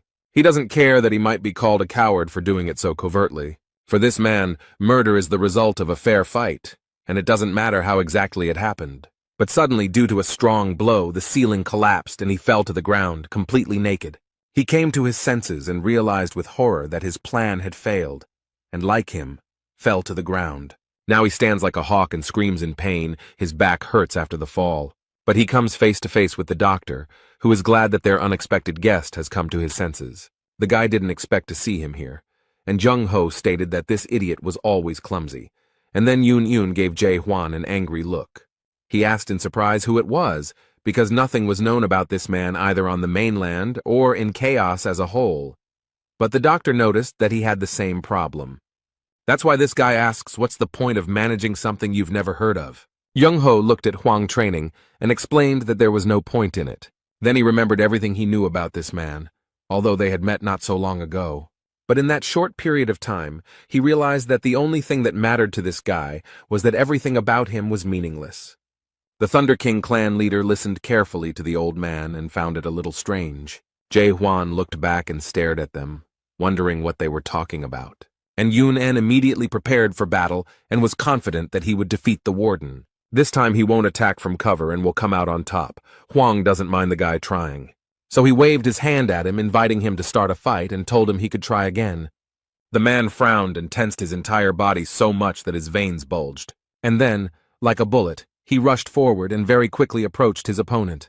The leader of the Thunder King clan uses his power and instantly attacks Jae-hwan. But the boy skillfully dodges his quick attacks, so he notices that Hwang is faster than he looks. He prepared a special attack and assured that it would be difficult to dodge, but the protagonist was not bothered by this. And the next moment there was a strong blow, but the main character dodged and the blow hit the wall. He didn't like it at all. Yoon only became more angry, and his desire to kill Hwan became stronger. He creates a huge blue ball of lightning, and remarks that he didn't mean to go that far. He gathered all his strength and used the technique, Power of the Thunder King. He looks terrifying. The guy smiles slyly and believes that this move will finish him off. But while he was preparing, he lost sight of his target, and Jae-hwan ended up behind him. The protagonist noticed that this skill takes a lot of his time, which is unacceptable in battle. At this moment, the boy realizes with horror that his enemy is too close to him. That's how their fight ended. It didn't last long, since one of the opponents turned out to be much stronger. Yoon learns that the fortress overseer has defeated the leader of the Thunder King squad. Instead, the old man is glad that things turned out this way and praises his friend for a job well done. After all, he now has the support of some of the best warriors, and this will help him a lot in the future. To achieve this, Yoon had to put in a lot of effort. He spent exactly 100 years on it. He was a member of one of the 5 famous squads of the Great Lands, the Yuan squad. But he didn't have any high status or power. This guy was just an ordinary slave. His life was very difficult. It was not what everyone dreams of, and he wanted to escape from it. Those players who cleared the tower also became members of the team, deciding to spend the rest of their lives together. But in the end, fate did not spare them, and they all died, some in battle, some in slavery. He worked for 100 years and saw his friends die, but he miraculously managed to survive. Thanks to the trust he had earned over all this time, Yoon was able to receive the official status of minister. It was then that he challenged his destiny because he was not going to live like this anymore. He wanted a better life. He betrayed the trust he had earned with such hard work and duty and stole Yuan's secret treasure. This is how he acquired his highest level of mastery, Lightning God. This treasure somehow miraculously rejuvenated his cells the moment he appropriated it. This clot of energy gave him knowledge and instructions on how to use the Yuan treasure. Apparently, Yuan's squad had been pursuing him for 20 years, and in the end they were all wiped out. And after being summoned to chaos, thanks to the skill Lightning God, he managed to take 9th place among the 1,000-year-old squads. But Hwang really irritates him, because he hasn't lived even 100 years. He hasn't had such a tragic and difficult experience. Yoon doesn't understand why he got such a high position, how he managed to do all this. It's just impossible. He recalls his conversation with the divine physician and finds his behavior strange. This man is familiar with the feeling of despair after an expedition into the depths, but when he talks about Huang, a smile appears on his face. The old man mockingly declared that he was very lucky because he met this guy before he knew real despair. Meanwhile, the main character looks with interest at the last surviving statue. The boy stares at Huang, and Jung-ho notices that he can't figure out what's so special about the warden.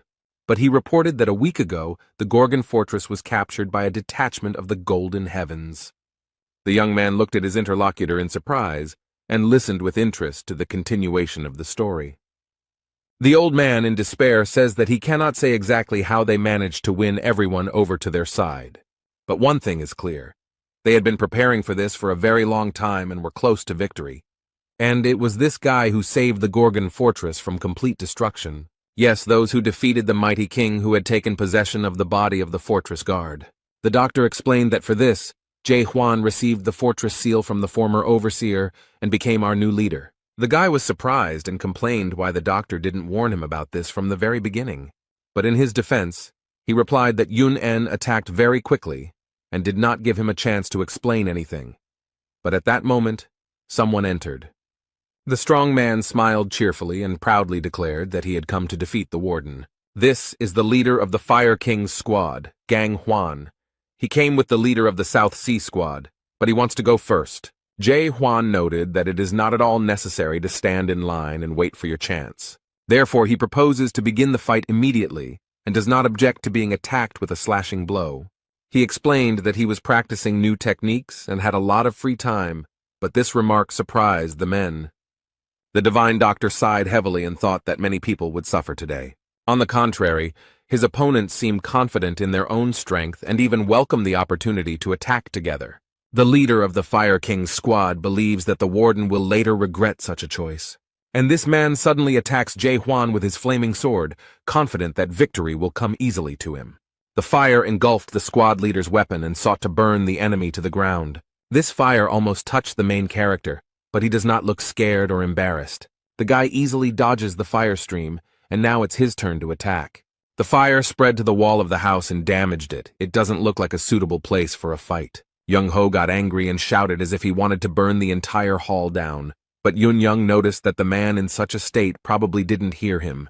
They met and crossed swords. They are quite strong opponents, but Gang Hwan still does not lose confidence in himself. He smiled smugly and noticed that the boy was afraid of his fire sword.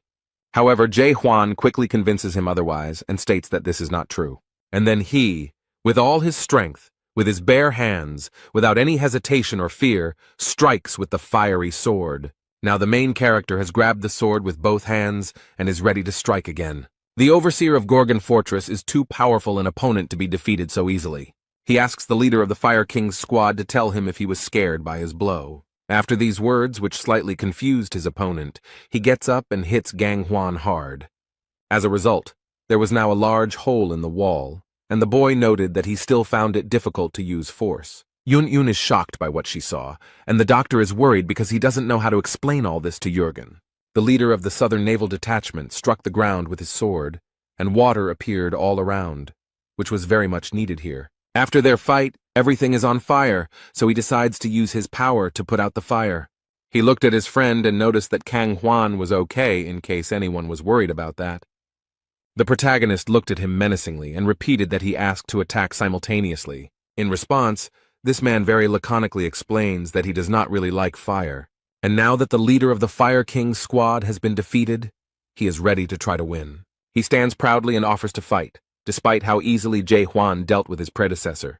It's amazing that after everything he just saw, he still has such enthusiasm for the fight. The main character thought about how first there was white electricity, then fire, and now water, and it reminded him of Pokemon. However, upon closer inspection, this man turned out to be stronger than his previous opponents. But without further warning or prelude, Jae Hwan takes the first step towards his opponent. He went on the offensive, and the leader of the Southern Naval Detachment defended himself with weapons. The man frowned and no longer looked as confident as his predecessor. Both have large and powerful swords, and each of these warriors knows how to use them skillfully. During the fight, Huang noticed that this guy was different from his previous opponents. He doesn't just mindlessly rush into battle like the others, he finds it interesting. It seems that the leader of the South Sea detachment has taken control of the situation and has prepared his weapon to strike. Huang was right in front of him, so the guy swung and hit, but fell to the ground. He was surprised because he had not noticed at all how the warden had managed to disappear from here. When he raised his head, he saw his opponent, which was a bad sign for him since he would be attacked from above. The protagonist gathers his strength. The golden rays of energy almost reach the squad leader. The man understands that his opponent has great strength and it is better to dodge this blow than to resist. So at the last moment he barely managed to jump back to avoid the merciless blow. It was a huge wave that destroyed the floor and scattered many stones to the sides. The squad leader looked around, assessed the whole situation, and came to the conclusion that the overseer was clearly stronger than him. He admits that if Jae Hwan had hit him, he would have been left in pieces. The guy has enough pride and strength to admit his defeat, which surprises the main character a little. Huang noticed that this young man had not yet shown all that he was capable of, but the squad leader was not going to continue the fight, because everything was already clear to him. Cayman smiles. Since he lost, he now wants to discuss the rats in detail. The Fire King squad leader is extremely angry and cannot believe that the Lightning God squad leader has lost. Instead, Young-ho asked why he was blaming that guy when he should be blaming himself for the loss. Now all three have lost, and the leader of the Lightning God squad wonders what they plan to do next. However, he added that since they had been defeated, they had to join the deep detachment of the expedition. One of them noted that this was precisely the reason he came here, to which the main character looked around in surprise. But I asked the South Sea detachment commander if he was joking, and he replied that he was absolutely serious. The leader of the Fire King's squad, Gang Hwan, looked at him very aggressively and thought that this was to be expected from him. This guy was the best friend of the former commandant of the fortress, Emil, but he was unable to join the expedition because he was still too weak at that time. Then, when the detachment returned, everyone saw their failure, became disappointed and lost hope. The people were defeated and the fruits were lost forever. It was a strong blow to the fortress of Gorgon. This guy saw with his own eyes how dangerous and scary it is to go down there, and even more dangerous to own something so valuable. He witnessed the disintegration of a detachment that was going on an expedition into the depths, after which no one else showed a desire to go there. It happened 900 years ago, and Cayman believes he honed his skills for this very day. He then explained that he planned to join the squad in the near future and go into the depths. The divine doctor sighed heavily and asked for what purpose the Fire King had come here. The man crossed his arms over his chest and remarked that since he had already lost, he had no choice. Then I asked the lightning god, and he calmly replies that he has already made a decision. And the next moment, he suddenly stood up and ran quickly. I wonder what he was thinking. Was he really going to run away? The main character noticed this, and he didn't like this idea at all, because everyone knew the conditions of the battle.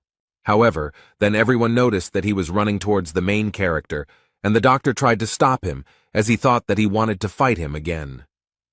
But the guy doesn't stop and continues to do what he planned, which alarms those present. The protagonist had already grabbed his sword to fight back, but the boy fell to his knees in front of the warden, apparently realizing that Jae Hwan was indeed very strong. His behavior really surprised everyone present. They certainly did not expect to see this. He swears that from now on he will serve him faithfully and obey his overseer. The protagonist looked at him in surprise and remarked that he should not swear allegiance. But the boy still kneels, promising him his devotion, and is even ready to die for him.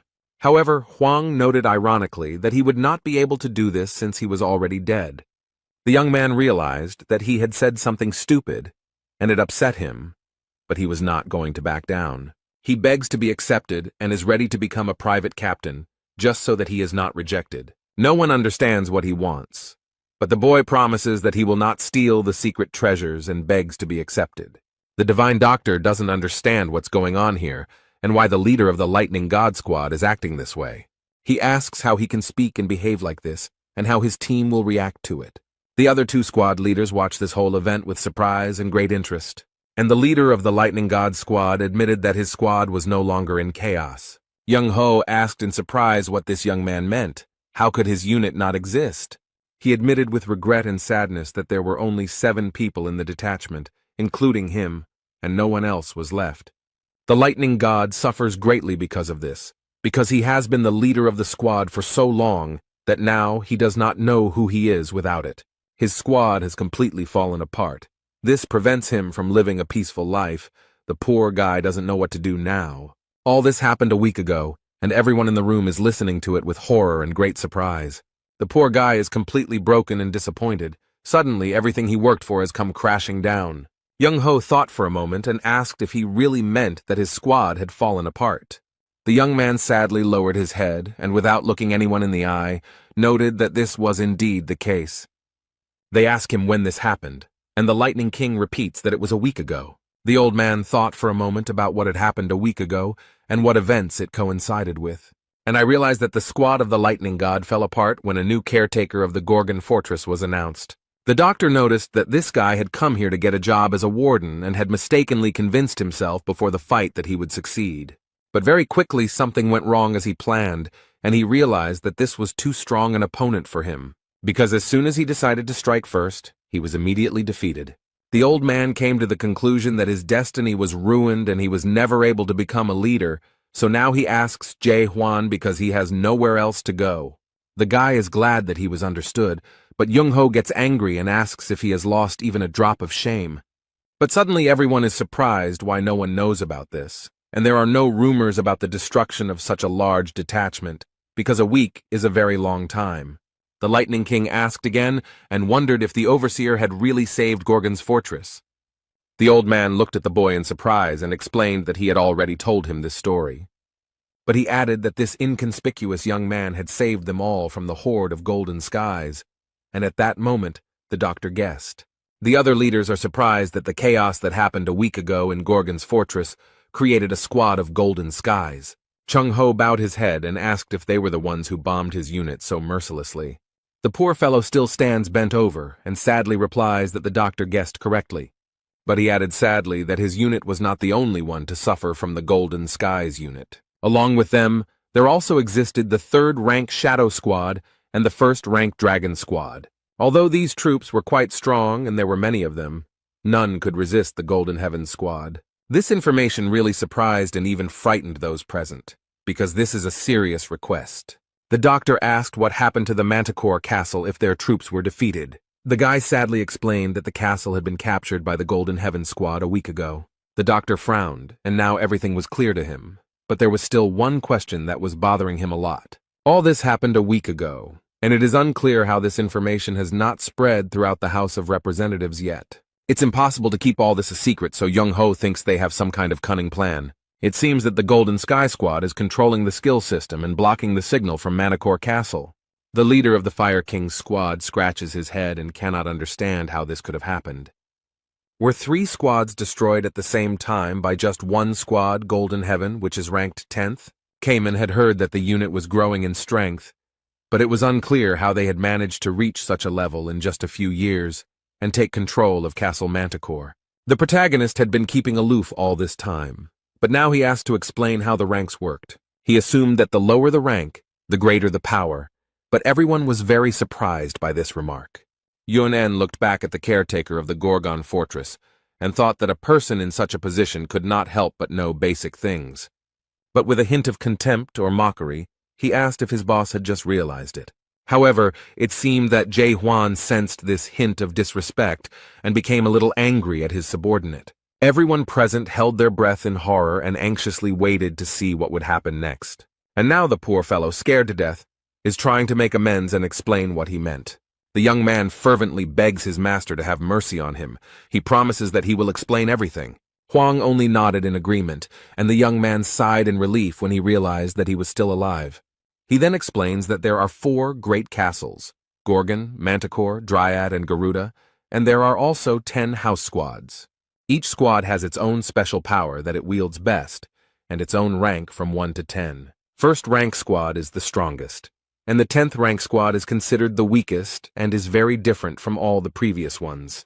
The Lightning God squad was ranked 9th, the Shadow squad was ranked 3rd, and the Heavenly Dragon squad was ranked 1st, and they were all defeated by the Golden Heaven squad, who were ranked 10th. Yuneng doesn't know whose support they got, but someone was definitely behind it because they managed to take over the castle. The protagonist reflects on this situation and remembers his meeting with the Golden Skies squad. At first, Jae Hwan thought that these were ordinary people who had retained a connection with the horrors. But these people tried to capture the fortress of Gorgon, and now they have captured the castle of Manticore.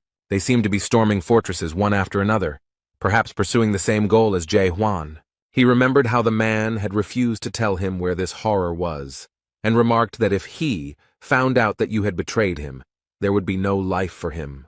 Then the main character became very curious about who he was talking about, and who he meant, who this he was, who this person was very afraid of.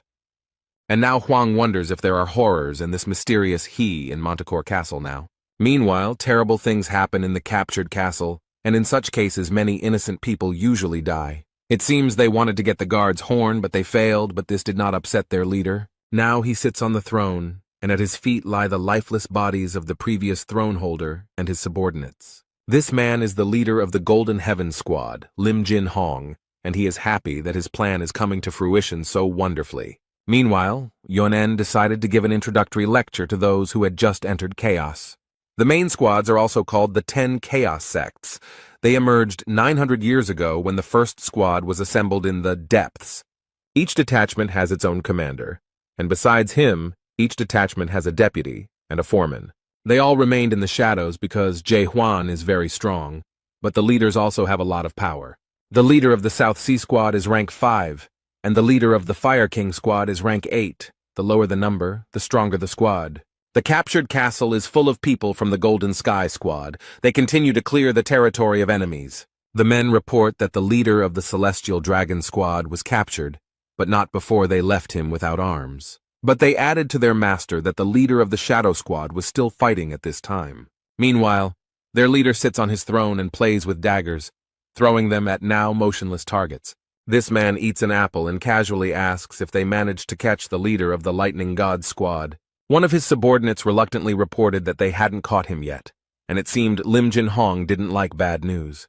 The poor fellow with a dagger in his shoulder fell to his knees and began to beg his master for mercy. But the guy just smiles sarcastically. It seems like their leader is using all his power to the fullest. He asks if they know where the guy ran off to. His subordinates assume he's in Gorgon's fortress. Lim Jin-hoon didn't think that the leaders would unite after he took over the castle. He thinks about what is happening in Gorgon's fortress, and remembers that great changes are happening there now. The squad leader heard that some madman had appeared there, who was gathering people for an expedition into the depths, while simultaneously playing the role of an overseer. He couldn't even imagine that there were still such ambitious people left in chaos, but he sent a slightly smaller detachment there. But Commander Mena is on his side and is doing everything possible to strengthen his position. The guy thinks that now meeting with the monarch of pitch darkness seems somewhat pointless to him. Then Lim Jin-hoon wished for a screen to appear in front of him and show him the boy. He asks if the new leader's name is Jae-hwan, and the system confirms that it is. The guy leaned closer to the screen and noticed that the news viewer reminded him of someone. But the system can't say anything about this, and only shows an error without any interesting information. At this point, he is informed that a message has arrived from the Lord of Pitch Darkness, and the man assumes that he will again ask him to sort out the goods that went wrong. This made him angry, and he doesn't understand why they should be held responsible for the system's failures. But he seems to have no desire to conflict with the monarch of Pitch Darkness, so he asks to tell him that they understand everything. He sits quietly in his chair and notices that everything seems more and more pointless each time, but his wounded subordinate still stands in front of him. This poor guy is bleeding and struggling to hold on, and their leader doesn't seem to notice him. He discusses the guy who most likely managed to destroy the tower cultivator, and the subordinate looks at his colleague with pity, but is unable to help. He finds it completely insane that someone managed to clear out the entire tower, kill its leader, and somehow infiltrate the house. And after that, this heartless man shot the wounded soldier straight in the head. Lim Jin-hong looks at his subordinates through the screen, but he doesn't seem at all embarrassed by what he just did. He does not comment on the death of his man, but only believes that there is no point in such actions of the product. He thinks that this is impossible and simply absurd, so he assumes that this man has simply gone crazy. They ask him what to do with the leader of the lightning god if he escaped to the fortress of Gorgon. Their leader asks to leave this weakling. He is informed that there are rumors that the leaders of all 10 squads have begun to gather in the Gorgon fortress. This happened after they heard the news about the new prison warden and his tempting offer. The squad leader states that he will still deal with them for the sake of uniting the chamber, so it is even in his interests. The leader of the Golden Skies squad has a terrible plan. He noted that soon the Gorgon fortress will be filled with the dead. Lim Jin Hong knows that a very evil creature appeared in Gorgon fortress a week ago, and this man is 100% sure that the king of disasters appeared in the fortress. Traces of his presence quickly disappeared, but the squad leader knows that the arrival of an evil force is not the worst thing. After all, the dead call upon their own kind, and now the inhabitants of the fortress will understand why the king is called a catastrophe. Meanwhile, in Gorgon's fortress, the overseer and squad leaders try to figure out who is supporting the Golden Skies squad. One of them boldly suggests that one of the monarchs of the Great Lands may be behind all this. Although they are prohibited from interfering in the affairs of the House of Representatives, no one else can finance such a powerful and large organization. The Fire King heard that there was a war going on in the Great Lands, so someone could easily take advantage of this situation and interfere in politics. That's why he suggests turning to the Renaissance Court, and this suggestion somewhat frightened the leader of the South Sea Squad. This is the place where the resurrection ritual is performed by the monarchs, members of the 5 noble families, and members of the organization that owns the fruits. Zhang Ho was asked if any monarch was involved in this. Does that mean he broke his oath? The old man reminded everyone that in exchange for receiving the fruits for the Court of Revival, the monarchs and members of the 5 noble families swore not to interfere in the political affairs of chaos. The Fire King is furious and believes that this issue should be raised publicly. However, it was rightly pointed out to him that none of them had direct evidence of the monarch's involvement in this. In addition, the leader of the South Sea Squad is against asking outsiders for help, but he asked what they would do if the Renaissance Court did not side with them. It seems the Divine Doctor wants to intervene in the conversation. He has a few questions. Young Ho notices that the situation looks much more serious than it seemed at first glance, so he asks the prison warden what they should do now. Eventually, Castle Manticore is captured, and 3 of the 10 squad leaders are captured by the Golden Heaven Squad. He suggests that if this continues, a major and brutal war could break out. However, their leader noted that none of this mattered, since they still remained their enemies, whom they would have to fight sooner or later. The doctor recalls being told that Jae Hwan has plans to unite the house and get rid of all enemies. In this case, he will be able to leave his post, because if there are no enemies, then there is no need for security or a fortress. Now he asks the guy if he really wants to unite the house, and explains that it's not the same as capturing 4 fortresses. The doctor adds that the Renaissance Court is a much more dangerous and terrible enemy than all 10 squad leaders combined. The old man believes that the boy will not succeed with his abilities. He believes that there are many things in the world that are simply impossible to do alone, even if you are very strong. The clouds in the sky have parted, and rays of sunlight are penetrating through a hole in the ceiling. He filled the whole room with his warmth and bright light, and the boy noticed that none of it mattered. But he added that this is precisely why the old man is here, to help when needed. The main character looked at the Divine Doctor with hope and respect, because he had a lot of experience. However, it seems like he didn't like this hope at all. Young-ho looks a little shocked. The caretaker of the Gorgony fortress noted that he was quite young and did not have much experience, but this did not matter as long as they had a doctor with them. But Young-ho got angry and asked why the guy thought he would go with them too. But Jae Hwan looked at him and said, "Isn't that so?" The straightforwardness and spontaneity of this young man simply amazed him. Young-ho can't believe he was so easily seduced by such a green and frivolous guy. The protagonist looked at the squad leaders and decided that it was time to tell them about his plans. It consists of several points, the first of which is the unification of chaos. But Hwang does not specify how exactly this will happen. After that, he plans to destroy the Court of Rebirth that stole the fruits 900 years ago. And only after this will their expedition into the depths begin. But for this, he needs devoted people who will work for the common good. Therefore, if any of them are not confident in themselves and understand that they are not ready to sign up for all this, then it is better for them to leave now. Kamen wondered what the warden would do if everyone refused, and no one showed any interest. Jae Hwan said that he would go alone then, but the squad leader pointed out that such a plan could not be carried out if you were alone. However, the main character proudly noted that he had traveled this entire path completely alone, and therefore was not afraid of anything. His interlocutors looked at him in surprise, and now they at least understood a little what their leader had to go through. Suddenly, the leader of the South Sea Squad started laughing loudly. It looks very strange. And then, cheerfully declaring that he would join Jae-hwan and noting that he would follow his leader anywhere, Yoon also confirmed his participation in his plan. After the confession, everyone looked at the Fire King and began to wait for his answer. The man rubbed his head in confusion and explained that he had not yet decided what he would do. In his defense, he stated that it was completely normal, and they were very calm about accepting an offer from a complete stranger. He explained that he was not sure that Jae-hwan would be able to lead the expeditionary force because the enemies were too strong. But he expressed his wish quite confidently. The Fire King wanted their overseer to prove his worth. The man explained to those present that there were now 6 squad leaders on the side of the Gorgon fortress. If 3 more leaders, not counting them, recognize him, then he is also ready to stand on his side. The protagonist folded his hands and agreed to these conditions, but it seems that no one expected him to agree so easily. But then the guy thought for a bit and added that he also had certain conditions for them. Since they must recognize him, it is only fair that he recognize them.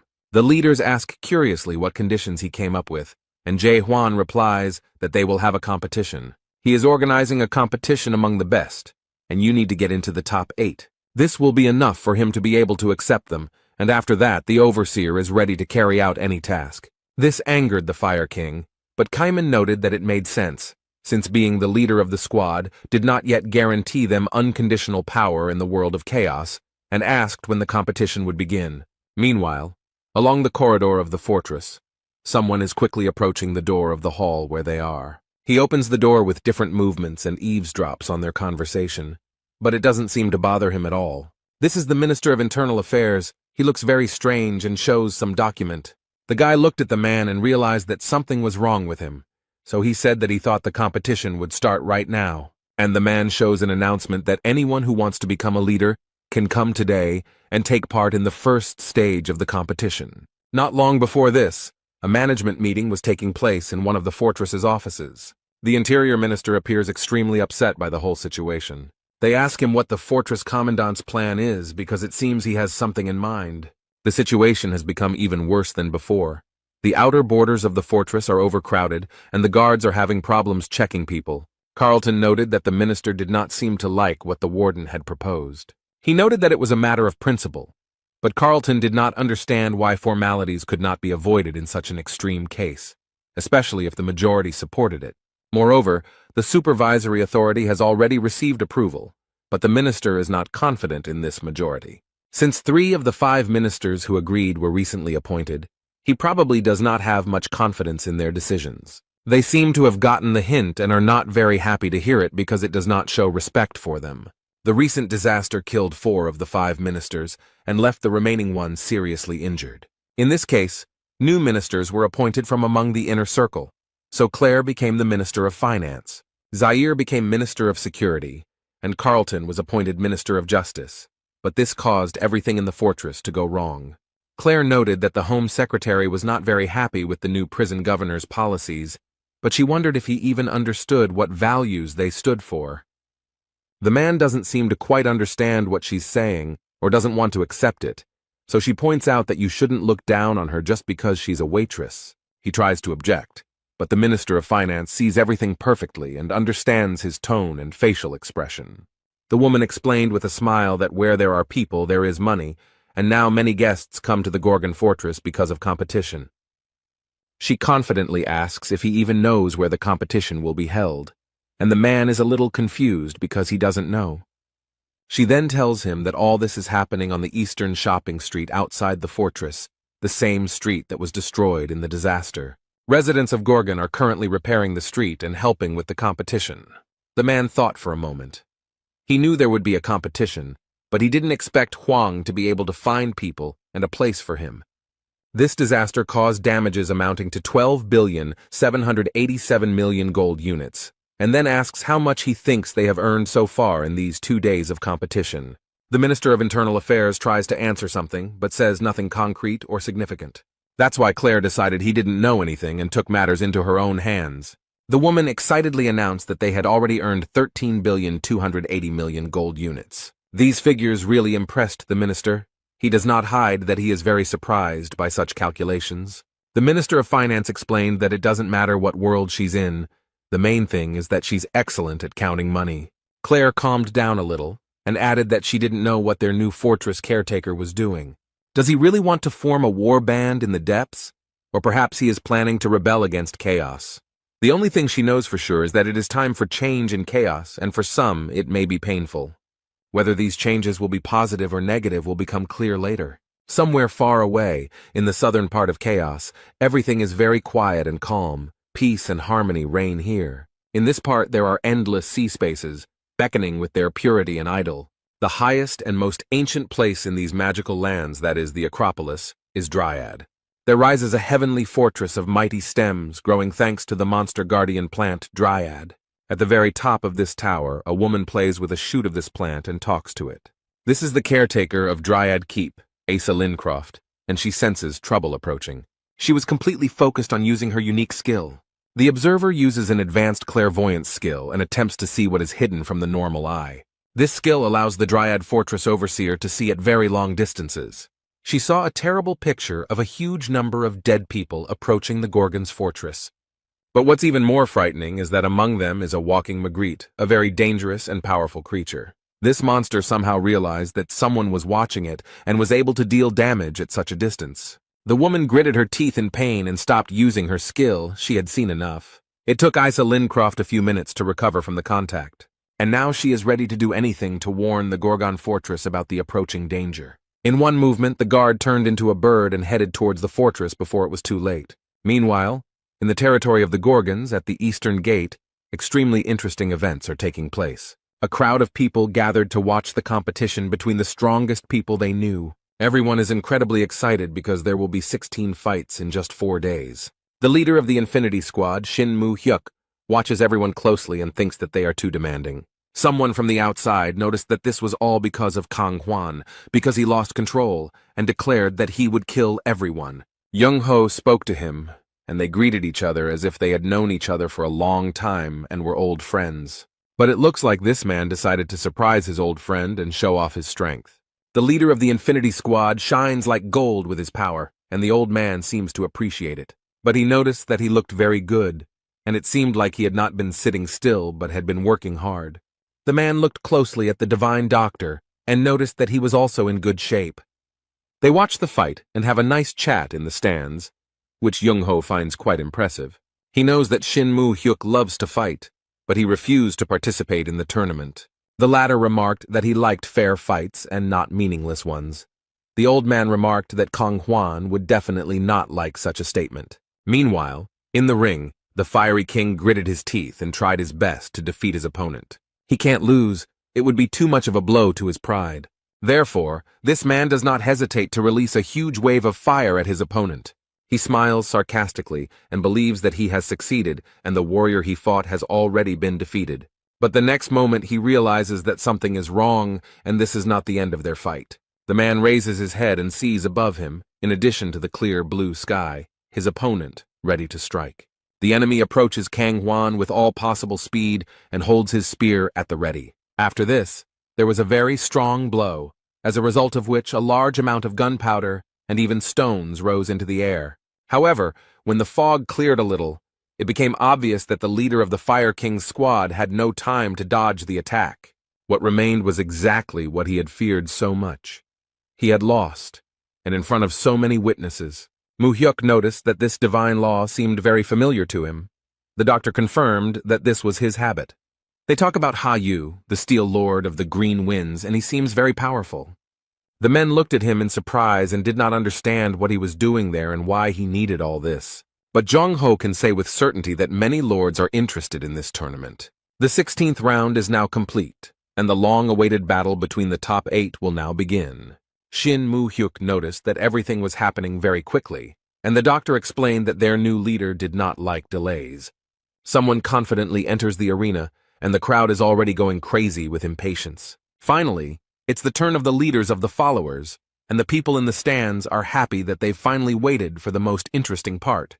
Yagello Man entered the arena. He is the leader of the followers, and is considered the best fighter in all of Chaos. Young-ho watches this man with interest and finds him very strange. Yago looked at the doctor with such contempt and arrogance that no one would have liked it. He was seething with anger, but he noticed that this guy was very arrogant and needed a good spanking to bring him down to earth a little.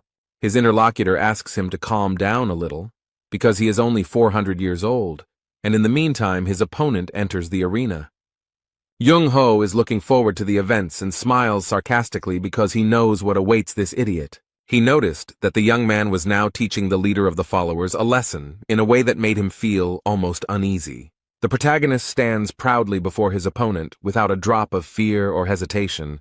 The man smiled slyly and said that he had heard of his plan and considered it useless. Shinmu-hyuk leaned forward to get a better look at the new caretaker of Gorgon Fortress. He seems a little surprised to see such a young and seemingly inexperienced guy. In the arena, fighters prepare for battle and will show their true strength and courage. However, Mu-hyuk is not confident that Jae-hwan will be able to defeat Jaegyul-mang, as he is a very strong opponent. The man looked closely and thought that this guy reminded him of someone and asked if he was Young-ho's student. But the old man just smiled and decided not to explain anything for now, but to enjoy the battle. The main character takes out his weapon, which means that he is ready to start, because he does not like to delay this for too long. And the next moment, the people in the stands open their mouths in amazement and surprise. But this doesn't only apply to ordinary people. Even experienced fighters who know well how much strength is needed for this are surprised. The ministers of Gorgon Fortress are also seriously stunned. They probably didn't think that things would turn out this way. It only took Jae-hwan a few minutes to defeat one of Chaos's strongest fighters. Everyone was surprised at how easily and naturally he did it. It seems that now everyone will at least approximately understand how strong their leader is. Jae-hwan didn't get a single scratch and didn't even seem to be very tired in this fight. Jong-ho looked at the boy with pride and asked his friend if such a person could become his disciple. After all, he is not an ordinary person at all. Inside him there is a real monster that no one can defeat. This time Jurgen will give a mini lecture on what the 4 fortresses of Chaos are. On each of the 4 sides of Chaos there is a fortress. Gorgon in the east, Dryad in the west, Garuda in the south, and Manticore in the north. Fortresses were built to protect souls from the dead and prevent them from entering the castle.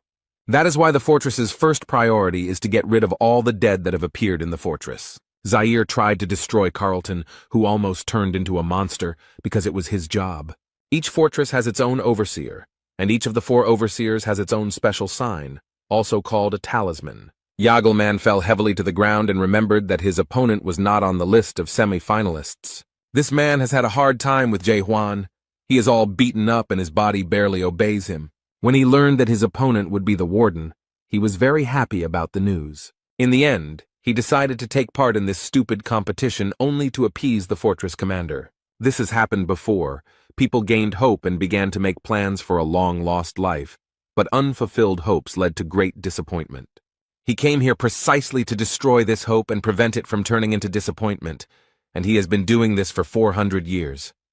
That's why he can't lose, and this man is not going to admit defeat. If he loses anyway, it will mean that everything he has done for 400 years will lose all meaning. The man noted that Huang said that the fight would be one-on-one, but did not specify what kind of fight it would be. The protagonist remembers that everything was exactly as it was, and does not understand what his enemy is leading him to. He smiles slyly and says that he wants to have a battle of terms. It seems that in this case he will feel a little more confident. The people in the stands are outraged by his choice because they think he is pathetic and too weak to admit defeat. Young-ho frowned and guessed that this man wouldn't be able to come to terms with something he lost so easily. His interlocutor could not remember anyone who could win in a battle of conditions, and the doctor suggested that the guy wanted to take advantage of the military advisor's trick. Then he calmly watches what happens next and how the leader reacts. The guy asked what kind of battle of conditions this was, and this cunning man does not miss the opportunity and remarks that he will assume that the guy agreed. The next moment everything around changed. The main character did not expect this. He did not understand at all what his opponent was talking about. Somehow, an unfamiliar landscape had opened up before him, and now he had to figure it out. He stood on the green grass and looked around so as not to lose his advantage due to his confusion. It looks like some kind of simulated small world in which the main character is like a giant. The system informed him that this was a world of military strategy building, and since the guy was a newbie, it suggested that he familiarize himself with the rules of the game. Man explained that the construction world is just a beautiful name. According to them, one of the 13 masters, the horror Maris, was inspired by military strategies when creating this game. The manager carefully studies what the system offers him. He must understand how everything works here if he wants to win. And his opponent noticed that all the strategists of the Great Lands love to play this game, and mentally added that he was one of the best players. He asked if his opponent needed time to understand the rules, but Huang said the game was actually easier than he thought. It seems that the main character has figured out how it works, and now he is not as confused as he was at the beginning. This game is built on the confrontation of 3 races that need to accumulate resources and train their troops. The main goal of the game is to destroy the enemy's defensive fortresses and capture it. Huan knows such games.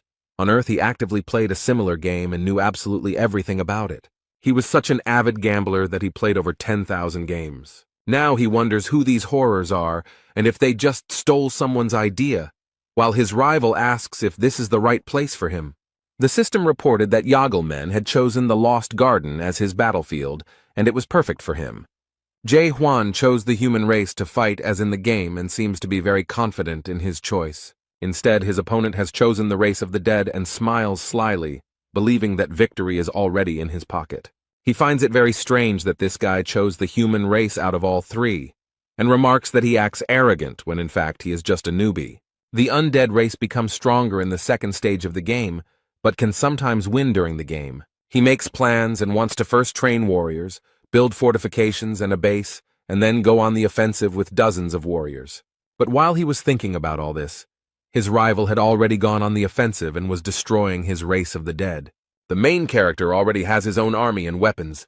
They use swords and arrows, and they easily destroy their enemies until they gain strength and become stronger than them. Man was definitely not prepared for this turn of events. It seems he underestimated his opponent. He didn't think that Huang would attack so quickly and use the farmers as warriors. But while he was angry and waving his arms, something else happened that surprised him very much. The enemy starts building his towers on his territory and doesn't even notice when it happens. Huan's characters use bows as weapons against their opponents, and they do so quite successfully.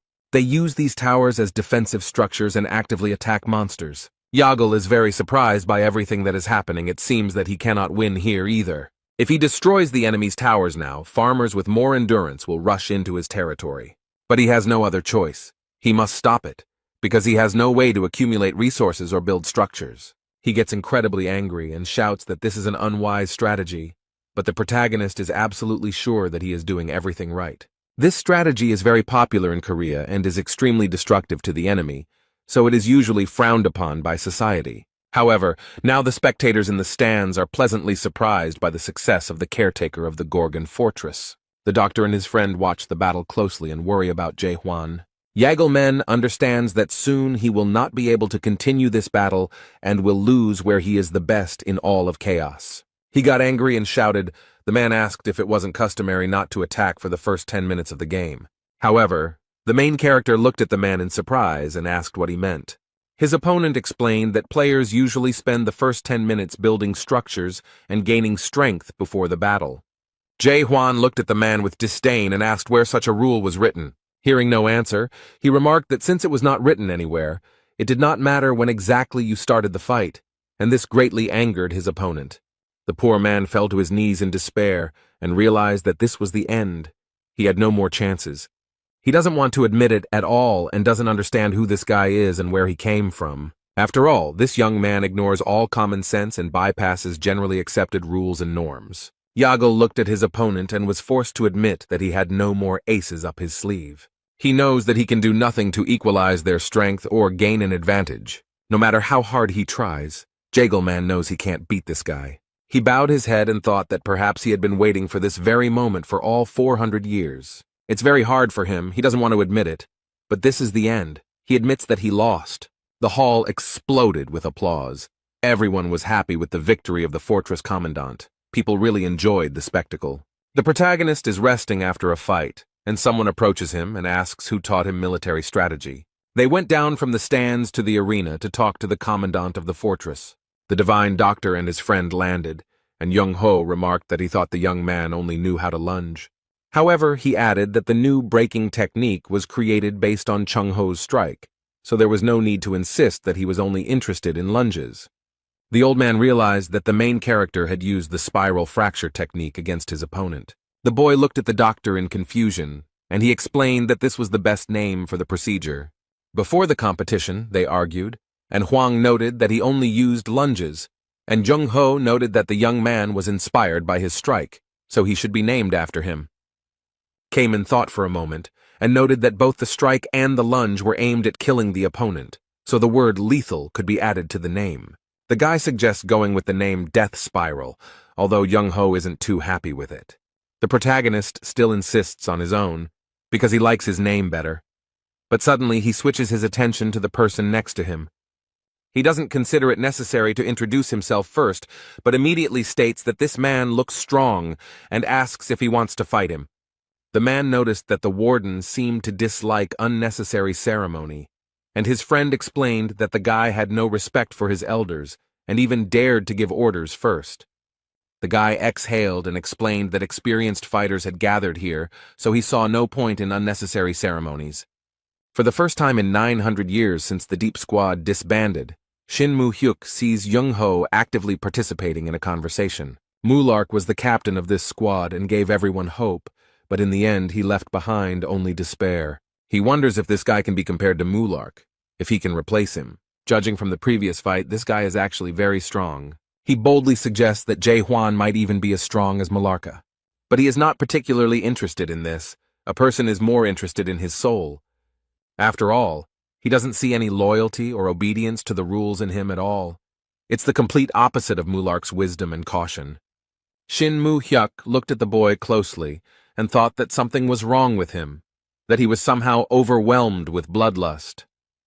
Thinking about all this, the man's eyes widened in surprise, because all this could only mean one thing, and the next moment he seemed to understand something, his mind putting all the facts together. He looks back at his friend and studies him carefully before asking a question. Mu-hyuk can't control himself and doesn't know how to ask the right question, so he decides to do it directly.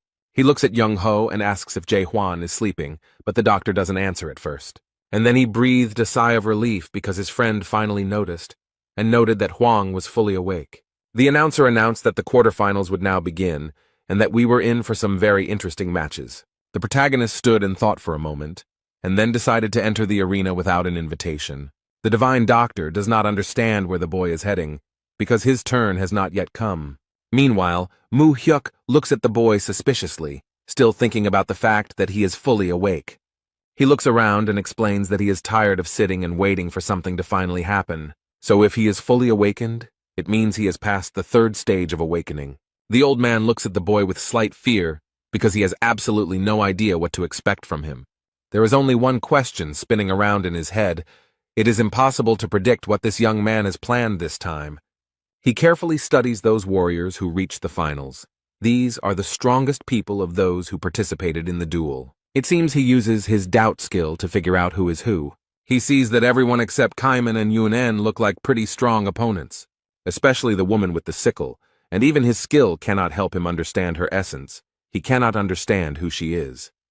Zaire was surprised and asked the warden why he was here now, since his turn had not yet come. People are going crazy.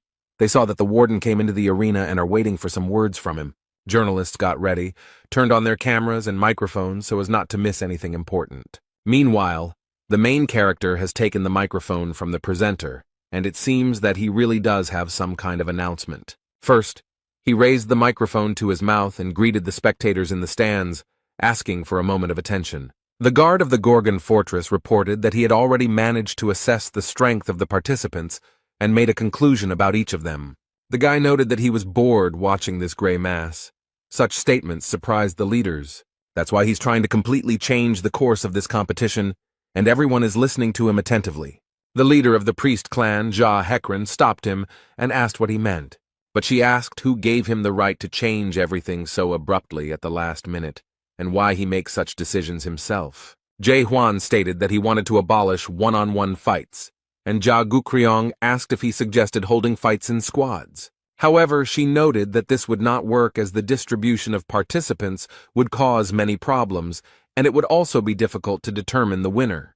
The main character noticed that he was not quite understood, and now he would explain how everything would look. He does not plan to separate them. There will be only one squad consisting of 6 people. This rule update really surprised all the participants. They didn't expect it. The fortress overseer declared that he alone would repel the attacks of all 6 members of the squad. But he promises to hand over the post of overseer to the first one who defeats him. Such bold statements surprise Chung-ho and his friend. The guy never ceases to amaze him. The audience will not be able to contain their emotions. They will have a real chance to see how strong the warden is. One of the soldiers laughed merrily and remarked that it would be very interesting to hear what he would come up with. The guy looked at the person who said this, and it turned out to be the same mysterious woman with a sickle. She added that she had a feeling that something very interesting and unexpected would happen soon. The main character, having finished his speech that stunned everyone, returned the microphone. He carefully monitors the audience's reaction and whether they like his statement. He has a plan, and in order to carry it out, the boy needs the trust of his people. Huang remembered the comrades he cleaned the tower with. He knows that trust grows through closeness. But it takes a long time to build close relationships with people. It doesn't happen overnight. Now, the main character has very little time to prepare to achieve his goal. The only way to gain trust in such a short time is to show how strong and invincible he is. The guy didn't even notice how, while he was thinking, a beautiful girl entered the arena. She stood too close to the fortress overseer to look decent. The squad leaders are so surprised by this spectacle that they cannot find words. It seems that not only the squad leaders were surprised, but also the ministers and all the spectators in general. The girl came closer to Jae Hwan and noticed that she liked him. And she added that she would be very sorry if he died in this fight, but the guy did not react to her in any way. She did not continue the conversation, explaining that this was the end of her acquaintance with him. The girl turned on her high heels and walked away, waving her short skirt. Then she paused for a moment and added that this stupid competition would end very soon. And he appears. The warden listens and does not understand who she is talking about. The leader of the Lightning King clan happily raised his hand and announced that he was surrendering, as he didn't think he could defeat the fortress's overseer with his abilities. Huang considers him a lying idiot who is willing to join the expeditionary force to maintain his dignity. The leader of the South Sea clan announces that as a loyal servant of the overseer, he also withdraws from the competition. He admits that he won't be able to even touch the warden's hair, adding that it's unfair to turn everyone against one person. In response, Jae Hwan gets angry at this behavior because with this decision they are ruining his plans. And now, even if everyone else fights him, his plan still won't work. The girl smiled sarcastically and noted that it seemed like things weren't going as he planned, so Huang suggested that at least the 2 of them attack him. Instead, she responded that his arrogance knew no bounds and that everyone was just trying not to screw up. His rivals communicate secretly through the system in the hopes that Huang won't hear, and one of them offers to show him what they can do.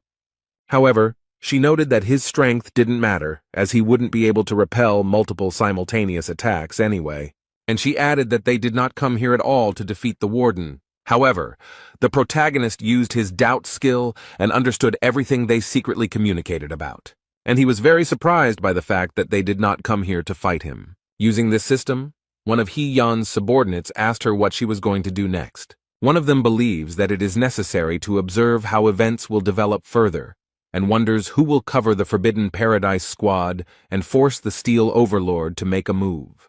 Their captain noted that he could not tell everything, but they would do what they came for. Hee-yeon doesn't seem to like this very much, but she asks what she should do now.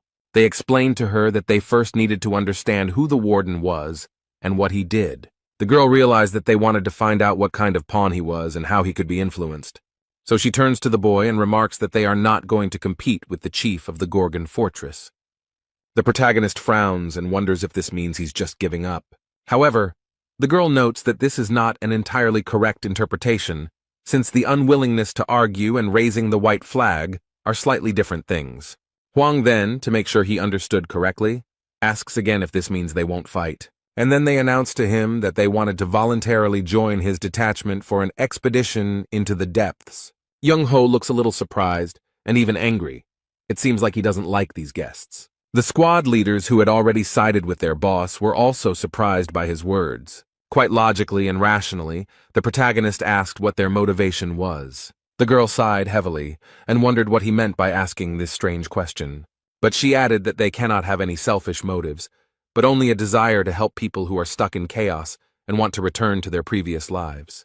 Although the people in the stands were not very happy that instead of fighting, they decided to just talk. Yan suggests speaking honestly, and points out that this competition was not a game for the position of warden from the very beginning.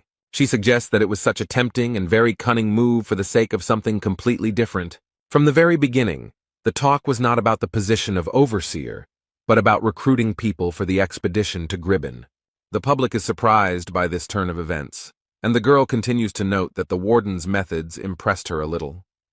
Since the failed attempt 900 years ago, no one has tried to do something on such a scale again. So this girl feels proud to be here and notices that everyone here should feel the same way. But he invites those present to boldly admit that they have not come for the job of overseer. It seems like this girl is up to something because she takes off the mask she's been wearing all this time.